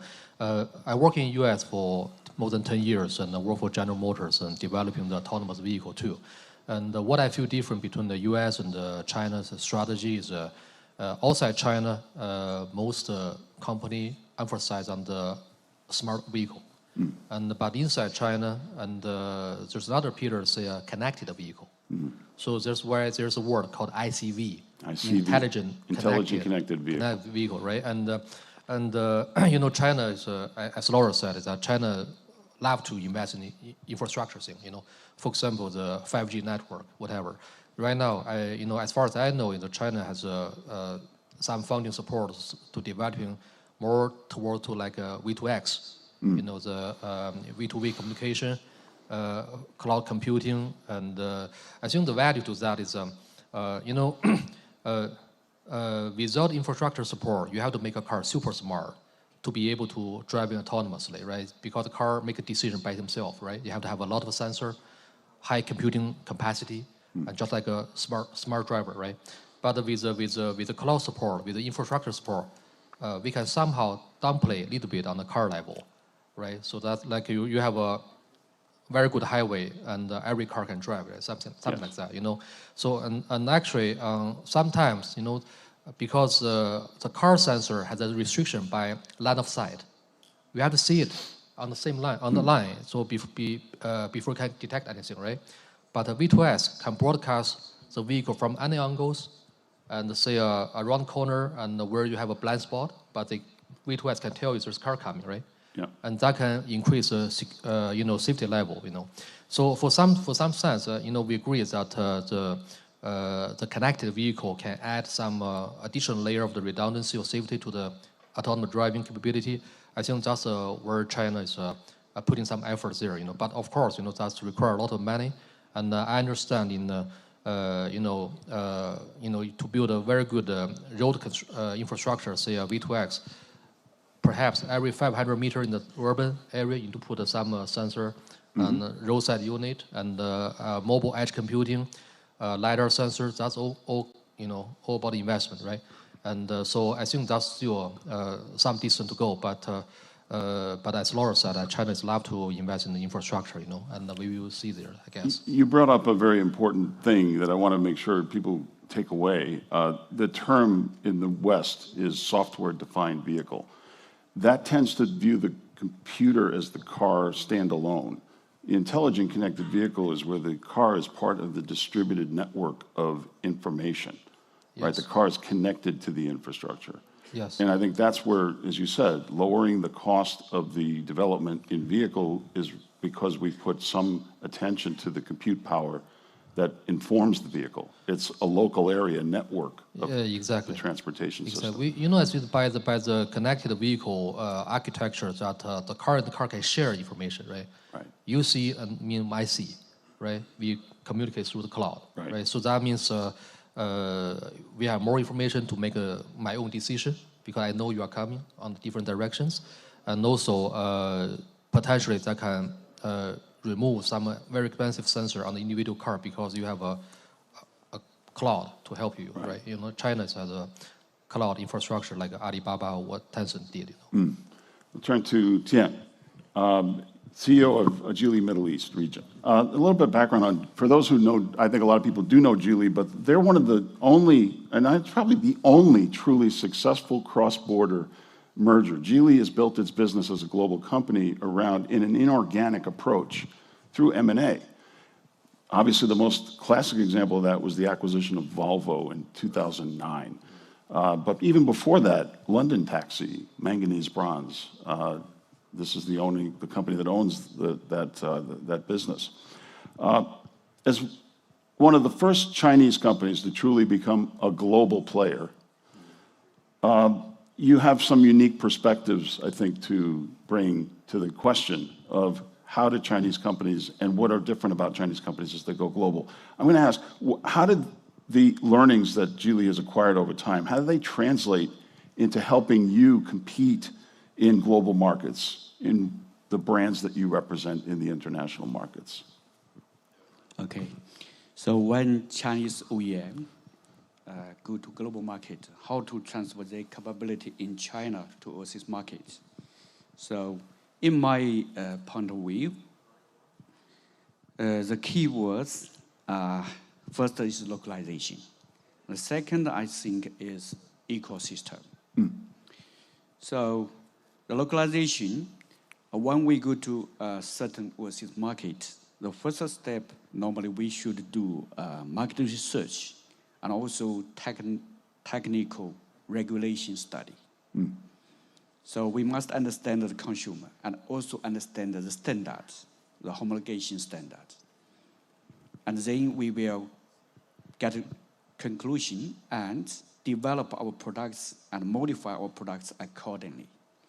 So the Chinese version cannot export to a market directly without any localization. We must do localization to comply with the regulation and also the market demands, the consumer's preference. So this is the second step. We must do finish localization and pass the homologation in overseas market. And the third step, after we finish the overseas version, global version vehicle, before we deliver to the consumer, we must do some road tests and also car clinic in the local market. So after we confirm everything is right, everything is ready, then we will launch to this market to guarantee everything is good. So the product quality is 100% confirmed by us before we launch to market. So this is very, very normal strategy for our localization. Okay. And besides the localization, I think the product competitiveness is one aspect for our success in the market. And we also should consider about after-sales service, okay, in the local market. So we must, for example, for Geely, we established our spare parts center in this Middle East region, in Free Trade Zone of UAE. So we can deliver our spare parts to our customer very quickly, compared with to deliver from China to here. So quality of the products, high quality of the sales service, and also if we hope to be successful in the overseas market, another two very important element is we must control our quality and cost. So costs, the products price here must be reasonable. Okay, not cheap, but reasonable. Okay, and also the quality must reach the same level with China. So the second key was ecosystem. I explained in, I mean, we must not only concede the technical innovation, but also we should concede high technology, quality, cost, and also after-sales service. If all those issues, you are ready to go to overseas market, and then you will be very, very successful in the overseas market. Okay. Great. And you use the word ecosystem. I want to highlight that that's one of the features that I see very common among Chinese companies is building ecosystems at the local level is something that really requires partnerships. And I think that's something Chinese companies will look for as they come to the international markets. It's not, I've got to control everything the way I do it in China. Localization means you've got to make adaptations for the local market, as I think you've highlighted.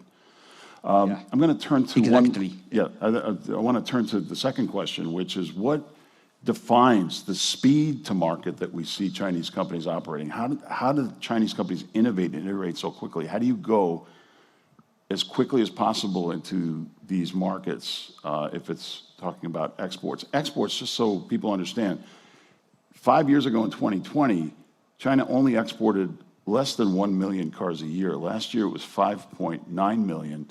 This year it's going to be somewhere close to 7 million. But it's also bringing new technology at scale, EVs and connected vehicles, now autonomous driving experimentation. I'll turn to Fei Long. What enables this rapid iteration across chips, sensors, software integration? What makes it possible for China to move at such high speed? I think there's a many factors driving the innovation in China. I mean, speaking of myself, example that why I go to China founding this company is because I think China has, in my eye, there's 3 pillars. Investment. I think China has an investment, on to supporting financially, and China has a market. China has a market, the car market relatively is young and open mind, and they accept the new technology, right? I mean, if you put some fancy stuff on the car, I mean, the people like it. They are not very conservative. So market is also one key. The third thing is about the people, right? I think that Laura indicated that there are many engineering background students in China, and so the human resource also, supportive. So for your question that why the innovation happen in China in a faster speed, I think that many market people could be some factors. Right. In my eye, that's how we work. We hire a lot of young guys. Yeah. And they know nothing about autonomous when they come to company, but become expert after 2 years. You know, we grow our own people because there are no mature people anyway, know the technology. So I think that's my 2 cents, you know. Right, great. Lola, Tian mentioned ecosystems. I want to ask you about that from your observations. How do ecosystems factor in? And by that, we can extend it beyond partnerships, but talent, suppliers, investments, data. How does ecosystems accelerate? Yeah, I mean, I think that this is something people might not fully appreciate unless you are in China, is that China is a country, of course, but China is also a culture, it's a civilization, and the first question people will ask you when you get to China, asking you about just a background, is Anita Lau, yeah, where are you from? And you don't say China. You say, I'm from Hangzhou, I'm from Shanghai, I'm from wherever I am from. Or the district of and the city. so the ecosystem is very spatial. And so I used to do a lot of work with local governments. And basically what we would say, okay, so we've got 50 square kilometers of land. We have a GDP target. How are we going to fill this in? And so then you go out and you go find an anchor tenant. And that anchor tenant's usually an assembler of some sort, an OEM. And then you tell the anchor tenant, okay, I would like to have you come here, I'll give you a lot of incentives, but I want you to bring everything. Like, I want you to bring your whole supply chain. I would like you to bring the R&D. I'd like to pretty much everything. And then I'll make space for all of that. And then I would like you to train the human capital. I'd like to have all these people learn from you. And surprise, surprise, 10 years later, you get Zhongguancun, or you get Xi'an, or you get Shenzhen. And so that's how you do it. And it's not rocket science. And I think that this playbook has been run elsewhere in the world, but China's done it at scale. And it's done it with a mindset of saying, like, we are going to be supporting of this ecosystem. We are going to consciously not really be in it for one company. We are in it for all of it. And so we will give preferences to individuals who do the things that we like them to do. But, it's a competitive world. And if we have another competitor coming in, well, we'll be happy to have them too. So in Shanghai, we had GM, but we also had Volkswagen. Right. And so in every place, the orchestration is many times done by what we'll call quasi-public authorities. Right. And I think that builds it. You don't wait till you've had it all vertically integrated. You look for partners and build ecosystems together, and that accelerates the development. Correct. Tian, how do ecosystem factors, if you go beyond the borders of China, you're having that now going global, and China doing it at speed. I mean, going from 1 million exports to 7 million in 5 years is another example of China's speed. How does speed translate into overseas markets? What adaptations are needed in order to continue to work at that high speed as you move beyond the borders? So I would like to clarify the ecosystem. There's one ecosystem for OEM, for manufacturing. And also in overseas market, we are supposed to establish ecosystem for consumer. Right. Okay. So our vehicle go to overseas markets, we are supposed to, establish the ecosystem for the consumer for the vehicle. The vehicle should connect to the local internet, and also to utilize the local navigation, and also download music, and also some other functions. So vehicle to facility. So this gonna be in the future is a trend very clear. So when the consumer drive a new electric vehicle, the experience will be very, very exciting and totally different from the traditional ICE model. So this is what we are working on, that to establish an ecosystem for overseas consumers as well. Yeah, for manufacturing, we have ecosystem from R&D center, from supply chain, and from manufacturing, and also a lot of a whole industry supply chain. Okay, for overseas market, we have another ecosystem for the consumer. Right, and I want to contrast that, because all of us who've been in the industry for a period of time have seen the playbook of Japan and Korea. But when Japan goes global, it brings Japan and its keiretsu. When Korea goes global, it brings its partnership ecosystem. What I've observed is when China goes global, it opens up new ecosystems, as you point out. The ecosystem of China doesn't necessarily translate perfectly to the world. So that opens up the door for partnerships. Ecosystems can be built at the local level with overseas partners. That's something I don't think the world really recognizes. China's going global, but it's doing it differently than what we've seen before. One last round. We'll make it a fast round. Convergence, friction in the next decade. Looking forward, there's going to be pushback. There's going to be challenges. And I'm going to ask each of you, from your own point of view, what do you think the biggest challenges are for China going, as it becomes a global player in auto and mobility tech? What do you see the main friction points and challenges going forward? And we'll go from left to right. Start with you, Fei-Long. It's a big question, huh? Yeah. Yeah. I mean, I don't have a. I think the called our as you know, we do two business units. One is autonomous driving, another about hydrogen truck. For example, when we try to sell the hydrogen truck, I think the reason why we come to Saudi because we see the current geopolitics situation right now, right? And China-U.S. has tension. Middle East seems to be neutral, and friendly to China. So I think the next 5 to 10 years, perhaps, find your good partner globally, and localize and leverage this, say, a good Middle East China connection, and then we at first step maybe the Europe and the US later. I think maybe that's practical to go. I think. Great, Tian. So I'm responsible for sales and marketing. So for me, go to Middle East market. The biggest challenge for new energy vehicle, first is charging infrastructure. Not enough here. So this is the first. So replicating the boundary conditions which made it possible in China, it's harder to do outside. In China, charging facilities very, very easy. But here, very difficult to find. Same, I would imagine, is true for the intelligent connected vehicle. Oh, exactly. Even hydrogen will be worse, But you can still sell your gas car, right? Yes. If you're a company like Geely or many of them, the ability to flexibly be able to work with both the old and the new is an advantage. Another challenge for auto industry in Saudi Arabia, in KSA, I think, is supply chain. This is also very, very crucial for the automotive mobility development. Okay. The third, I think, all of us, include the consumer and all the distributor here, we are looking forward to the government encourage policies to support the new energy vehicle industry. You bring up an important point.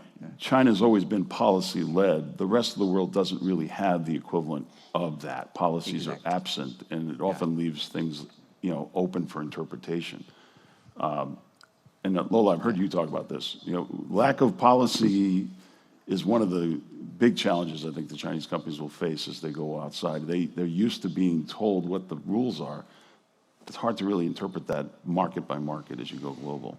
Yeah, I mean, I think that's probably a good note to sort of summarize a little bit. That, and as on previous panels mentioned, this notion of capacity. And I think that, the reality is that there is unevenness in the capacity of regulators, of the state, of infrastructure throughout the world that is now desperately wanting the benefits of the outcomes of the technology that China has, but they don't, perhaps not everywhere has the capacity to absorb it.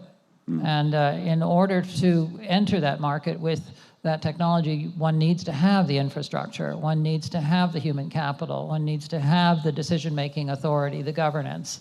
And if those things aren't there, well, you may not be able to get the best technology, but you'll get some technology. And so I think the majority of Chinese exports actually are ICE vehicles at this point. That's right. And so yes, you'll probably get that, but you will not be getting the autonomous EV unless you actually build the capacity in the receiving side. So I think that the short answer is that the biggest challenge for Chinese companies and in globalizing is to understand what they're dealing with.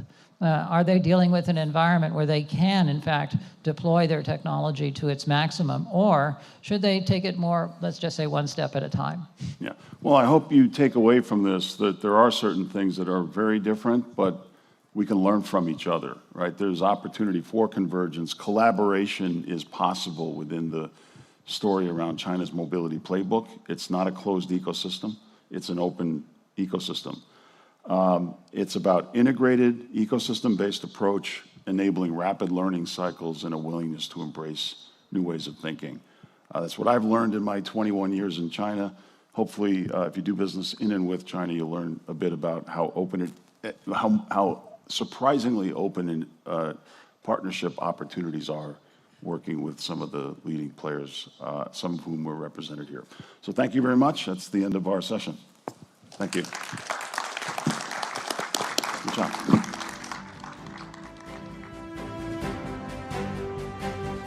Thank you so much, Bill. That was fascinating. My only regret for that session is that it could not go on for several hours more. If CoMotion started in Los Angeles and Miami as effectively CoMotion West, and if CoMotion Global is East meets West, perhaps we need to get a CoMotion East going in Shanghai. I'll incept this idea to John next time I see him.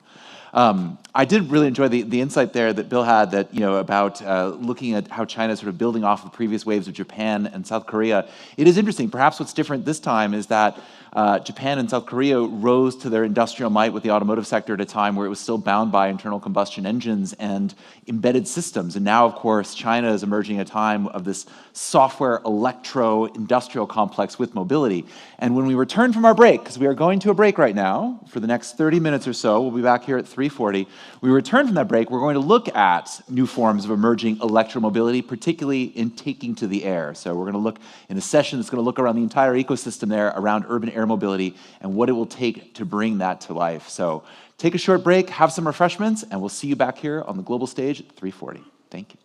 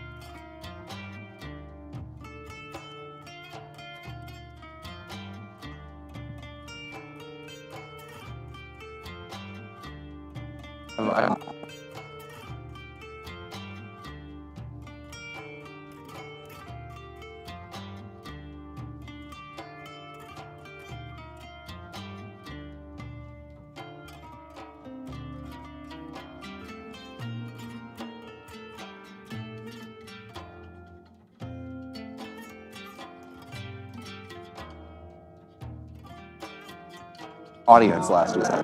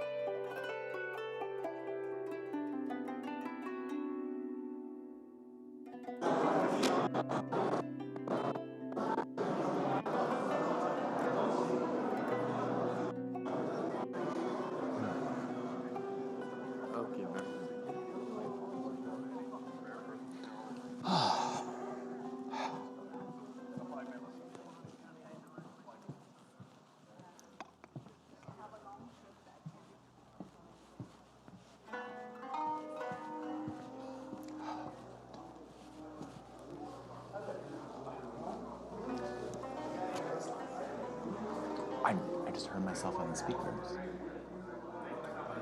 I can find it.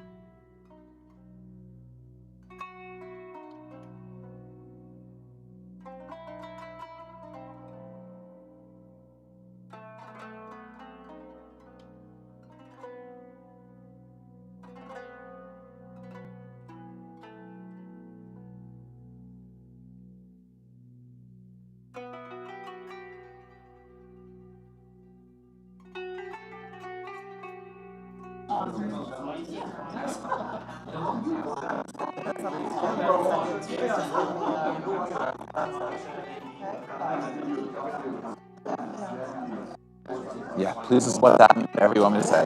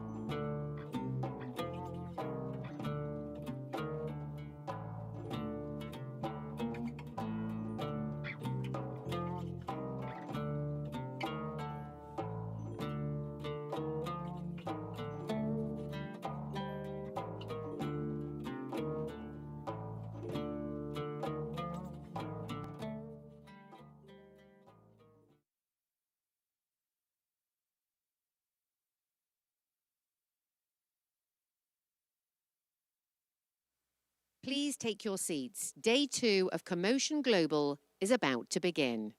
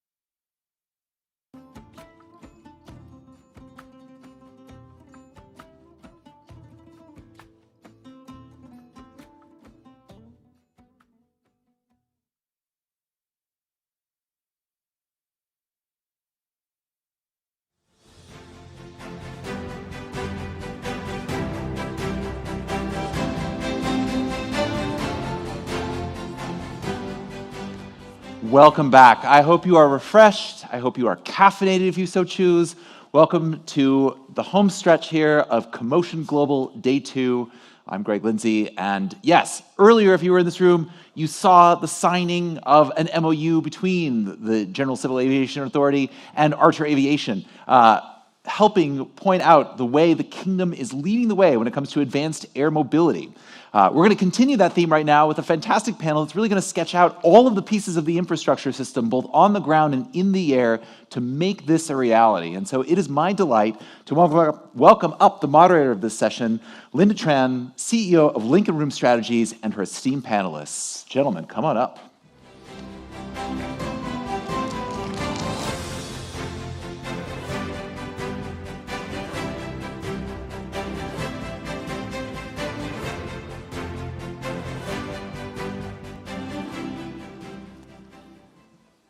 Well, thank you so much, and thanks for being here with us. Thanks to our gracious host for pulling together this incredible group of brilliant strategists and implementers in the advanced air mobility space. In a minute, I'm going to ask each of these gentlemen to introduce themselves in turn and talk a little bit about what they're excited about, what gets them up in the morning and ready to go to work. But I just want to say part of what's exciting about this discussion right now is that here we are at this incredible moment, and we're seeing this region really be tip of the spear on some of the most exciting and innovative technology in the transportation sphere. I'm Linda Tran, as you just heard. While I'm running a boutique consulting and advisory firm now, my real claim to fame here is that I was senior advisor to the last U.S. Transportation Secretary, Pete Buttigieg, and as part of that time, I was helping to manage the Advanced Air Mobility and Interagency Working Group run by the White House under the Biden administration. So advanced air mobility has always been a special topic and a special passion for me, and I'm excited to be able to talk to these folks here today. So I'm going to turn it immediately here to Majid to introduce himself and to talk about what gets him excited in the morning on AAM. Great, thank you so much, and thank you for inviting me here. I'm very happy to be here and joining you, and the esteemed panel as well. My name is Majid Ghaslan. I'm the chairman and CEO of Front End. Air mobility and air surveys is something that we do as a business. We're based here in Saudi Arabia, and hopefully we're going to be one of the first companies to actually get certified. We're working very closely with GACA. We did the Hajj demo jointly with GACA and His Excellency the Minister last year. And we're very excited about launching, hopefully, air mobility and in Saudi Arabia. Thank you. David. Thank you. So my name is David Bausek. I'm from Diamond Aircraft. So what wakes me up in the morning is I'm now 20 years with Diamond and exciting times, and we have certified many, many aircraft, and they are flying every day around the world. And the last 7 years, we have digged into the electric mobility, so electric flying and also eVTOLs. And we are super excited to bring also the eVTOLs to everybody, because Diamond, the sense of our company, and one of the core things is that we really enable mobility for everybody. Fantastic. Victor. Yeah, hi everyone, I'm Victor. So I'm the head of Middle East and Africa for EVA Mobility. We are a subsidiary of Embraer, the aircraft manufacturer, that has been developing, certifying commercial, business aviation, and defense military aircraft for more than 50 years. What gets up, why do I get up in the morning? First of all, I'm not a very morning person, so I have to say it.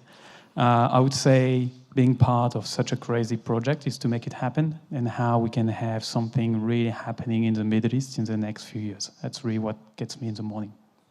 Thank you. Mark. Good morning, everyone, or good afternoon, should I say. My name is Mark Trotter from Unified Aviation. We are the developer of a modular heliport system. The first one's installed here at Cuft, and we are working with other partners here in the kingdom and around the region. I think what gets me up in the morning is being part of something that is new, and it's a new transformation of transportation and a new element to what we're doing. And I look forward to being part of that ecosystem and working with all the OEMs and partners. Thanks, Last Mark. but not least, Duncan. Hi, I'm Duncan Walker. I'm the founder and chief executive of Skyports. We build, own, and operate vertiports, heliports for advanced air mobility and traditional helicopters. We own heliports in Europe, the US, and here in the Middle East. We're building out the networks in Dubai, Abu Dhabi, Ras Al Khaimah. We're working up in Neom and other places in the near vicinity. This is the culmination of 8 years' work, and we're just approaching the start line, not the finish line, which is commercial operations. It's taken a really long time, but this is real. It's going to happen. Joby were flying Dubai Air Show a couple of weeks ago every single day, and within 6 months from now, we will have commercial air taxi networks operational, which is super exciting. Well, thank you. And we just talked about what's exciting about what's happening in the industry and in the region. And so now I'm going to start where we ended. And Duncan, I'm going to ask you now to talk about some of the challenges as well. And in particular, I would love to hear your perspective on what's the #1 challenge we need to answer first and not last. Yeah, I mean, it's hard. These are entirely new public transportation networks being built from scratch without precedent. So it's hard to be the first mover. It brings a lot of opportunities, but it brings a lot of challenges.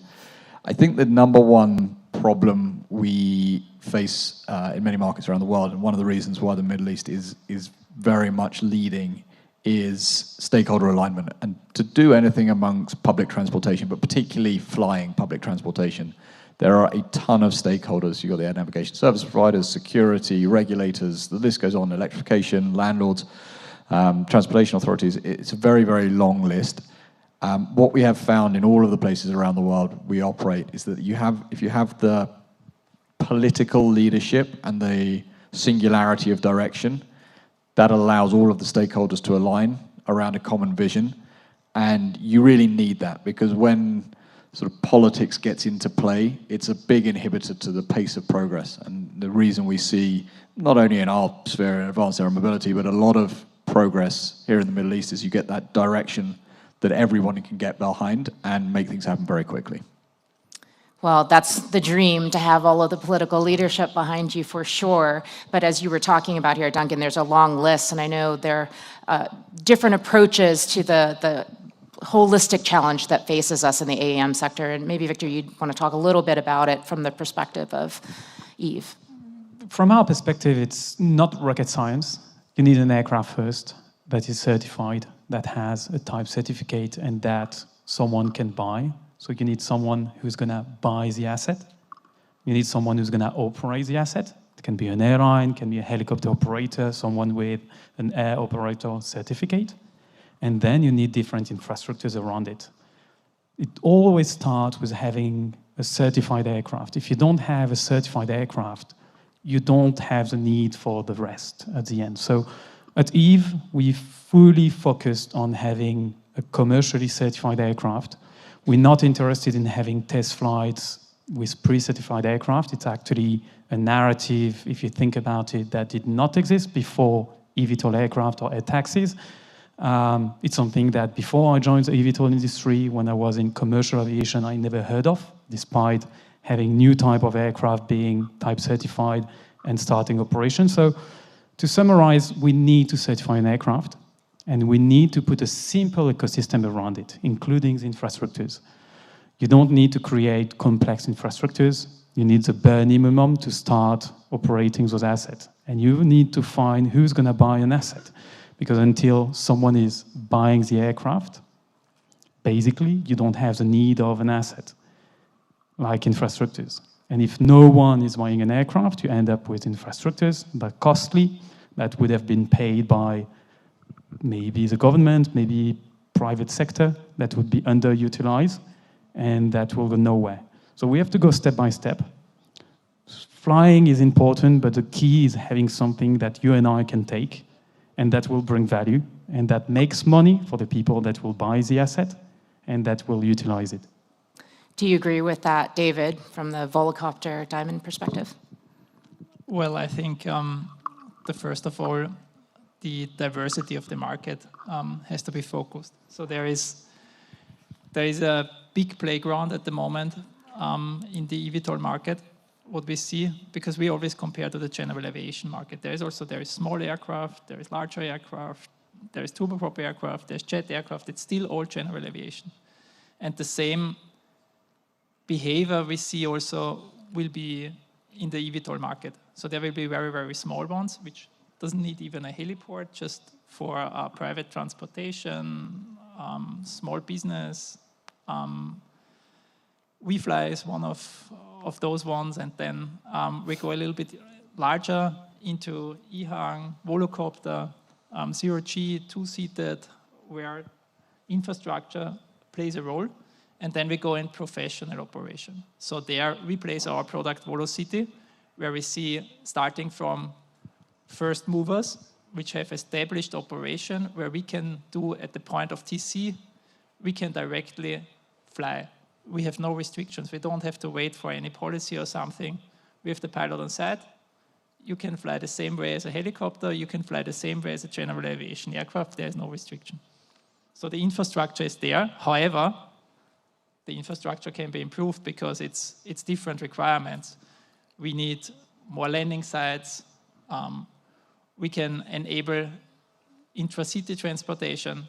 That's an add-on, but we can start now. And then special professional operation, where we also place our products, Volocity, is medical services. So the infrastructure is there. Every hospital has an helipad.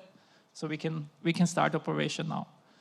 And then it goes larger on the top end, where I say professional infrastructure makes even more sense because more passenger transportation and everything. So if it goes 4+ to up to 8-seated, so there I fully support that if we want to establish this on a large-scale market, so then infrastructure has to be first, yeah. Infrastructure needs to be first. Mark, would you agree with that, given your place in the marketplace? Look, I think it's an ecosystem, and I think everything has to work together to make this a success, and it's going to take time to scale. Infrastructure is certainly important, but it depends exactly, as David said, what you're looking at to start with. The focus we've had is on the commercial infrastructure, and the idea is that the passenger journey has to be safe, and that's really, really important. So we have to align ourselves with the airlines in that context, and that the time you arrive at the helipad or the vertiport and the time you go to the other destination, that whole journey has to be 100% guaranteed safety. And the second part of it, I think that's really important, and infrastructure has a part to play, but also the OEMs and the whole ecosystem, again, is that the journey facilitation has to be really good. It has to be fast. It has to be efficient. We have to use technology to make it well, because if it takes you half an hour to check in, and it's a 15-minute journey, then we're wasting our time. So these are all questions that will come together, I think, when you look at the greater picture. But there's certainly going to be some real wins in the smaller startups, the cargo, drones, etc. Absolutely. And Majid, you're approaching this from an entirely different point of view than your colleagues here on the stage. Talk to us a little bit about the digital infrastructure, digital architecture, and what problem would you solve first? Yeah, I think just to comment earlier, just on, I really think this is going to scale very quickly, even though I think many on the panel would love to see it progress faster. But I really believe the main issue that we have is going to be the demand side, like satisfying the demand, because, and we saw it with the company we're working with in EHang, where the Chinese government actually started supporting this company. And the reason why I'm bringing this up, because as soon as governments and urban cities around the world start adopting it, the barrier to entry is going to be so low that many cities around the world are going to go very quickly. And it's not only the passenger side. I think the logistics side, we're seeing it already. We're already running in demonstration or pilots all over the kingdom. I believe the first even commercial logistics is already starting. And today, that requirement for the urban traffic management systems is also very important. So the government here in Saudi, through GACA, is really moving aggressively in this area. And they're actually now pushing us to move light speed to get things running. And we saw it, I think, the adoption of the metro here in Saudi. I think in the early days, people didn't realize that many of the citizens will start using metro. But Today, I think we heard some numbers. You're talking about 180 or 150 million already. So I think it's one of the fastest adopted metros probably in the world, and one-shot size development. So I think the same thing will happen with the AAVs and eVTOLs.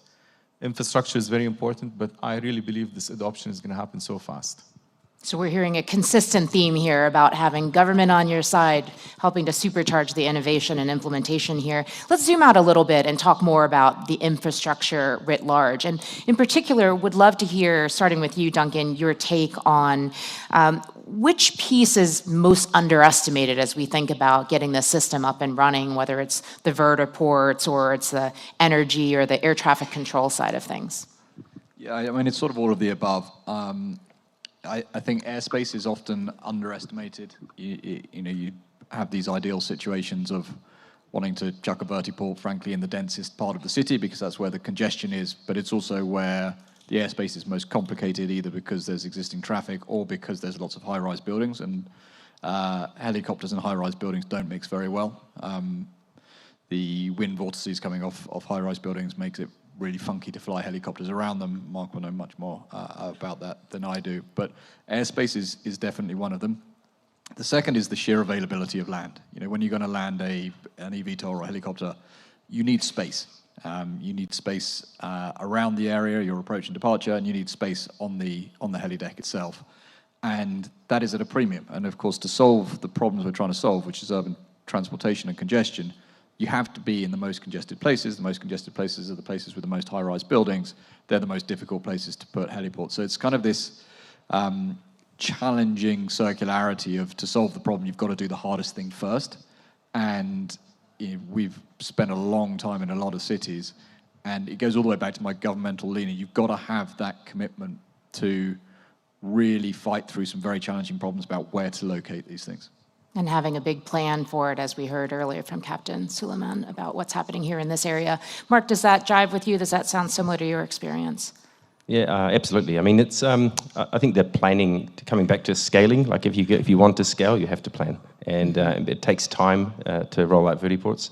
And so, you got some cities that are looking 2 or 3, 4, 5 years ahead and saying, okay, I'm going to have 12 and then 24, and you've got to do that because it takes not only time to decide where they're going to go, but then also the planning for the land and the location, and then getting them actually built and installed. So absolutely, if a city or a country can come together and actually come up with a plan, that will help a lot.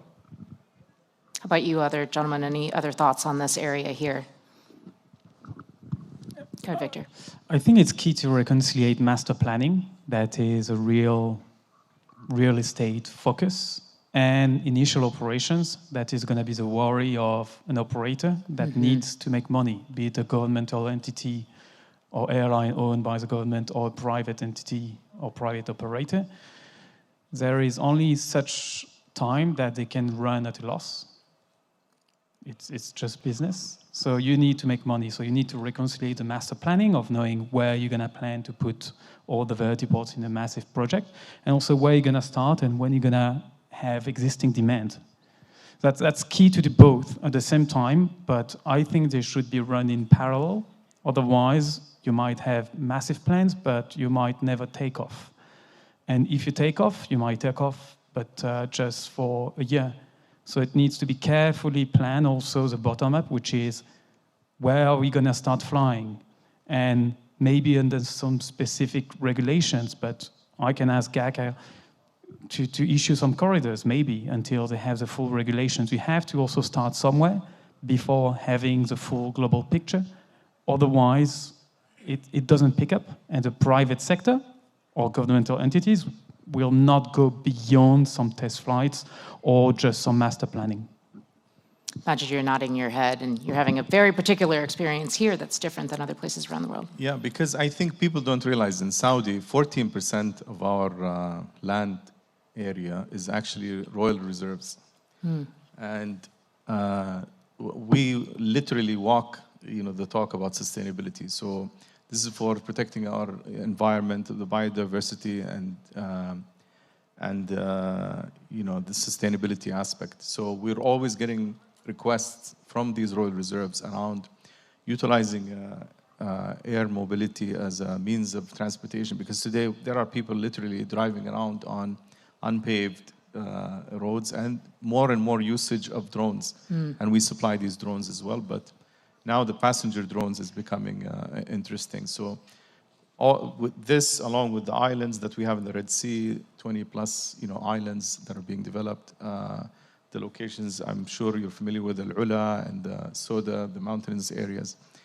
It is important, air mobility is important for the cities and solving traffic, but I think the unique positioning of Saudi and what Saudi has to offer, this is why I'm a believer, and this is part of the reason why I started investing even in this area, because I really believe air mobility is going to take off literally in a very strong way in the country. Right now, I think the regulation side, I think we solved that issue, and really thanks to GACA for moving really light speed in this. And now we're on the path of becoming a certified operator, and we're committing to this.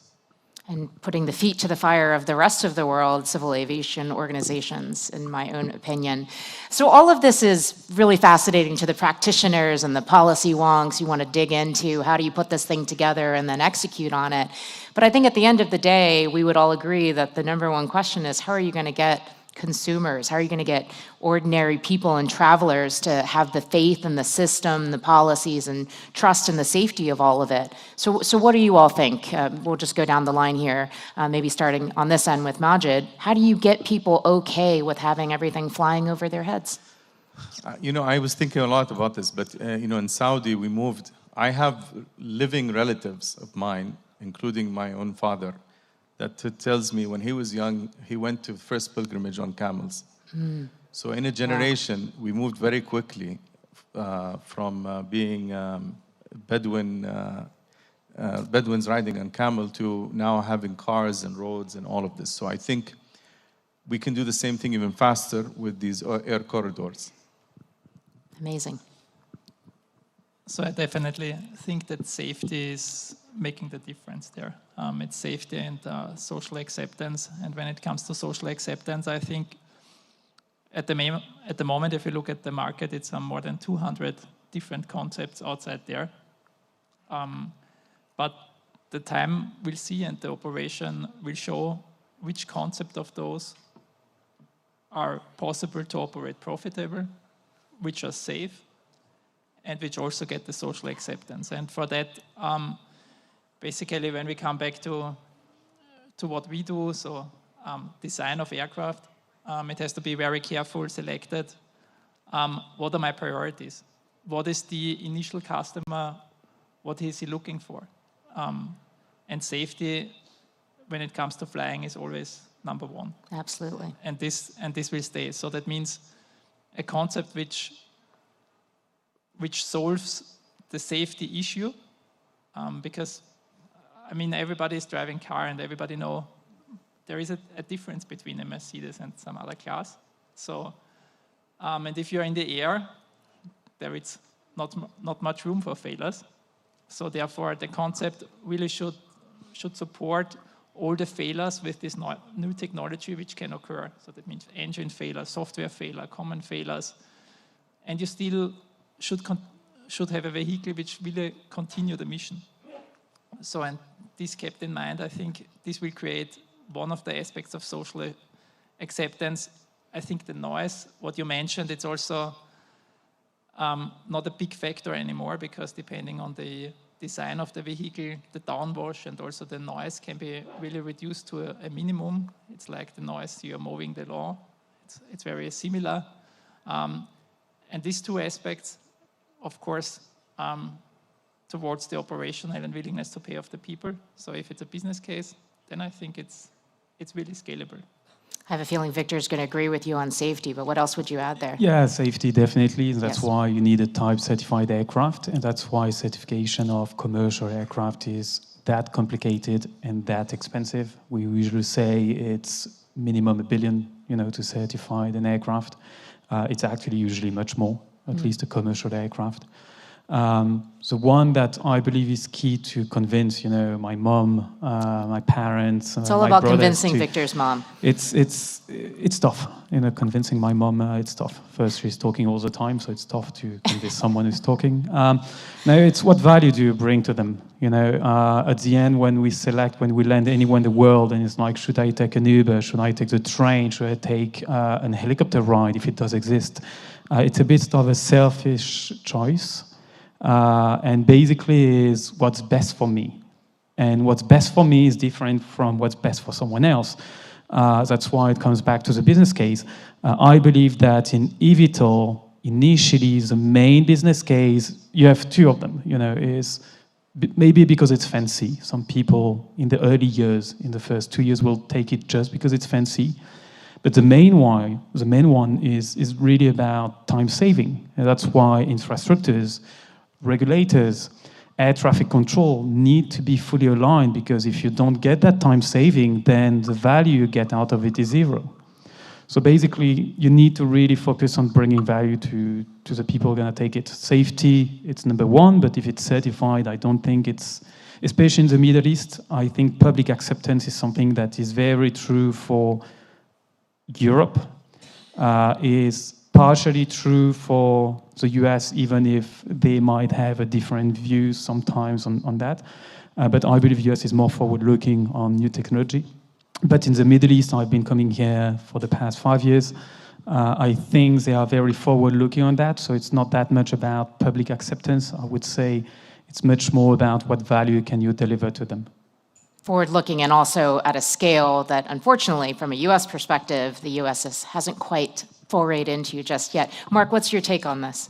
I'll add safety as well, but I'd say just a systematic safety. So it has to be industry-led, and I think that's the difference. You're introducing a whole new mode of transport, and I think the industry has to take responsibility for that, and has to, all elements or parts of that ecosystem have to push and really ensure that we're following most likely the airline model from a safety perspective. The second point I would make is just education. I think we need to probably do a bit better as an industry in educating what the difference is between this and a helicopter.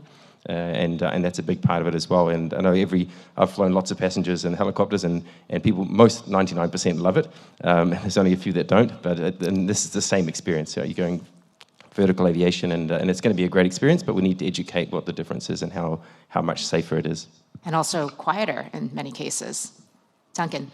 I have a slightly different perspective. So I think customer acceptance and demand is not the problem for many, many years. It's vehicle supply. And there's plenty of people that are prepared to do all sorts of things to be first, whether it's jump out of an aeroplane or jump off a bridge or do all these kind of things. And I think, therefore, that the obligation is actually on the regulators to create rules which are permissive. They allow business to develop, eVTOLs to develop, but are safe.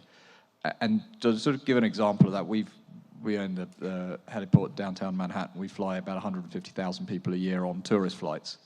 Precisely none of them ever ask about the safety of the aircraft. Never, ever, not one. Because they rely on someone else making that decision for them.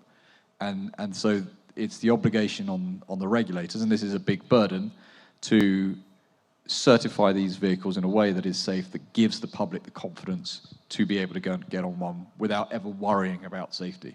All of us travel on aircraft all the time. How often do we get on and go, oh, I wonder if this has been through its stage B or stage C service in the last 12 months? You Never. don't. You never ever do, because you have the reliance on the systems and the processes and the regulators to put that in place. And I think if we can get that right, and like I said, it's a very big burden on the regulators because we're asking them to certify something that's never been certified before. But if we get that right and start producing volume and start flying millions of flight hours, then I think it just becomes de facto accepted by the public, as it did with aviation in the 1930s and 1940s. Absolutely. And look, there are obviously a lot of major challenges for us to work through as an industry and as a sector, and lots of reasons to be very excited about what's happening here in particular, but what's happening all around the world, as you've just heard. As we look ahead to 2030, big vision 2030 here, what milestones do each of you think that we're able to hit between now and then, and what are you looking forward to? I'm going to start back with you, Duncan. 2030 is what's three or 4 years away. We will have the first networks of advanced air mobility here in the Middle East, but I think probably a couple of other places around the world, maybe South Korea, hopefully the US, maybe Japan. They're the kind of places that are really leading this. I hope we'll have 3, 4, or 5 vehicles certified. Goes by the previous point, gives everyone the confidence. And then it's about production scale up. The challenge turns from certification to production, and it's another very big challenge.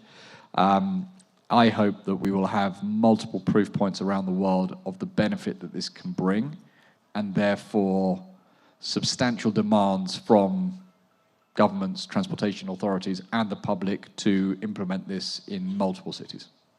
Great, Mark? I'll just add on from that, I guess. I think I would hope that we have an industry that's starting to settle down and starting to become stable into stable growth patterns. It might be accelerated, we'll see, but hopefully it's growing at a good rate and a positive rate, and hopefully we've got a great safety record.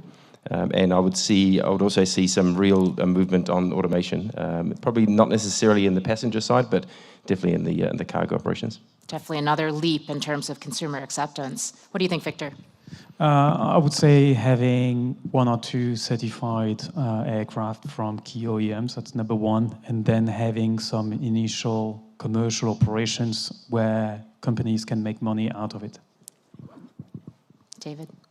And just an add-on, I still see the big challenge is still everybody's talking just the electric. Yeah, I think we should look if it say 2030, we should look a little bit beyond that, because range matters, and to get more range, there's multiple possibilities, starting from sustainable aviation fuel over hydrogen. So I definitely see that one of the add-on milestones there, I would definitely see to look also in other technologies from terms of propulsion and from energy storage, which are beyond the battery technology, to make it even safer and give more possibilities to the users.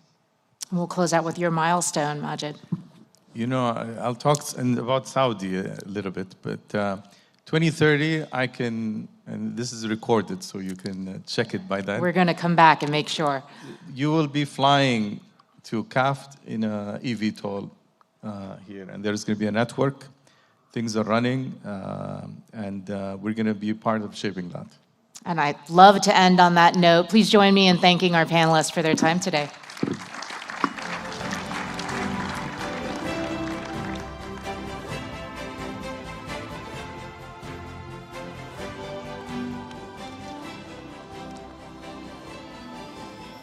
Thank you for a fascinating conversation. It's just fascinating listening to booting up an entire new ecosystem of mobility. I'd like to imagine if this was CoMotion Global 1905, we would be sitting here talking about what would we do with the automobile, and how do we supply the infrastructure first, and what fuel mixes should we use for it, and yes, what should be the steering interface? It'd be fascinating to think about, and here we're having it happen in real time. But I did think it was really interesting, the point made there about how that relates to Saudi in particular there, given its geography and given its climate and given the fact that I did not know that 14% of the land area of the country was set aside for oil reserves. So thinking about how to deal with those mobility challenges and connecting the various regions of the country together flows directly into our next session here, which is going to focus, I think, a bit more on some of the macro issues here about mobility's role in sort of unlocking economic growth of cities and regions.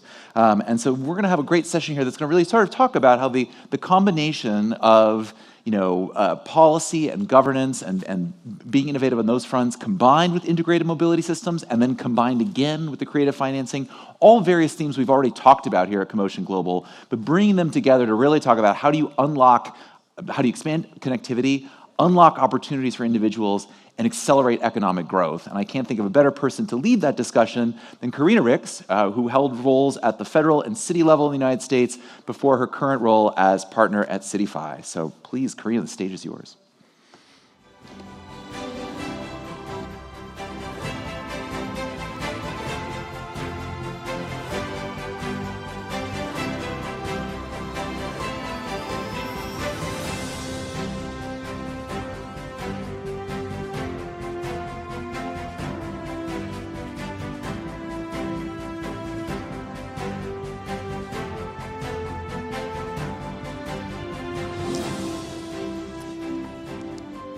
So thank you for welcoming us, and thank you to this wonderful panel. We're going to have a great discussion today.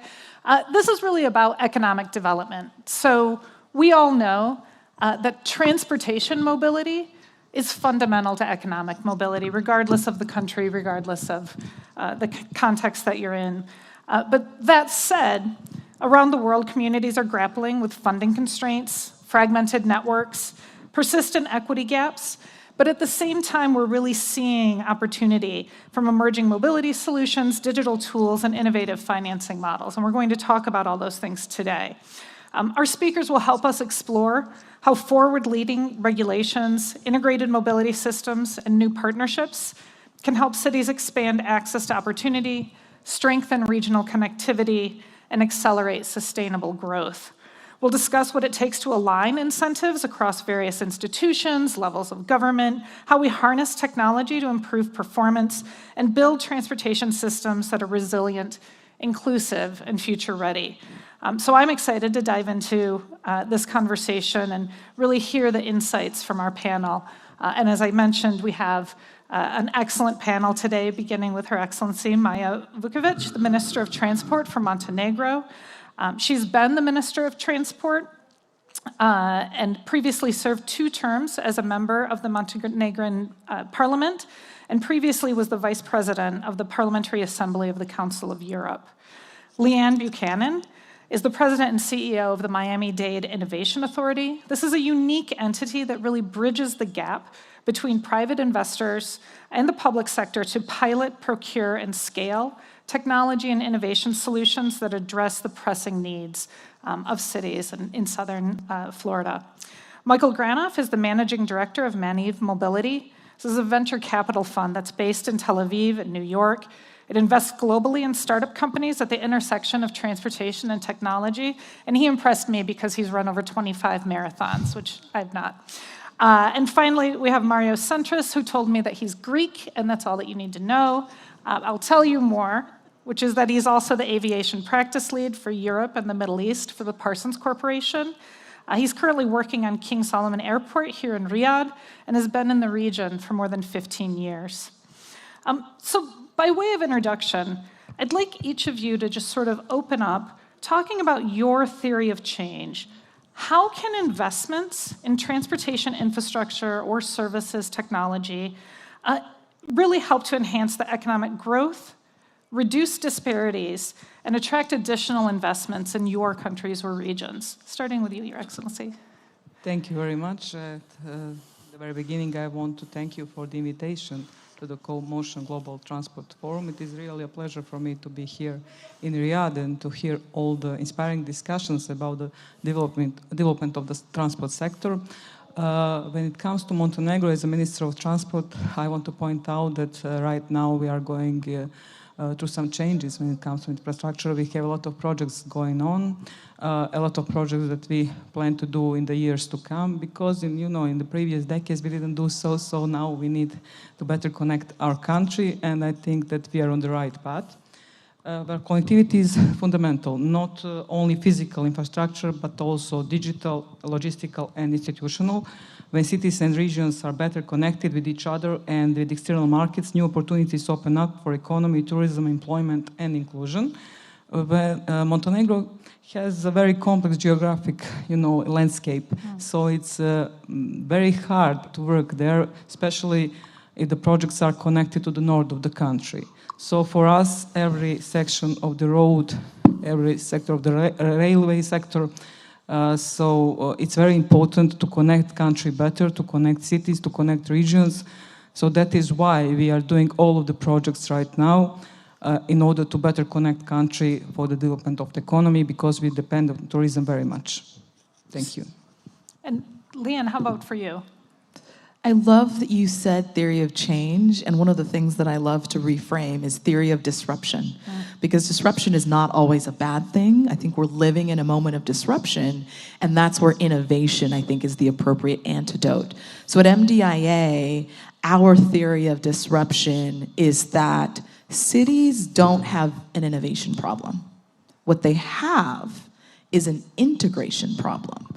And where they often experience the most friction and a lot of silos and the most choke points is around procurement, because procurement often is the barrier to allowing for a flywheel or a seamless and continuous way for innovation to become the driver of improving quality of life.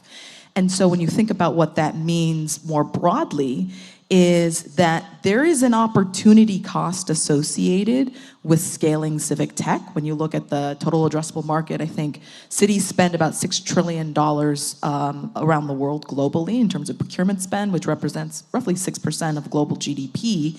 In the US, the TAM, or total addressable market, of procurement spend is about $174 billion.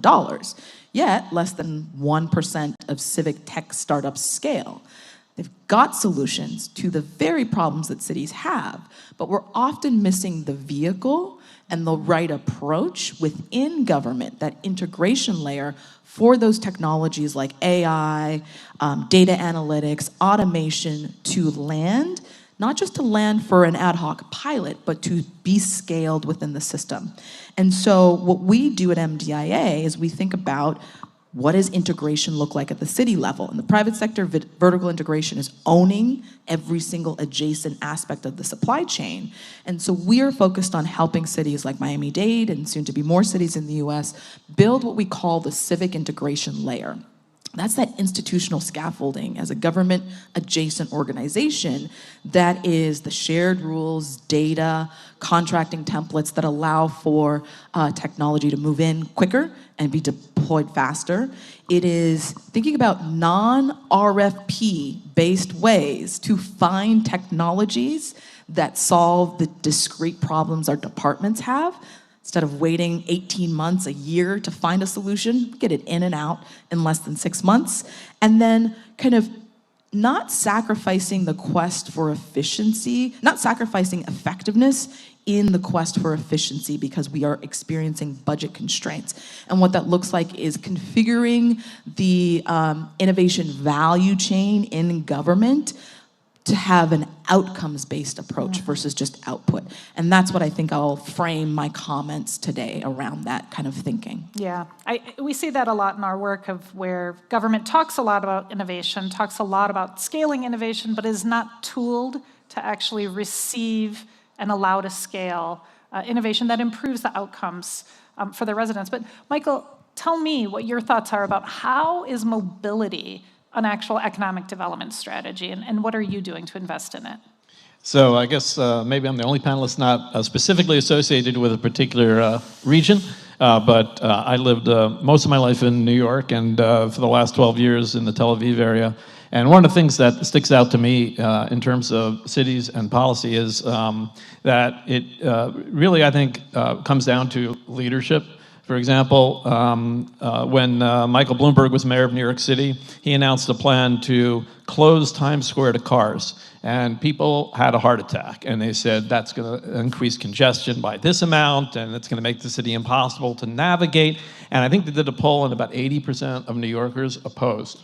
And he said, okay, here's what we're going to do. We're going to do it for 3 months. And if it really doesn't work, we'll open the streets back up. And at the end of the 3 months, I think the polls had flipped. 80% of the public supported it. And I think there's a lot of, most politicians, I would say, would be afraid to do something that was 80% opposed. And they wouldn't look at the potential benefits and what could come out of it. And I think that can be applied in lots of areas, whether we're talking about autonomy or talking about congestion pricing, which one of my favorite things to speak about as well, maybe we'll get to later, and electrification and other things that where technology come in and benefit cities, but the technology is only useful as far as the policy permits it to be so. So I think leadership is the bottom line. Yeah, leadership, but change is hard, right? People don't, they want to resist change if they can, but here we are in Riyadh, which if you look around is nothing but change. So Marius, what is happening here for economic development and mobility? Well, I think in terms of, first of all, thank you for having me here. It's a real pleasure. I've done some marathons as well. Maybe not 25. So I think in Riyadh we're living a revolution. Things are changing rapidly. We have generally in Saudi Arabia, we have cities like Neom, which are vertical cities. This is like a revolution never thought before. It has an impact on mobility because you need to have movement on a vertical way, not only on horizontal.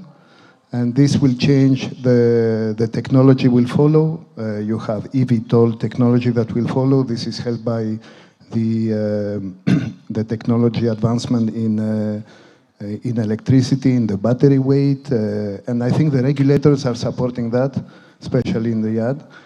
It's true that compared to Europe, especially in Riyadh, but in the Middle East as well, the rail network is not so developed.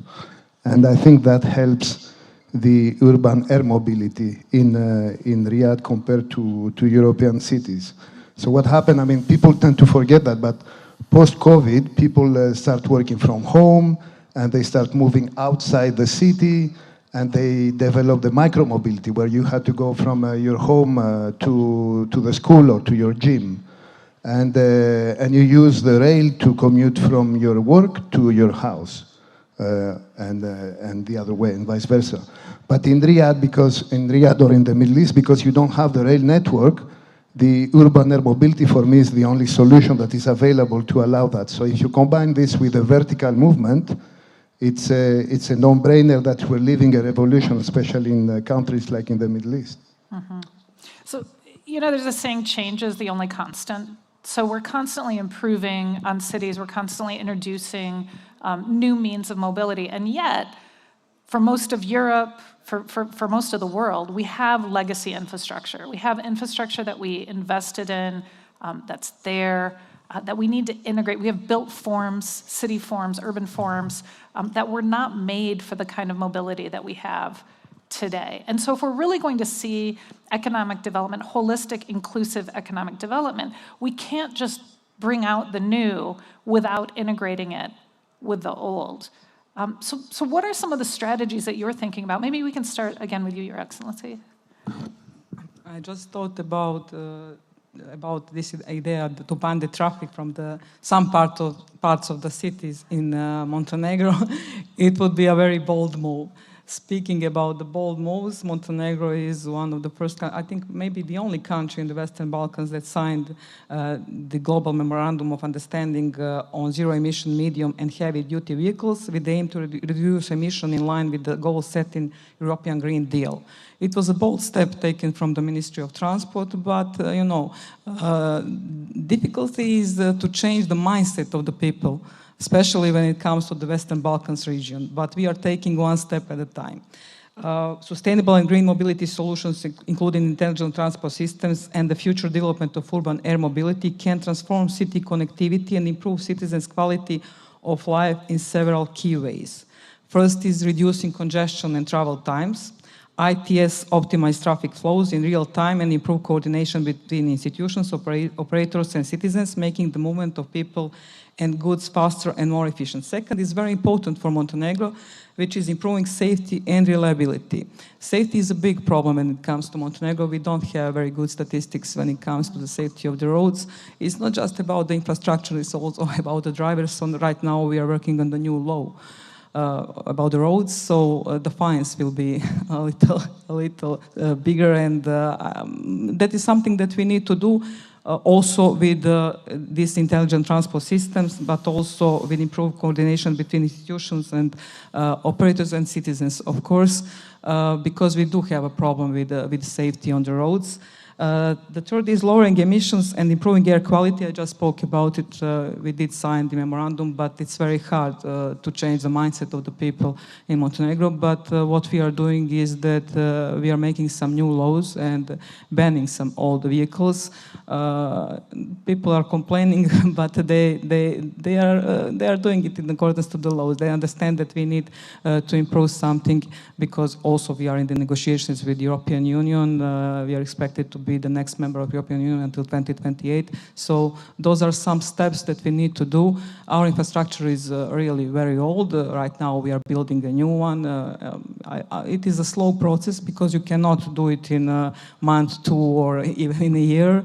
But we do have a good strategy, a lot of projects going on. So in the future, Montenegro will look completely different when it comes to infrastructure, but also when it comes to green mobility. I see. So something that struck me is that you were talking about the changes in regulation. So we're talking about investment, we're talking about how we bring money to it, but money's not the only thing. It's also policy that needs to change, and policy as an economic development tool. And Leanne, I know you've done some thinking about policy and what we can change to really bring about mobility as economic development. Well, that's a good point. When I think about policy, I ultimately think about policy as a tool that is designed to ensure people are adequately represented in government, or that the people's interests are represented in government. That's a particularly North American framing. And so for MDIA, we are using pilot-based open innovation challenges, not just as a way of demonstrating or de-risking future procurement opportunities, and really demonstrating proof of value of specific technologies, including mobility technologies. But we use these pilots as a way of identifying where there are gaps in the existing structure that should allow for the integration of technology. When we think about integration, that is the glue that makes systems work together. But more often than not, we're unable to see where process prevents policy, where kind of pilots, when we have a obstacle, we see an opportunity to change policy. And let me give you two discrete examples of what I'm talking about. At MDIA, we think about cities needing a civic operating system, so shared rules, data standards, contracting templates, and policies that allow for technology to be integrated faster. What we've done in Miami-Dade County is we've been able to reduce the time to pilot by 67% in less than 2 years. So it used to take 18 months for any technology to pilot, even with the existence of a pilot policy, because the process to even getting that document signed and the way of finding the technologies was inefficient. So now we can do it in 6 months or less. From that, we've been able to surface other policy gaps, which are the pilot to procurement pathway was obstructed. In Miami, you can pilot, but the opportunity to convert that pilot into a full contract is often prevented by a policy that limits the mayor's authority to procure to a certain threshold amount, which is way too small for some of these competitive open innovation challenges. So that's one area that we're working on shifting to then make sure that things just don't die on the vine, that when we've got something implemented, we can keep going. I think a third discrete example of policy shifts is to be able to use pilots as a way of testing new implementation related policies. One of the challenges that we have active is a solid waste challenge, and that is using new types of solutions around composting and biochar, but we don't have existing regulations for that. And so open innovation in government, using these public innovation authorities, they become the testing ground for using test beds as the way of understanding whether or not the existing regulatory framework matches the commercially reasonable standards or matches where the innovation is going. And those friction points, both process, policy, and test beds, are critical interventions that I think will help things move faster in local government. Moving faster in local government, that is sometimes an oxymoron. Michael, you work across continents, you work across industry. One thing that I'd like is from your perspective as an investor, government fragmentation in a lot of places is a real issue, right? The interests that cities have, the interests that states or provinces have, the interests that a nation has, it doesn't always align. We're focused on different things. Sometimes the regulation that governs them is different and fragmented. So there might be some requirements placed at the local level, which may contradict the policies and the objectives at the national level. How do you get around this when you're investing in companies and you're hoping that they're able to scale in a very fragmented, inconsistent policy environment? Yeah, well, I actually came into this industry to begin with from a policy portal. I was one of the founders of an organization in Washington, D.C. in 2004 called Securing America's Future Energy, to talk about how basically diversifying energy was not just an environmental imperative, but a national security imperative as well for the U.S. Things have changed radically since then, mostly for the good, and then with challenges associated with it. But today, when I think about policy, and Her Excellency was referring to the issue of safety, and there was actually just last week in New York Times a very interesting op-ed by a physician who said that when they run clinical trials and they get to a certain point and they realize that the proof is so convincing that they have an ethical imperative to get that treatment out immediately. And he was referencing in this regard autonomous cars, and specifically the safety numbers on Waymo, which are pretty staggering, like 85% reduction in injuries. And when you do see things like that, and then you think about what Waymo, other AV providers have gone through over the last 15 years to get licensed to be able to operate in particular regions, then you realize that there really, is an imperative for policymakers and technologists to work together to be able to implement these solutions quickly, because lives actually depend on it. So, AVs are a particularly interesting policy area because going back all the way to the Obama administration, there was an effort to federalize regulation on autonomous cars that did not get done before he left office. The first Trump administration ignored it, as did Biden administration, and then this year there's been more talk in Washington on that level. But meanwhile, the industry has moved along and I think proven itself quite well, and it might be that there doesn't need to be a federal framework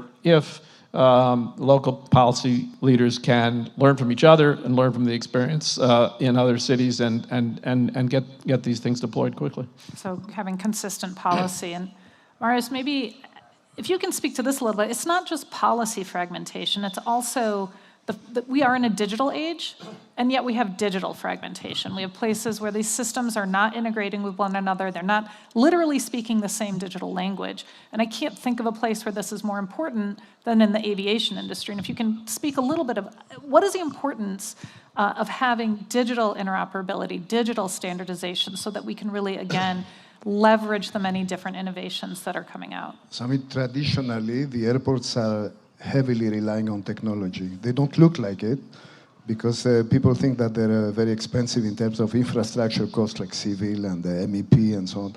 But they rely heavily on the technology, and the word that Lian used is integration. I think that's a key word in airports. So when you have, for example, in Dubai, where people might remember that in April 24 there were some floods, this has an impact on 2,000 flights cancelled from Emirates. And the reason is because they couldn't catch the delays in the arriving airport. So they have system called the collaboration decision system that allows the airport to talk to each other, so you can cascade the delay to the arriving airport. I think what we're living now is that there is a bit of discrepancy talking about policies. For me, I think there is a discrepancy between the speed that the technology evolves and the speed that the regulators follow. And that's the biggest issue we have. If you look at the unmanned vehicle, I look at my son, he would trust getting into an unmanned vehicle and fly from one point to the other. I wouldn't, but I wouldn't yet. But the technology is there. You have autonomous vehicles. They have proven that they're 100% safe, maybe 99.9% safe. Equally, the autonomous air vehicles are equally safe. So once we pass this boundary, the cultural boundary of trust, that we can go in and be driven by an autonomous vehicle, I think the regulator will follow that. For the moment, I think the regulation is still a bit reticent compared to the evolution of technology. Technology is there. They can allow unmanned vehicle in vertical city, eVTOL, we have that. The regulators don't trust the system yet, and I believe for a reason that is, I don't want to say I come from an aviation world, but I believe the urban air mobility should should be given to the Ministry of Ground Transport, not the civil aviation. That would resolve everything. That's interesting. So I can't imagine, most of the technologies probably that are showcased here, they're 2025 technologies or 2030 technologies, probably governed by 1985 regulations, right? Government is not good. Leanne, you were going to say something. I really want to emphasize this point about the delta between the exponential rate of R&D in the private sector and where we often see local government. And I think sometimes we don't actually look at the practicalities. Local government is busy. They're trying to do a million things with limited time and limited resources, so they rarely have maybe the skills, infrastructure, or even risk tolerance to be at the same level, yet we place this unfair expectation that they should be able to compete. And I think what we need to start reframing is that some of these new technologies, some of these organizations like an MDIA can help become capacity multipliers for local government. Because every technology partnership with a vendor, when done right, when executed well, when facilitated, the pilot is facilitated really well, really helps unlock additional capacity. It's just sometimes we don't approach it from a space of empathy and understanding. Yeah, that's great. And if I feel like we just get going with the conversation and time is already racing away, so we have to end this conversation with the money. We're talking about economic development, the money, the bottom line is there's never enough of it.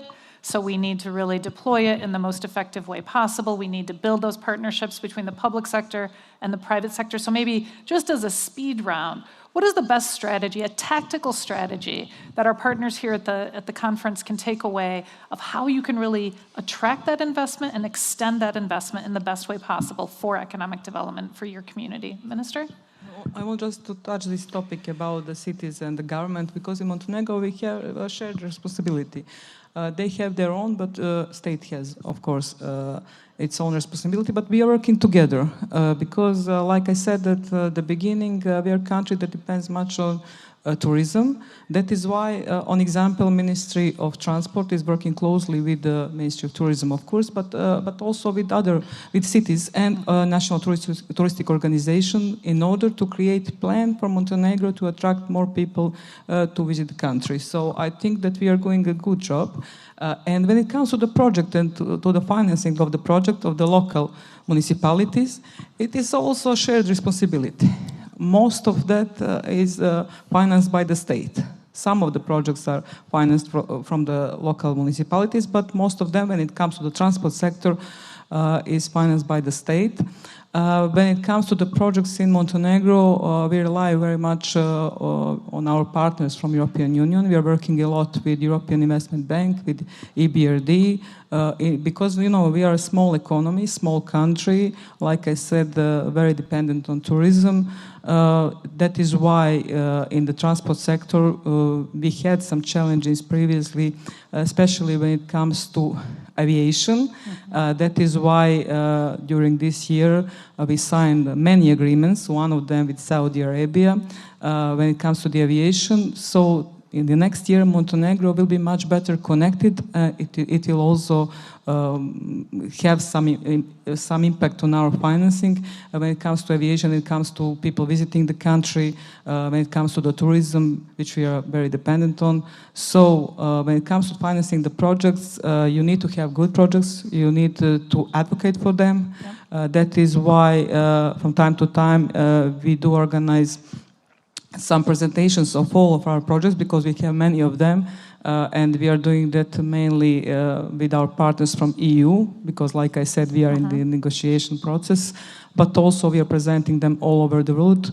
And I can say that there are a lot of investors that are very interested to come to Montenegro and to work there, which is a success for us. That sounds great. So transnational investment, international investment, layered investment with the localities in the states. Leanne, quickly. Really briefly, 2 words: leverage and measure. Measure the efficacy of the technology that you're using to drive outcomes. So thinking about time saved, people saved, money saved, and revenue generation opportunities as a way of really demonstrating the ROI on innovation. And then leverage is thinking about partnerships. What MDIA has done in Miami is we've attracted 525 startups from 55 countries across the first 6 challenges that we've launched in less than 3 years, which collectively represents $7 billion in revenue, $4 billion in funds raised, and a real opportunity to more efficiently deliver value to residents. That's great. So leverage and measure. The single biggest failure in the market economy is the fact that most places give away very, very valuable real estate for free, which is road space. The most valuable place in New York City is the corner of 59th and 5th on a Tuesday afternoon. It's free. You can drive your SUV around all you want. Until this year, when finally, after 30 years of trying, they finally did implement a congestion pricing in New York City, again, kind of as a pilot and with a lot of leadership that took a lot of years. And it is, I think, a huge success. It's going to generate about $1 billion this year for New York Transit. It has reduced traffic and emissions and increased safety.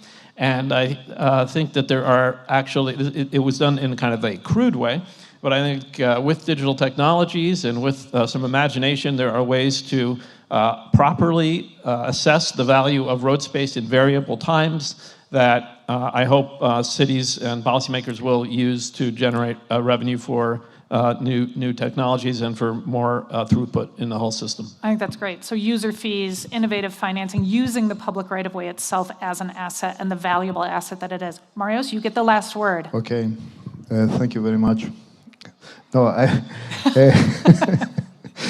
mean, I just want to say one thing that, so what happened when the electric vehicle came is that you started using, instead of going to a fuel station, you went to a mall, which has a charging thing, so it was commoditized. And I think the same will happen with the airports, not at that size, but if you own a building, you can equally have the roof of the building being an air stop for a eVTOL. So it will be commoditized. So what I mean is that the investment size for an airport, for me, will be downsized to a very small fraction of what it is now. And the second is that in terms of PPP, because my company is involved in many PPPs in terms of technical assessment and so forth, I think the airports are a very good investment, and they attract private equity combined with the technology and innovation. The issue is still very low. I think out of 4,200 airports, we're still at 600 that have one form or the other of PPP. In the Middle East, it's almost 2%, so there is still ground for improvement. Yeah, that's fantastic. I think the answer is all of the above, right? We need to pursue all of this, and I think the return on investment to both the private sector and the public sector is vast. We really can only help grow if we bring in inclusion, if we bring in resiliency, and if we bring in continued mobility improvement. So if you would, please thank my amazing panel. I wish this conversation could have gone much longer, but you can find them in the hallway. Thank you.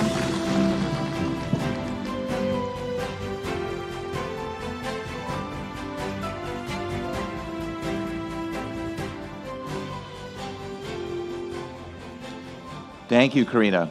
Well, one thread that connects this last panel with our next keynote speaker is one way to unlock economic opportunity and create a mobility ecosystem is to launch the world's most innovative car company in Croatia. And that's what our next speaker, Mate Rimac, has done. I believe he personally needs no introduction, but I will do my best. Mate Rimac built his first electric hypercar, the Concept One, at the age of 23 years old. Today, he is the founder and CEO of the Rimac Group, which contains Rimac Technology, which supplies EV components to companies as varied as Porsche and Hyundai, which are both investors, as well as Renault, Jaguar, Kia, Koenigsegg, and more. He is also currently the CEO of Bugatti Rimac, which is a joint venture with Porsche, which makes him effectively the steward of one of the world's most storied marques, multiple-time winner of Le Mans, until recently holder of the land speed record of a production vehicle, a record I'm sure he is eager to get back. And I would be tempted to call him, if not too hyperbolic, the Enzo Ferrari of our time, except that Enzo Ferrari was never interested in creating a high-performance bicycle manufacturer, which he did by spinning out Grape, now owned by Porsche, and also Verne. He is also the CEO of Verne under his holding company, which makes robotaxis. And so here to talk about, I assume, his incredibly varied interest in thinking about the future of electric mobility in all of its forms, it's my pleasure to introduce Chairman and CEO of the Rimac Group, Mate Rimac. Please.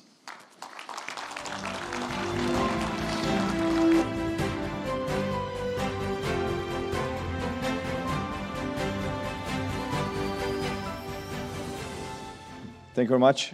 Yeah, it's a little bit of a strange title, I think, for a presentation like this, hypercars and robotaxis, but maybe on first it doesn't make sense, but I think it kind of does when you think about it in the broader context. So first, a little bit about the auto industry itself.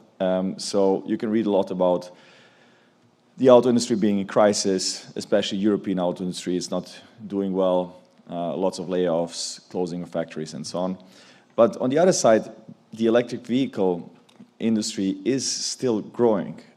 It's slower than maybe some have expected, but it's still growth in there, and we think we can see that in the foreseeable future. But the hype is definitely over.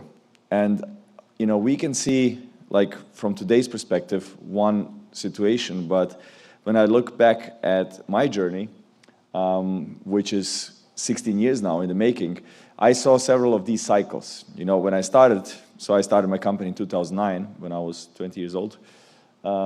This is what an electric car was looking like, nothing like a Porsche Taycan or a Rimac Nevera or a Tesla Model S or whatever. This was the electric vehicle reality at that time. So when I started to make electric cars at that time, everyone was like, what the hell are you even doing? Like, this is like something that no one has thought of at that time, like no one was working on it. Then there was the hype years with Tesla really starting with the Model S, and the first mass market manufacturers also starting, like Nissan with the Nissan Leaf. Then there was the mania when everyone was raising billions, everyone who was working on electric cars, specs. I'm not sure if you guys have followed that, but these like shortcuts to IPOs, companies that had nothing were raising billions. And then post COVID, then the market again contracted. So it's interesting because if you look at it like in 2020 to 22, like 2-3 years, the stock market was immensely awarding those who were working on electric cars and had something in their portfolio and punishing those who weren't. And now it's the other way around, kind of. But these are like short-term market cycles, and I think it teaches us that we shouldn't always follow the media and the stock market. So yeah, this is a typical curve of adaptation or hype or excitement about the new technology, and you can see it with pretty much everything. And we think that we are today here in this, let's say, slope of an enlightenment where the industry is now becoming a real thing. So yeah, my personal journey was basically building a company from scratch in Croatia. I think it's relevant here to talk about a little bit about this in Saudi Arabia, because I built a car company in a country that never had this industry. So it was like building it in a desert. So there was no suppliers, no talent, no customers, no investors, no venture capital, no government support. So it was really tough to do that, and especially me as a 20-year-old guy at that time, I had no idea what I was doing. And the chances to get where we are today were basically zero. So I went through, I don't know, I feel like I had already 5 lives to get here where we are, but yeah, it was like, this feels for me like ancient history. So we did it with electric cars and with some other stuff, and now we are working also on the next thing, which is self-driving robotaxis. So we have proven with the Rimac Nevera that electric cars can be very cool and very fast. We've broken 50 world records with that car. It's more capable and faster than basically any, let's say, normal combustion car. And then 4 or 5 years ago, deal of my life, where with Porsche and Volkswagen, we took over Bugatti into the Rimac Group. And at that time, everyone was thinking, oh, there's this electric car guy coming. Now Bugatti is becoming electric. And everyone was very skeptic of that, and that this is, the demise of Bugatti. And I am an electric car guy, but I'm also a petrol head. I have a collection of like 20 cars, and out of the 20, probably, 17 are combustion cars. So I love combustion cars, and I realized through building the Rimac Nevera that actually people in this price segment, in the €2 million plus car segment, they don't really want electric cars. 5-6 years ago, it wasn't really clear, but it crystallized over the last years. It's a little bit like, you'll see myself referencing watchmaking a few times. For example, before, digital watches, the only frame of reference for watches, like how you knew which one was better, they had just two metrics.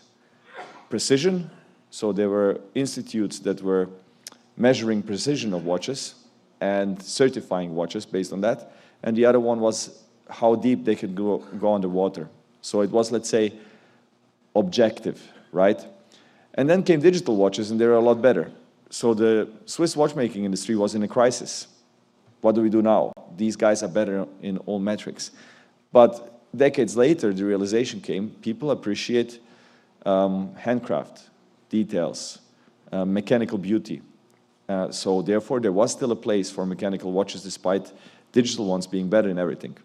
And that's kind of what I realized with Bugatti, that yes, electrification is important, and we have a very powerful electric powertrain system in this car with 3 electric motors and a big battery pack, but it's all about the 16-cylinder combustion engine. So we developed a completely new car, including a new combustion engine in this day and age. So the electric powertrain is complementing the combustion engine. So 1,000 horsepower from the combustion engine, 800 horsepower from the electric powertrain, a big battery pack, so you can do everything. You can drive electrically, you can drive with combustion only, you can drive in hybrid mode, and the customers love it. We sold the car out, completely sold out before we even launched it publicly. And it was not just about the powertrain and the engine. We even went a step back. When everyone was going digital, we were going analog. So this is like, we call it the digital detox inside the car. Beautiful instruments, again, Swiss watchmaking in the interior of the car, and that's why it's called Bugatti Tourbillon. Tourbillon is a mechanism that's used in high-end Swiss watches. And yeah, it's one of the selling points of the car was also this approach of, let's say, mechanical beauty and craftsmanship. So yeah, the car is sold out, and I think, proven that we know how to how would I say, find the right spot in the market and what the customer wants. So, and I like to compare this, let's say, with the digital watch. So the European auto industry is in crisis. As you know, the Chinese are really strong. They have really good cars, and I applaud them for that. But it's like trying to make a better iPhone, let's say, with a mass market, right? With a high volume cars. I think it will be very difficult for the European car companies to compete. But even more so, like 95% plus of the watches today made are digital. Only around 5% are analog.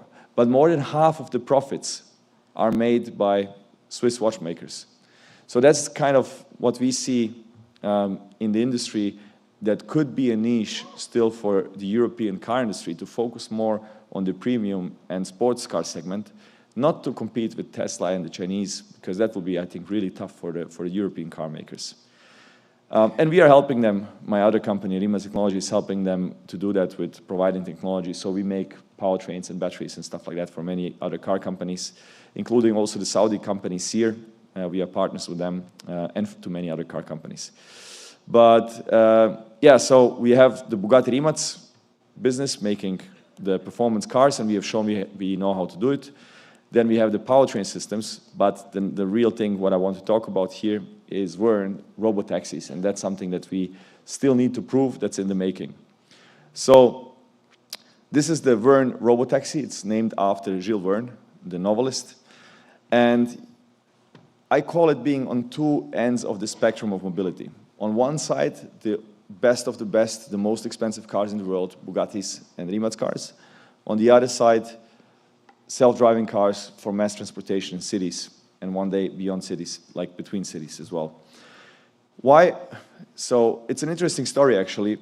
People saw the cars that I was building, and investors came to me and asked me, okay, you are making great cars, very low volume, very expensive, so why not that I invest a lot of money into your company? So investors were offering to invest money into the company, and why don't we make a Tesla competitor and sell it around the world in high volumes? And I was explaining them my vision for the future of mobility, where that would be like developing a great CD player or a great MP3 player in 2005, just before Apple was launching the iPhone, right? You could have the best CD player in the world, the best MP3 player. Nobody would care 3-4 years later when the iPhone was out, iTunes, Spotify, YouTube, whatever. Now it would be irrelevant. And I was preaching that a lot on conferences like this. I was talking a lot about that. And then in the end, I decided, okay, I'll just do it. So self-driving cars, I think, a lot of people talk about it today, but they are missing one important thing. They just think it's just driving itself. It's just like, how initially with electric cars, people just took combustion cars, made it electric, and expected that it will be a market success. But it wasn't the case. You had to build dedicated cars that take the advantage of electric propulsion to make a better car. Only when the car is better, more economical, safer, whatever, then it's also going to be accepted by the customer. Same with the robotaxi. So by just taking a normal car, converting it to, adding sensors and so on and making it self-driving, it's not going to cut it. So we go beyond that, making the safest, most convenient, best experience you can have. So I like to compare it with a billionaire and a kid. A billionaire has today, let's say, a Rolls Royce, a driver. The driver keeps the car perfectly clean, knows the city, is always sober, is always professional. On the other side, the kid will use an Uber with a driver who's maybe distracted, who doesn't know the city. The car is dirty, hasn't been washed in God knows how much time. It's not the environment of the kid, right? But the same kid has a phone, the most important device in most of our lives, which is the same like the billionaire has. And the same internet access, the same apps. Probably the kid knows how to use it better than the billionaire. So that's commoditized, or I would say democratized, but transport isn't. What we want to achieve is that everyone, no matter of their social status, has a better experience, a safer experience than the billionaire with his chauffeur and his fancy car. So this car comes to its mothership every day to get charged, cleaned, serviced, checked. Are the tires okay? Is everything okay, right? You have more space than in a Rolls Royce. It's a two-seater because 90% of the rides are 1 or 2 people. There will be also a 4-seater, but most of the rides are 1 or 2 people. You are immediately connected to all of your services, to your YouTube, your Netflix, and you can use your time whatever you want. Watch a movie, sleep, work, and this should be the best place in the world for you to do it. So we are not questioning at all whether self-driving works or not. It is working. We are testing these things on the road, first in Zagreb, then around the world. We want to roll it out next year, first in Zagreb and then in other cities, including Riyadh as well. And we don't doubt the self-driving aspect of it. It's really good already, and we see it with Waymo, with Tesla, with others who are also doing it in China and so on. We are already focusing on the next step to make it as cheap, convenient, efficient, comfortable, safe as possible to make the adaptation faster. Yeah, so imagine spending your time in this place instead of an Uber. So this car, again, cleaned every day, safe, and even greater safety in case there's an accident because you have this huge space around you. So if you look at the car industry as a pyramid, the volume market is, on the bottom, and let's say you can look at it also as mobility, not just the cars. So you could say walking is down there and a Bugatti is on top. So we are on top with the Bugatti, but with the self-driving car, we are also at the bottom, meaning mass transport. That's where we want to be. That's the next frontier for me, let's say, after the last things I did in the last 15 years. The middle, I think, will be a tough market. I think will be difficult for car manufacturers, especially from Europe. The Chinese are really good, and they are becoming better and better. So I think that will be a hard battlefield. But yeah, this is the place where we concentrate. We are with the top. We are very successful already. We are completely sold out. There is no car you can buy from us. We are sold out until the end of the decade, and we are the only car company that's in that situation. The robotaxi is a big bet. It requires lots of investment. And by the way, we also have investors from Saudi Arabia. Tasaru, part of PIF, is also invested with us. And we want to roll it out also in the Middle East. So Riyadh is one of our cities. But yeah, lots of work to do to get that done. But we are very confident that this will be also an enabler for further growth, because capitalism needs to grow, right? And one of the areas of growth in the last decades has been to be always available, to always be able to work in your car, with your phone, with your laptop, with having internet everywhere available. But we still waste a lot of time in cars. And this will again unlock more economic potential where you can consume or create instead of being stuck in a traffic jam and having to drive. Yeah, I hope it was useful for you to see a little bit about how hypercars, one end of the spectrum, and robotaxis on the other end of the spectrum can be talked about in the same keynote. So thank you very much.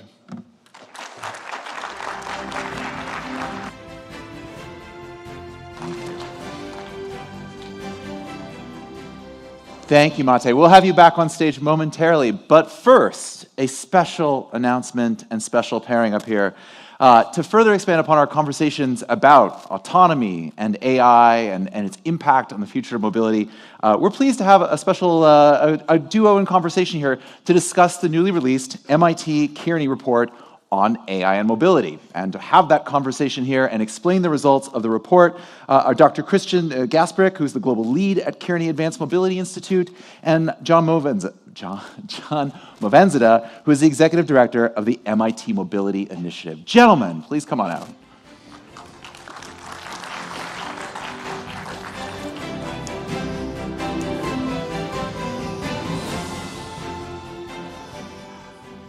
So I would like to thank the event organizers first for putting us in a great spot to follow Mate. We'll try to do him justice to be 5% visionary. We'll do our best. The silver lining is you will get him back as promised. So we indeed, I'm not sure if this is coming up. I was a bit too excited there. So indeed, we are very happy to launch a report. You can see the QR code here. It's available now. It's a result of a quite intense collaboration with John and the team from the MIT Mobility Initiative and the Kearney Advanced Mobility Institute. Have a look. AI is one of those heavily overused words these days, as you all well know. So we thought, why not get properly to the bottom of that? So this is what we'll try to do today. We have 14 minutes. One is already passed, so we'll try to be on the clock. We will do it in 4 segments. John and I will share the speakership here. First, we'll try to pitch the idea why this is relevant to look at it properly now. We will then make some sense of what AI is in mobility. We'll look at some use cases in the practice, and then we'll take some takeaways from this. So if we start, firstly, let's get back fundamentally to what mobility is solving for. And there are really 3 dimensions. I mean, you've seen it probably in this one way or the other many times before: safety, sustainability, inclusivity. And for decades, at least, mobility has been trying to get better in these dimensions. The first one is safety. It's quite obvious. If you look at the statistics, we still have more than 1 million mobility-related fatalities in the year. Obviously, it's not the end of where we want to go. In sustainability, we as mobility actually are a good contributor because we help people get around efficiently, but also there is a gap towards net zero, as you can see from the numbers. And then the one that I was personally most surprised about, vulnerable groups, those at the lower end of the income spectrum, actually spend 30% of their disposable income on getting around. This is quite a bit. Now, enter AI, and we know that we have all of the funding in the world that you can see on the left. We see all of the companies using AI more and more. So the question that we ask ourselves, how can it help? Before we get to the answer, we should also maybe put a bit of a downer on AI, if you will, because although everybody says we're doing something, there are some limitations that we already see. So we put 3 types of numbers together. The first it's one metric on how consistently our organizations really using AI, and you can see that it's actually getting limited. In the middle, you can see what the Gen AI tools, and we'll get back to that, how they're really deployed. For the run-of-the-mill stuff, it's working quite well. For those things, for the particularly hard tasks that need to bring up new results, creativity, it's less good. And then also, we obviously all know the heavy compute creates environmental costs and so on. And you can also think about how the efficiency of the new models is increasing. So we thought this is a great time to look at it fully, to understand all of this. As part of our work, we have, again, collaborated for several months. We've consulted many experts around the world. We also had 55 organizations included in the studies. We tried to bring together all of the thinking. Maybe some of them are here today. And with this introduction, I would pass it to John to take us. Okay, thanks, Christian, and thanks to John and the CoMotion team for inviting us to present this report today, to launch it here.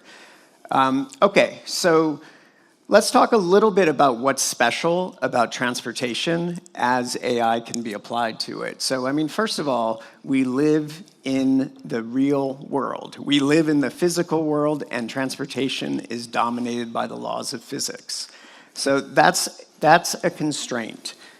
We have this issue of shared ownership in mobility. If we think about how mobility is delivered, it's a complex web of government and business stakeholders. So there's distributed control of the space. We have this, we know, what do we want out of transportation? Do we want to reduce CO2 emissions? Do we want to make mobility safer? Do we want to make it more affordable? Of course we want all of them.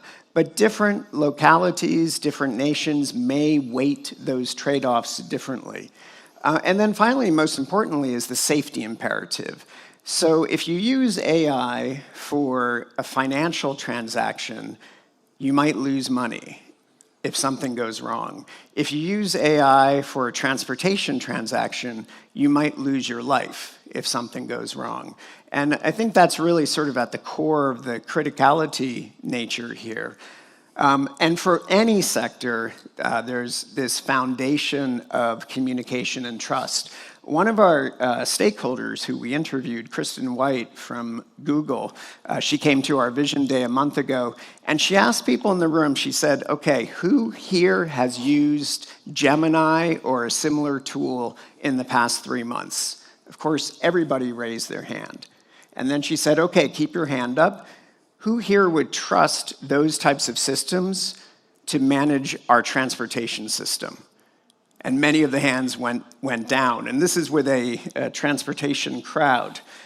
So trust is really fundamental. This is a couple of unique things. We have this kind of data paradox in transportation. For the past decade, we've been generating more and more data in transportation, which is great. But we have struggled to figure out a platform to aggregate that data and extract value from that data. And there's wonderful organizations. The Open Mobility Foundation is here. There are people that are trying to solve this. But that's just it. It takes people to solve this data paradox. There's challenging business models. It's hard to make money in transportation. It's hard to make money quickly in transportation. There's cultural resistance, there's regulatory challenges, there's issues with talent. These affect other sectors as well. So what we've learned through this process of interviewing these folks and sort of digging deep into where can AI really unlock value for society, we've come up with this framework that you can think of as a hierarchy from the task level all the way up to the system level. And we see as we move up that hierarchy, we generate more value for society, but it's also harder to implement. So let me use a very specific example here. At MIT, we've worked with the Washington, D.C. Metro system for quite some time. If we think about what is task-level AI, here's an example. So this is a tweet that the Metro received several years ago. Hey, WMATA, nice pile of trash to start my morning, right? So can AI be used to analyze this tweet? And yes, indeed it can. It can detect sarcasm. It can detect that that is not a positive sentiment. And it can organize, it can extract quite a bit of data from this tweet that's actually very valuable data. And in fact, at the time, WMATA was getting more information from public tweets, if you will, than from their own customer relationship management system. So there's value to unlock in this data. That's the task level, taking a tweet and making sense of it. Then we move up to the application level. And the application level, you can take that information, you can create a kind of real-time heat map of the cleanliness of your system, and people can act on that.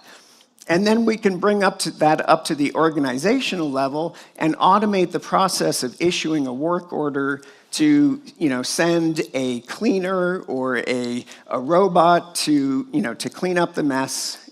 It's all seamless. This is all doable, but this is now getting harder. And then ultimately, we move up to the system level. And I think we've talked about that a lot here at CoMotion, this concept of sensing cities. If WMATA had interfaces with Uber, with Via, with the other transportation providers in the Washington, D.C. area, that creates a whole new sort of unlocks quite a bit of value. This is tough, though, because this requires people to align around a common vision. So there's another concept in AI, just to share, to ground the discussion, this concept of the jagged frontier, which is simply to say that AI does some of these tasks, some of these functions better than people do, and it does some functions and tasks worse, right? You're driving down the highway, you see this sign. Does it affect your driving? Of course not. Does it affect the ability of an autonomous system to interpret this sign? Of course not. You're driving down the highway and you see this sign. It doesn't affect your driving, but it might affect the autonomous system. This is the concept of the jagged frontier.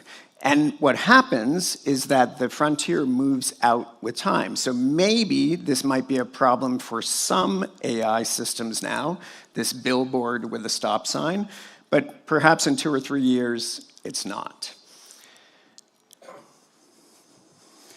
So the previous chapter from John was around making sense on how to look at mobility in AI. What we also did in the study, and not have time to go through all of these details here, we did map all of the different applications that we've seen in the entire mobility ecosystem. The first group starts around the vehicle design, the manufacturing part, typically what OEMs do, what is closest to Mate's heart and some others. The second one is around how to design mobility infrastructure. Third, fourth, and fifth is probably what operators typically do, and you can all read all of the use cases here, I'll not read them out. 6, security is probably shared responsibility between operators and cities. And the customer engagement is obviously quite an important one. So we found around 40 odd, and obviously you can group them in different ways and all of these things. Now, it should be said that coming back to the task level, the different organizational levels, those are not created equal. So you will have a mix of those here. The first thing we did is to try to make some sense again, which of those are the most prevalent in the real world. And you see quite a, I would say, fragmented picture.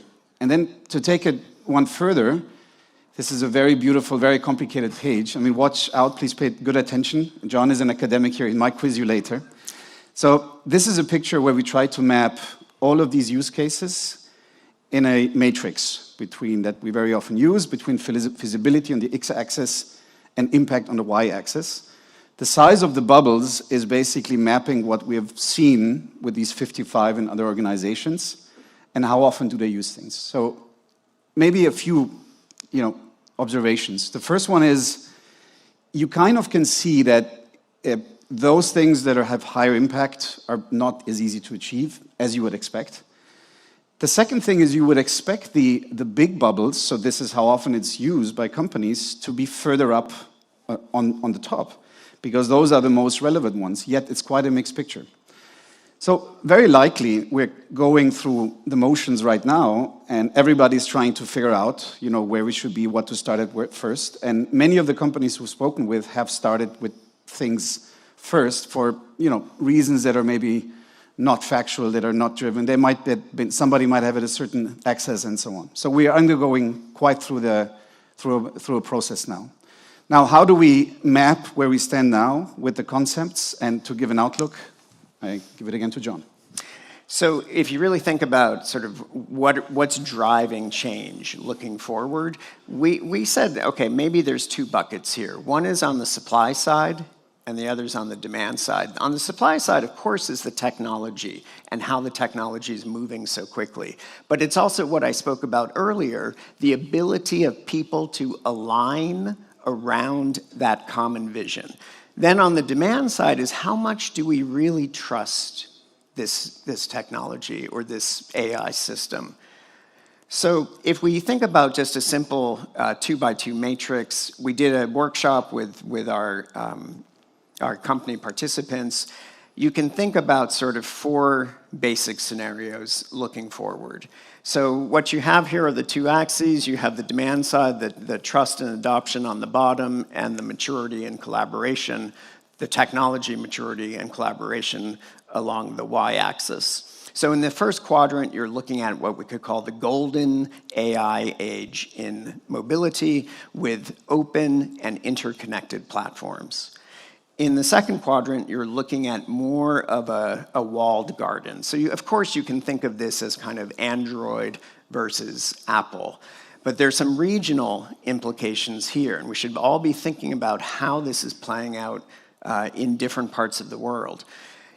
These first 2 scenarios are assuming that there's trust in the systems. If there's low trust and low demand, then, and of course, the technology does not progress, minimal impact. And then finally, in this 4th quadrant, this concept of skeptical consumers, here will really be cost, we think, that will drive adoption. Reduced cost will drive adoption in AI. And as I mentioned, there's this regional dimension as well. So different parts of the world are sort of juggling these priorities different. I think personally it's very exciting here in the Middle East to sort of forge sort of a new path forward on how to handle this super exciting technology. So look, just to conclude, it comes back to people. Right? I mean, this is an amazing technology. It certainly will unlock value, but how much value is dependent on to what degree we can align the complex web of stakeholders across the mobility system. And that's why I think events like this, where we bring all of those different stakeholders from cities, from business, all of them together from different parts of the world are really important to move forward into that sort of better future for mobility that we all want. So thank you.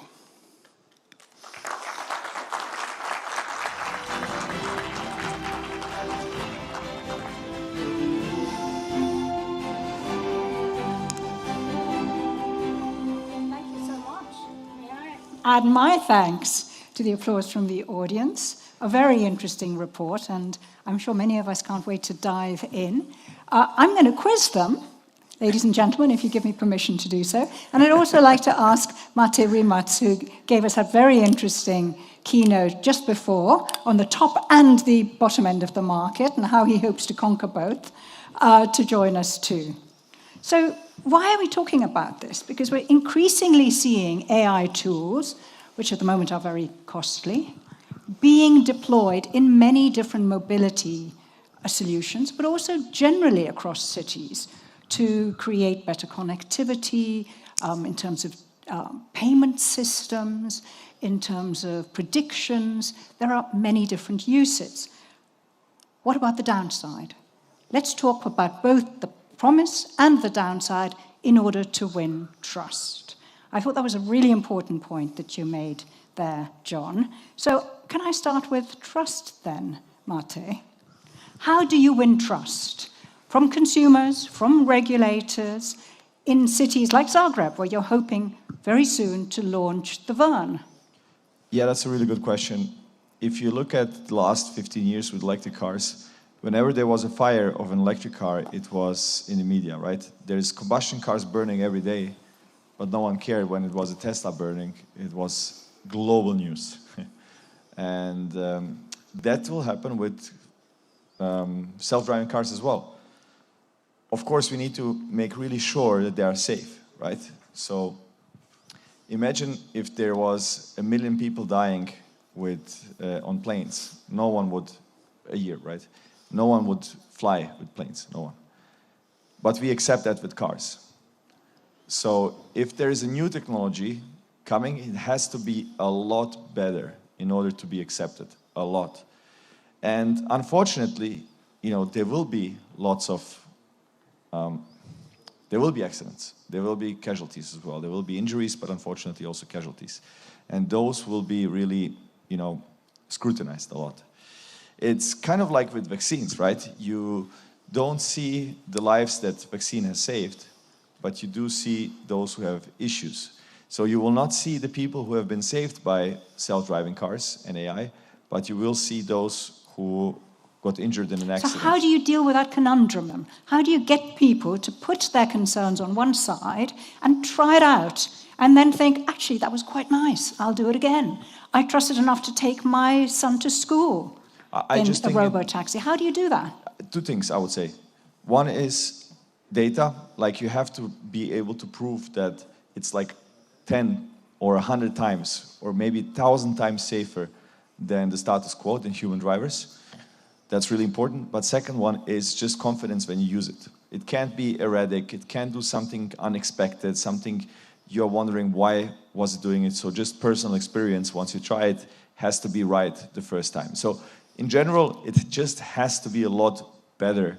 The new technology always has to be like orders of magnitude better than the old one in order to give the confidence. Okay, so you've got to persuade the regulators on the data, definitely. But wouldn't you say you need to do something more than just data in terms of persuading consumers? Don't you need to appeal to their hearts as well? Don't you need to appeal to their sense of, a novel experience? Yeah, absolutely. You're right.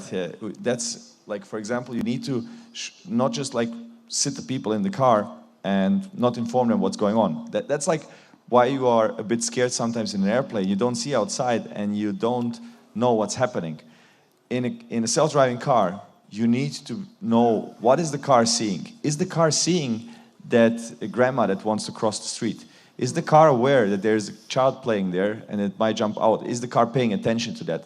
Like, why is the car now braking? Like, because of which element in front of it? So you have to inform not just treat the customer as just a meat bag in the car, but actually give them the information to know that the car sees and acts in a way that a really good human driver would.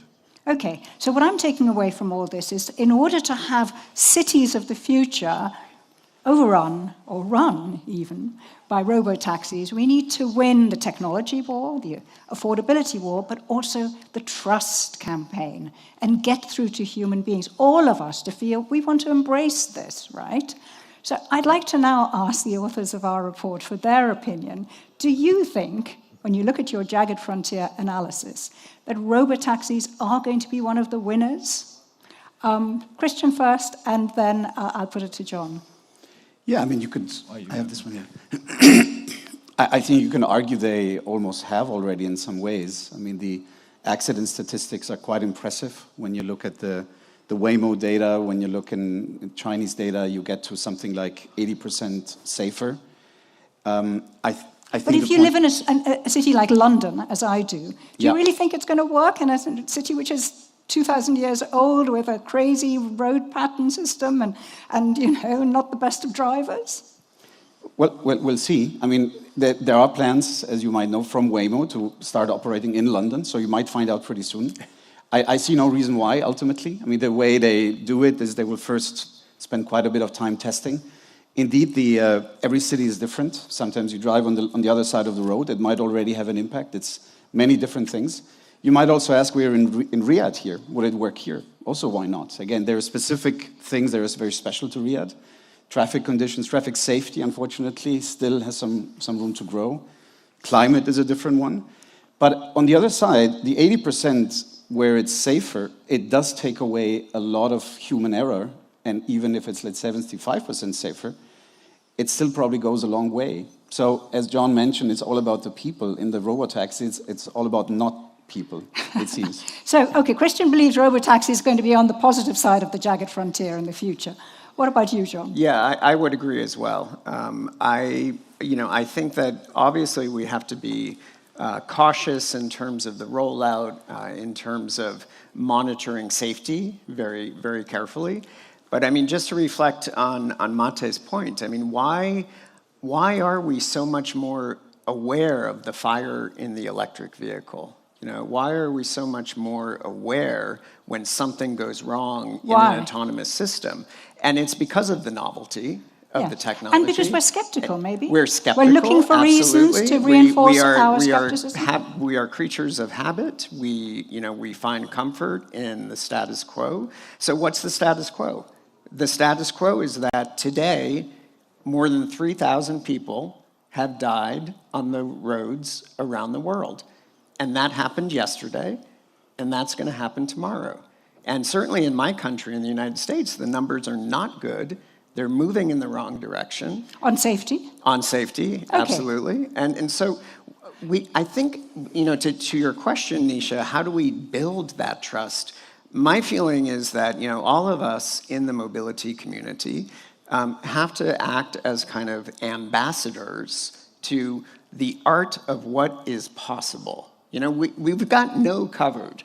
We've got enough people out there who will say no. I think that's a very, very fair point. Until I came here in Riyadh, I didn't realize that robo-vehicles are so much safer, to be honest. I don't think that message is out there for the general public.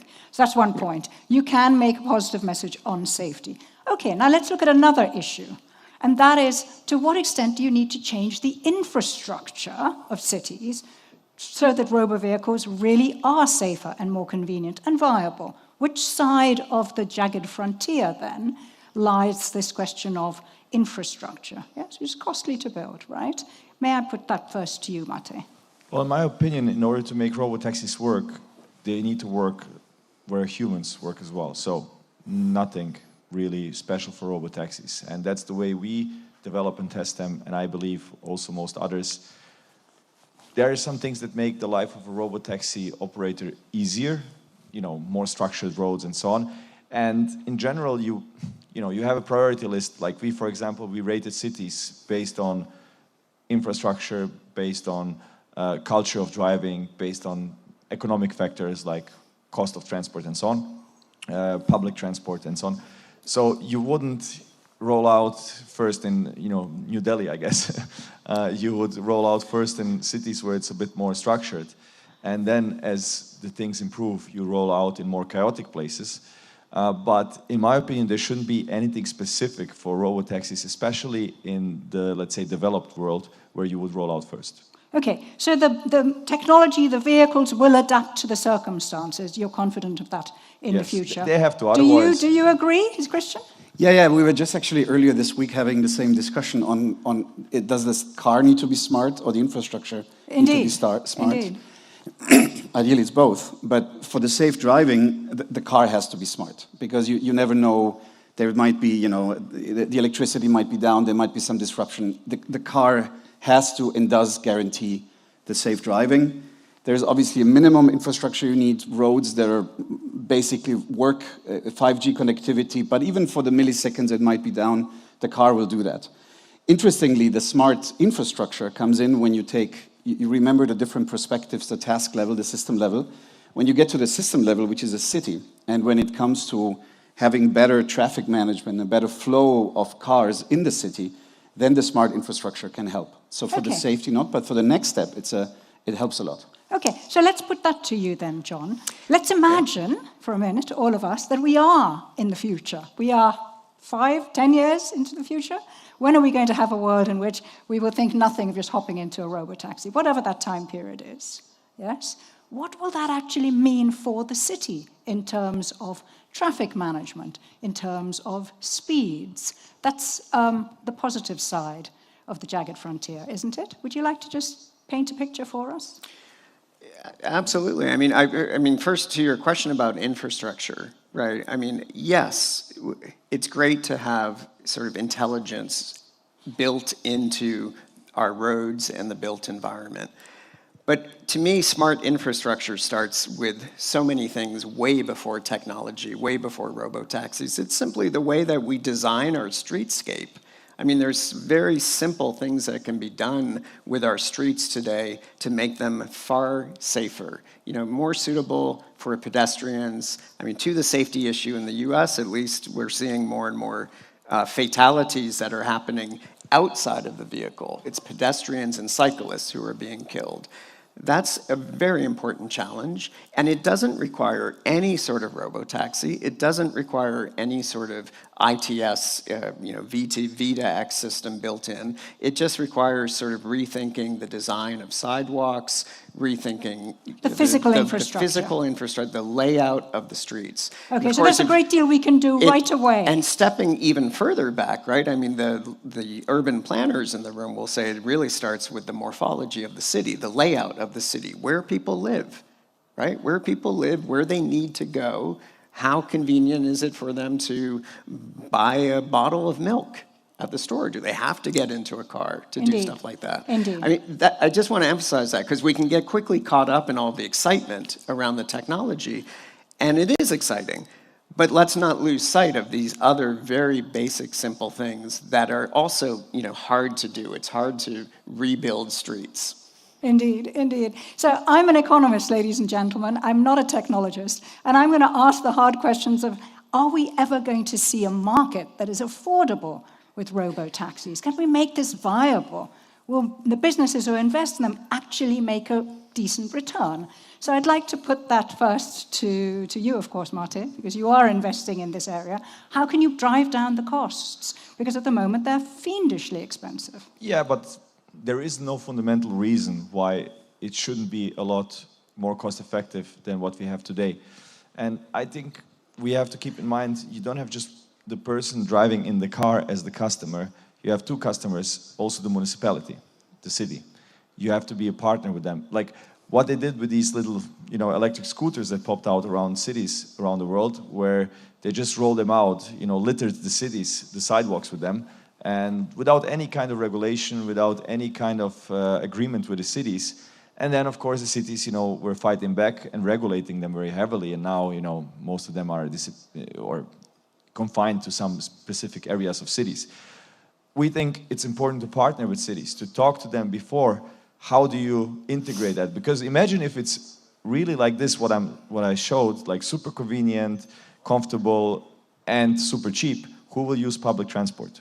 Indeed, but will they be super cheap? How do you drive down the costs? Isn't the AI technology inherently very expensive in terms of the power needs, in terms of the very expensive chips that go into it, in terms of all the sensors that you need to keep these vehicles safe, the cameras, the LiDARs, et cetera, et cetera?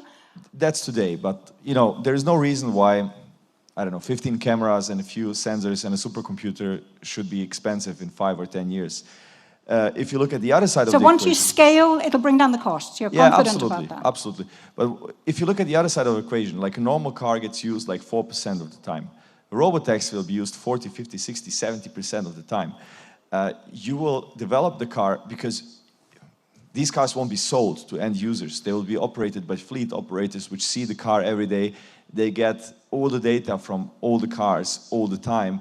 So there is no reason to design the car to last, 200, 300,000 kilometers. You can develop it to last 1 million kilometers. You might need to replace the seat every 200,000 kilometers, but you build that into the business model. So there is absolutely no reason it shouldn't be and of course, I mean, the big elephant in the room is that the driver is gone, right? So that's the biggest cost factor for... Say that again, the big elephant in the room is? The cost of the driver. The cost of the driver, yes, Yeah. indeed. How are we going to deal with the social implications of that? Which we'll come to in a minute. But first, I want to see if our panelists agree with you that it's just a matter of time. The robo-vehicles are going to come crashing down in cost because they'll be built on scale, and you'll see all the advantages, for instance, what we've seen with solar panels, which started off expensive and are now the cheapest form of creating electricity. John? I agree 100% within the urban, concentrated, high-density areas. You know, I don't think we're going to have robo-taxis in rural parts of the world. Okay, because then you won't be able to use them so intensively and then bring down the per journey cost. Yeah, right. yeah. Christian? Yeah, well, I agree, first of all. I mean, the prices of the AV kits, there's a number of reasons why it does get more economical over time. The driving behavior, by the way, is more economical if humans drive, many things. But I would maybe like to add another thought on the economics, is let me ask in a provocative way, do people actually want cheap robo-taxis? Because, I mean, ultimately, you could always say yes, but if you look at San Francisco, the experience has been a bit different, where robo-taxis are around 30% more expensive than the normal Uber drive, than the Uber X drive. And in China, it's a bit like this. Some of the players have been aggressive and bought market share, but for now, they've actually been priced higher. When you talk to the operators, you know, it's not fully clear if they have to price. They price, obviously, what they can get away with. But so why do people pay more than for an Uber ride? It's you wait longer for a car because there's still fewer. It takes you longer to get from A to B because the robotaxi will never go 51 kilometers an hour if 50 is the limit. So why do they pay 30% more? So why? Waymo has a nice car. It's a Jaguar. But probably it's the fact they don't have a driver who, you know, there are no security reasons. There's nobody who hasn't taken a shower. There's nobody who chats them up on something they want to chat about. It's the safety, it's the consistency of the user experience where people pay 30% more at the moment. I mean, we're all learning. Yeah, and it's a premium experience. It's a Jaguar car, as you say. Indeed. But if it's going to become a mass experience, it's not going to be more expensive than the other options. Let's face it. In the it long has run, to come down. probably not. But I found interesting that people would pay more to not have a human experience That's while interesting. driving. To avoid contact with our fellow citizens, ladies and gentlemen. Okay, so going back to this jagged frontier, which is a really nice, very nice image that you both have come up with, what about the human factor then? If I were a city leader sitting in a town hall, wouldn't I be anxious? Wouldn't I be losing sleep about the number of people who will potentially lose their jobs as a result of this? And how do you engage in meaningful conversations with the city leaders? Mate? Yeah, so I think you know the classical arguments. The more automation you have in any country, the less unemployment usually you have, let's say in industrial automation. So the countries who have more robotics in their production systems or more robots per capita have less unemployment. And we all know the examples, you know, of jobs like the people in the early stages of escalators, you know, pushing the buttons and stuff like that, that all disappeared with the escalator automation. And I'm not sure that many people miss those jobs. And, you know, there is this whole debate about which jobs AI will replace, universal income. It's tough to know, but in the end, I think what matters is that robotaxis will be, you know, it's technical progress. It's hard to stop. There is so many advantages in terms of life saved, efficiency of use of resources, better experiences, less casualties, less people injured, that it's a small price to pay if some jobs get lost, but then of course they will be created elsewhere. That's throughout humanity in the last hundreds of years through technical progress has always been this question of jobs being lost with a new technology, but poverty rate and unemployment is at a historical low. Okay, so Mate is a techno-optimist. That's not a surprise. But at a time like this, when in many parts of the world squeezing out economic growth is proving to be ever more difficult, how would you persuade city leaders that this is something worth regulating despite the risks to jobs? Christian and John. Yeah. Well, I agree with Mate what he said. I don't think the evidence is fully conclusive now on the loss of jobs by AI. There are many studies on this, in-depth studies, but I mean, you could say the conventional wisdom is that over time, when we had, as you mentioned some examples, when we had factories and all kinds of electricity. No, I'm going to jump in there. Sure, Yeah. it's not conclusive in terms of the use of AI applications across business as a whole, Yeah. because there are many other things going on and the data is messy.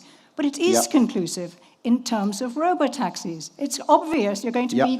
you have one driver less if you go into a robotaxi. Yeah, for the So, case of I mean, I think robotaxis, it's conclusive. I Yeah. agree. So how do you persuade business leaders, politicians who are concerned to make sure that Yeah. this is not a socially excluding technology? I mean, it's the same game as always. You can run, but you cannot hide, isn't it? I mean, the longer you protect, the longer you delay. Yeah. And obviously, in some cases, maybe there are good reasons to delay.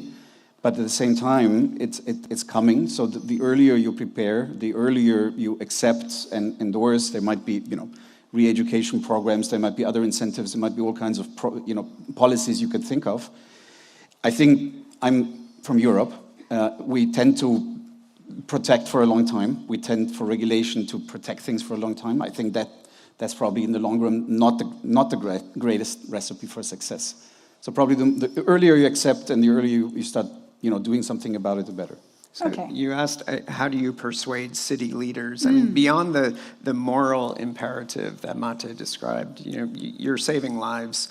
There's also an economic imperative, which is, I think we in this room understand why mobility really matters. It matters for competitiveness. I mean, mobility is the lifeblood of cities, right? And cities that don't have mobility suffer.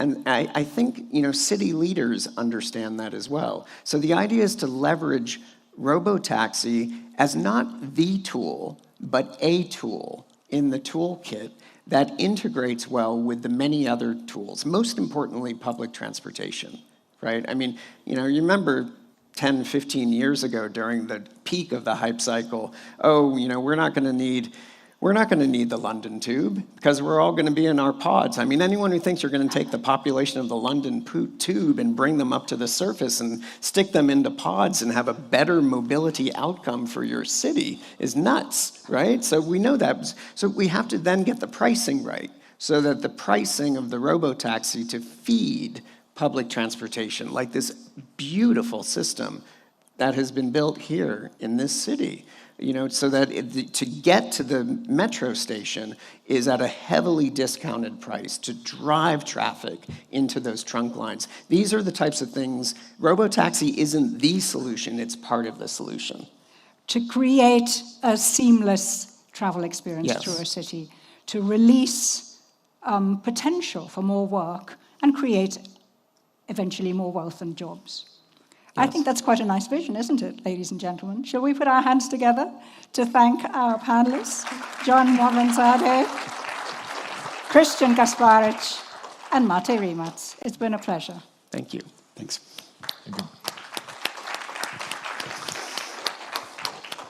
Thank you, Nisha. Thank you.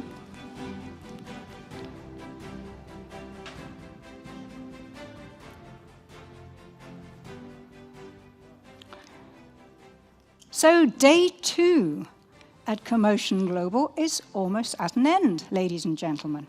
But before I invite you to join us for a networking reception outside, I'd just like to tell you that we have a tradition here at CoMotion Global of recognizing leaders who've made a big impact on shaping the future of mobility.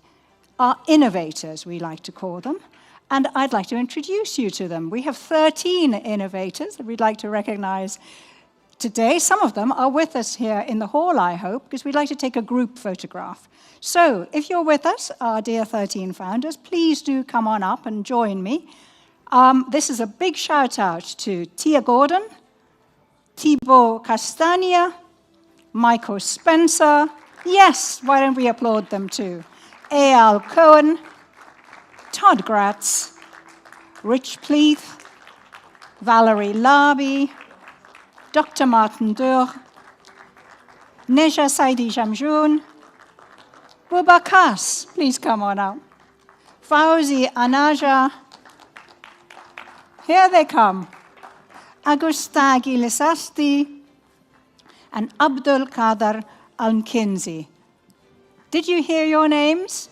All 13 of you, please come on up and let's have a photograph of you. Come on, let's own the stage, shall we? Come on, I shouldn't be in this photograph because I'm not one of the innovators. Okay, I'm going to rearrange you a bit. Dear ladies, would you mind coming in the middle? I'm sorry, because it's just going to enhance the picture.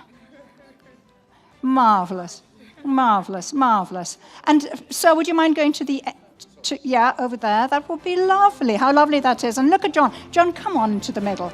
Come and stand over here. Come on. I'm ordering you. Wonderful. There you go. Great.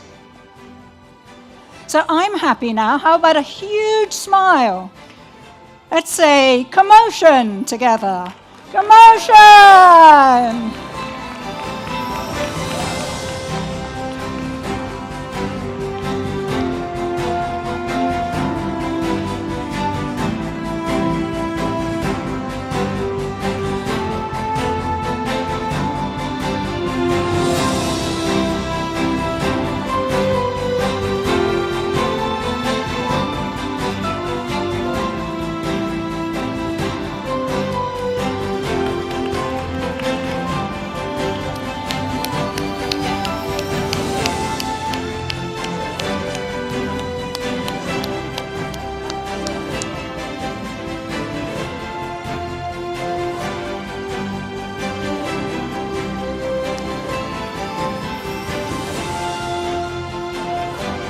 Oh.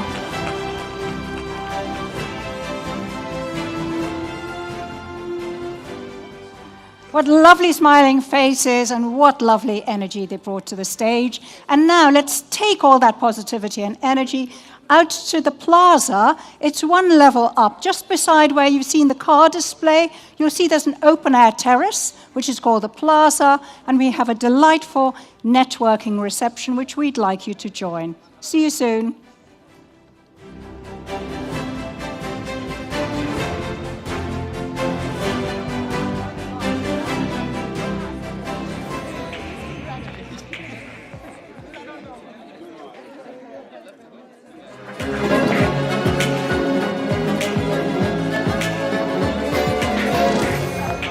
Hi. I grew up in the Netherlands. Oh, yes.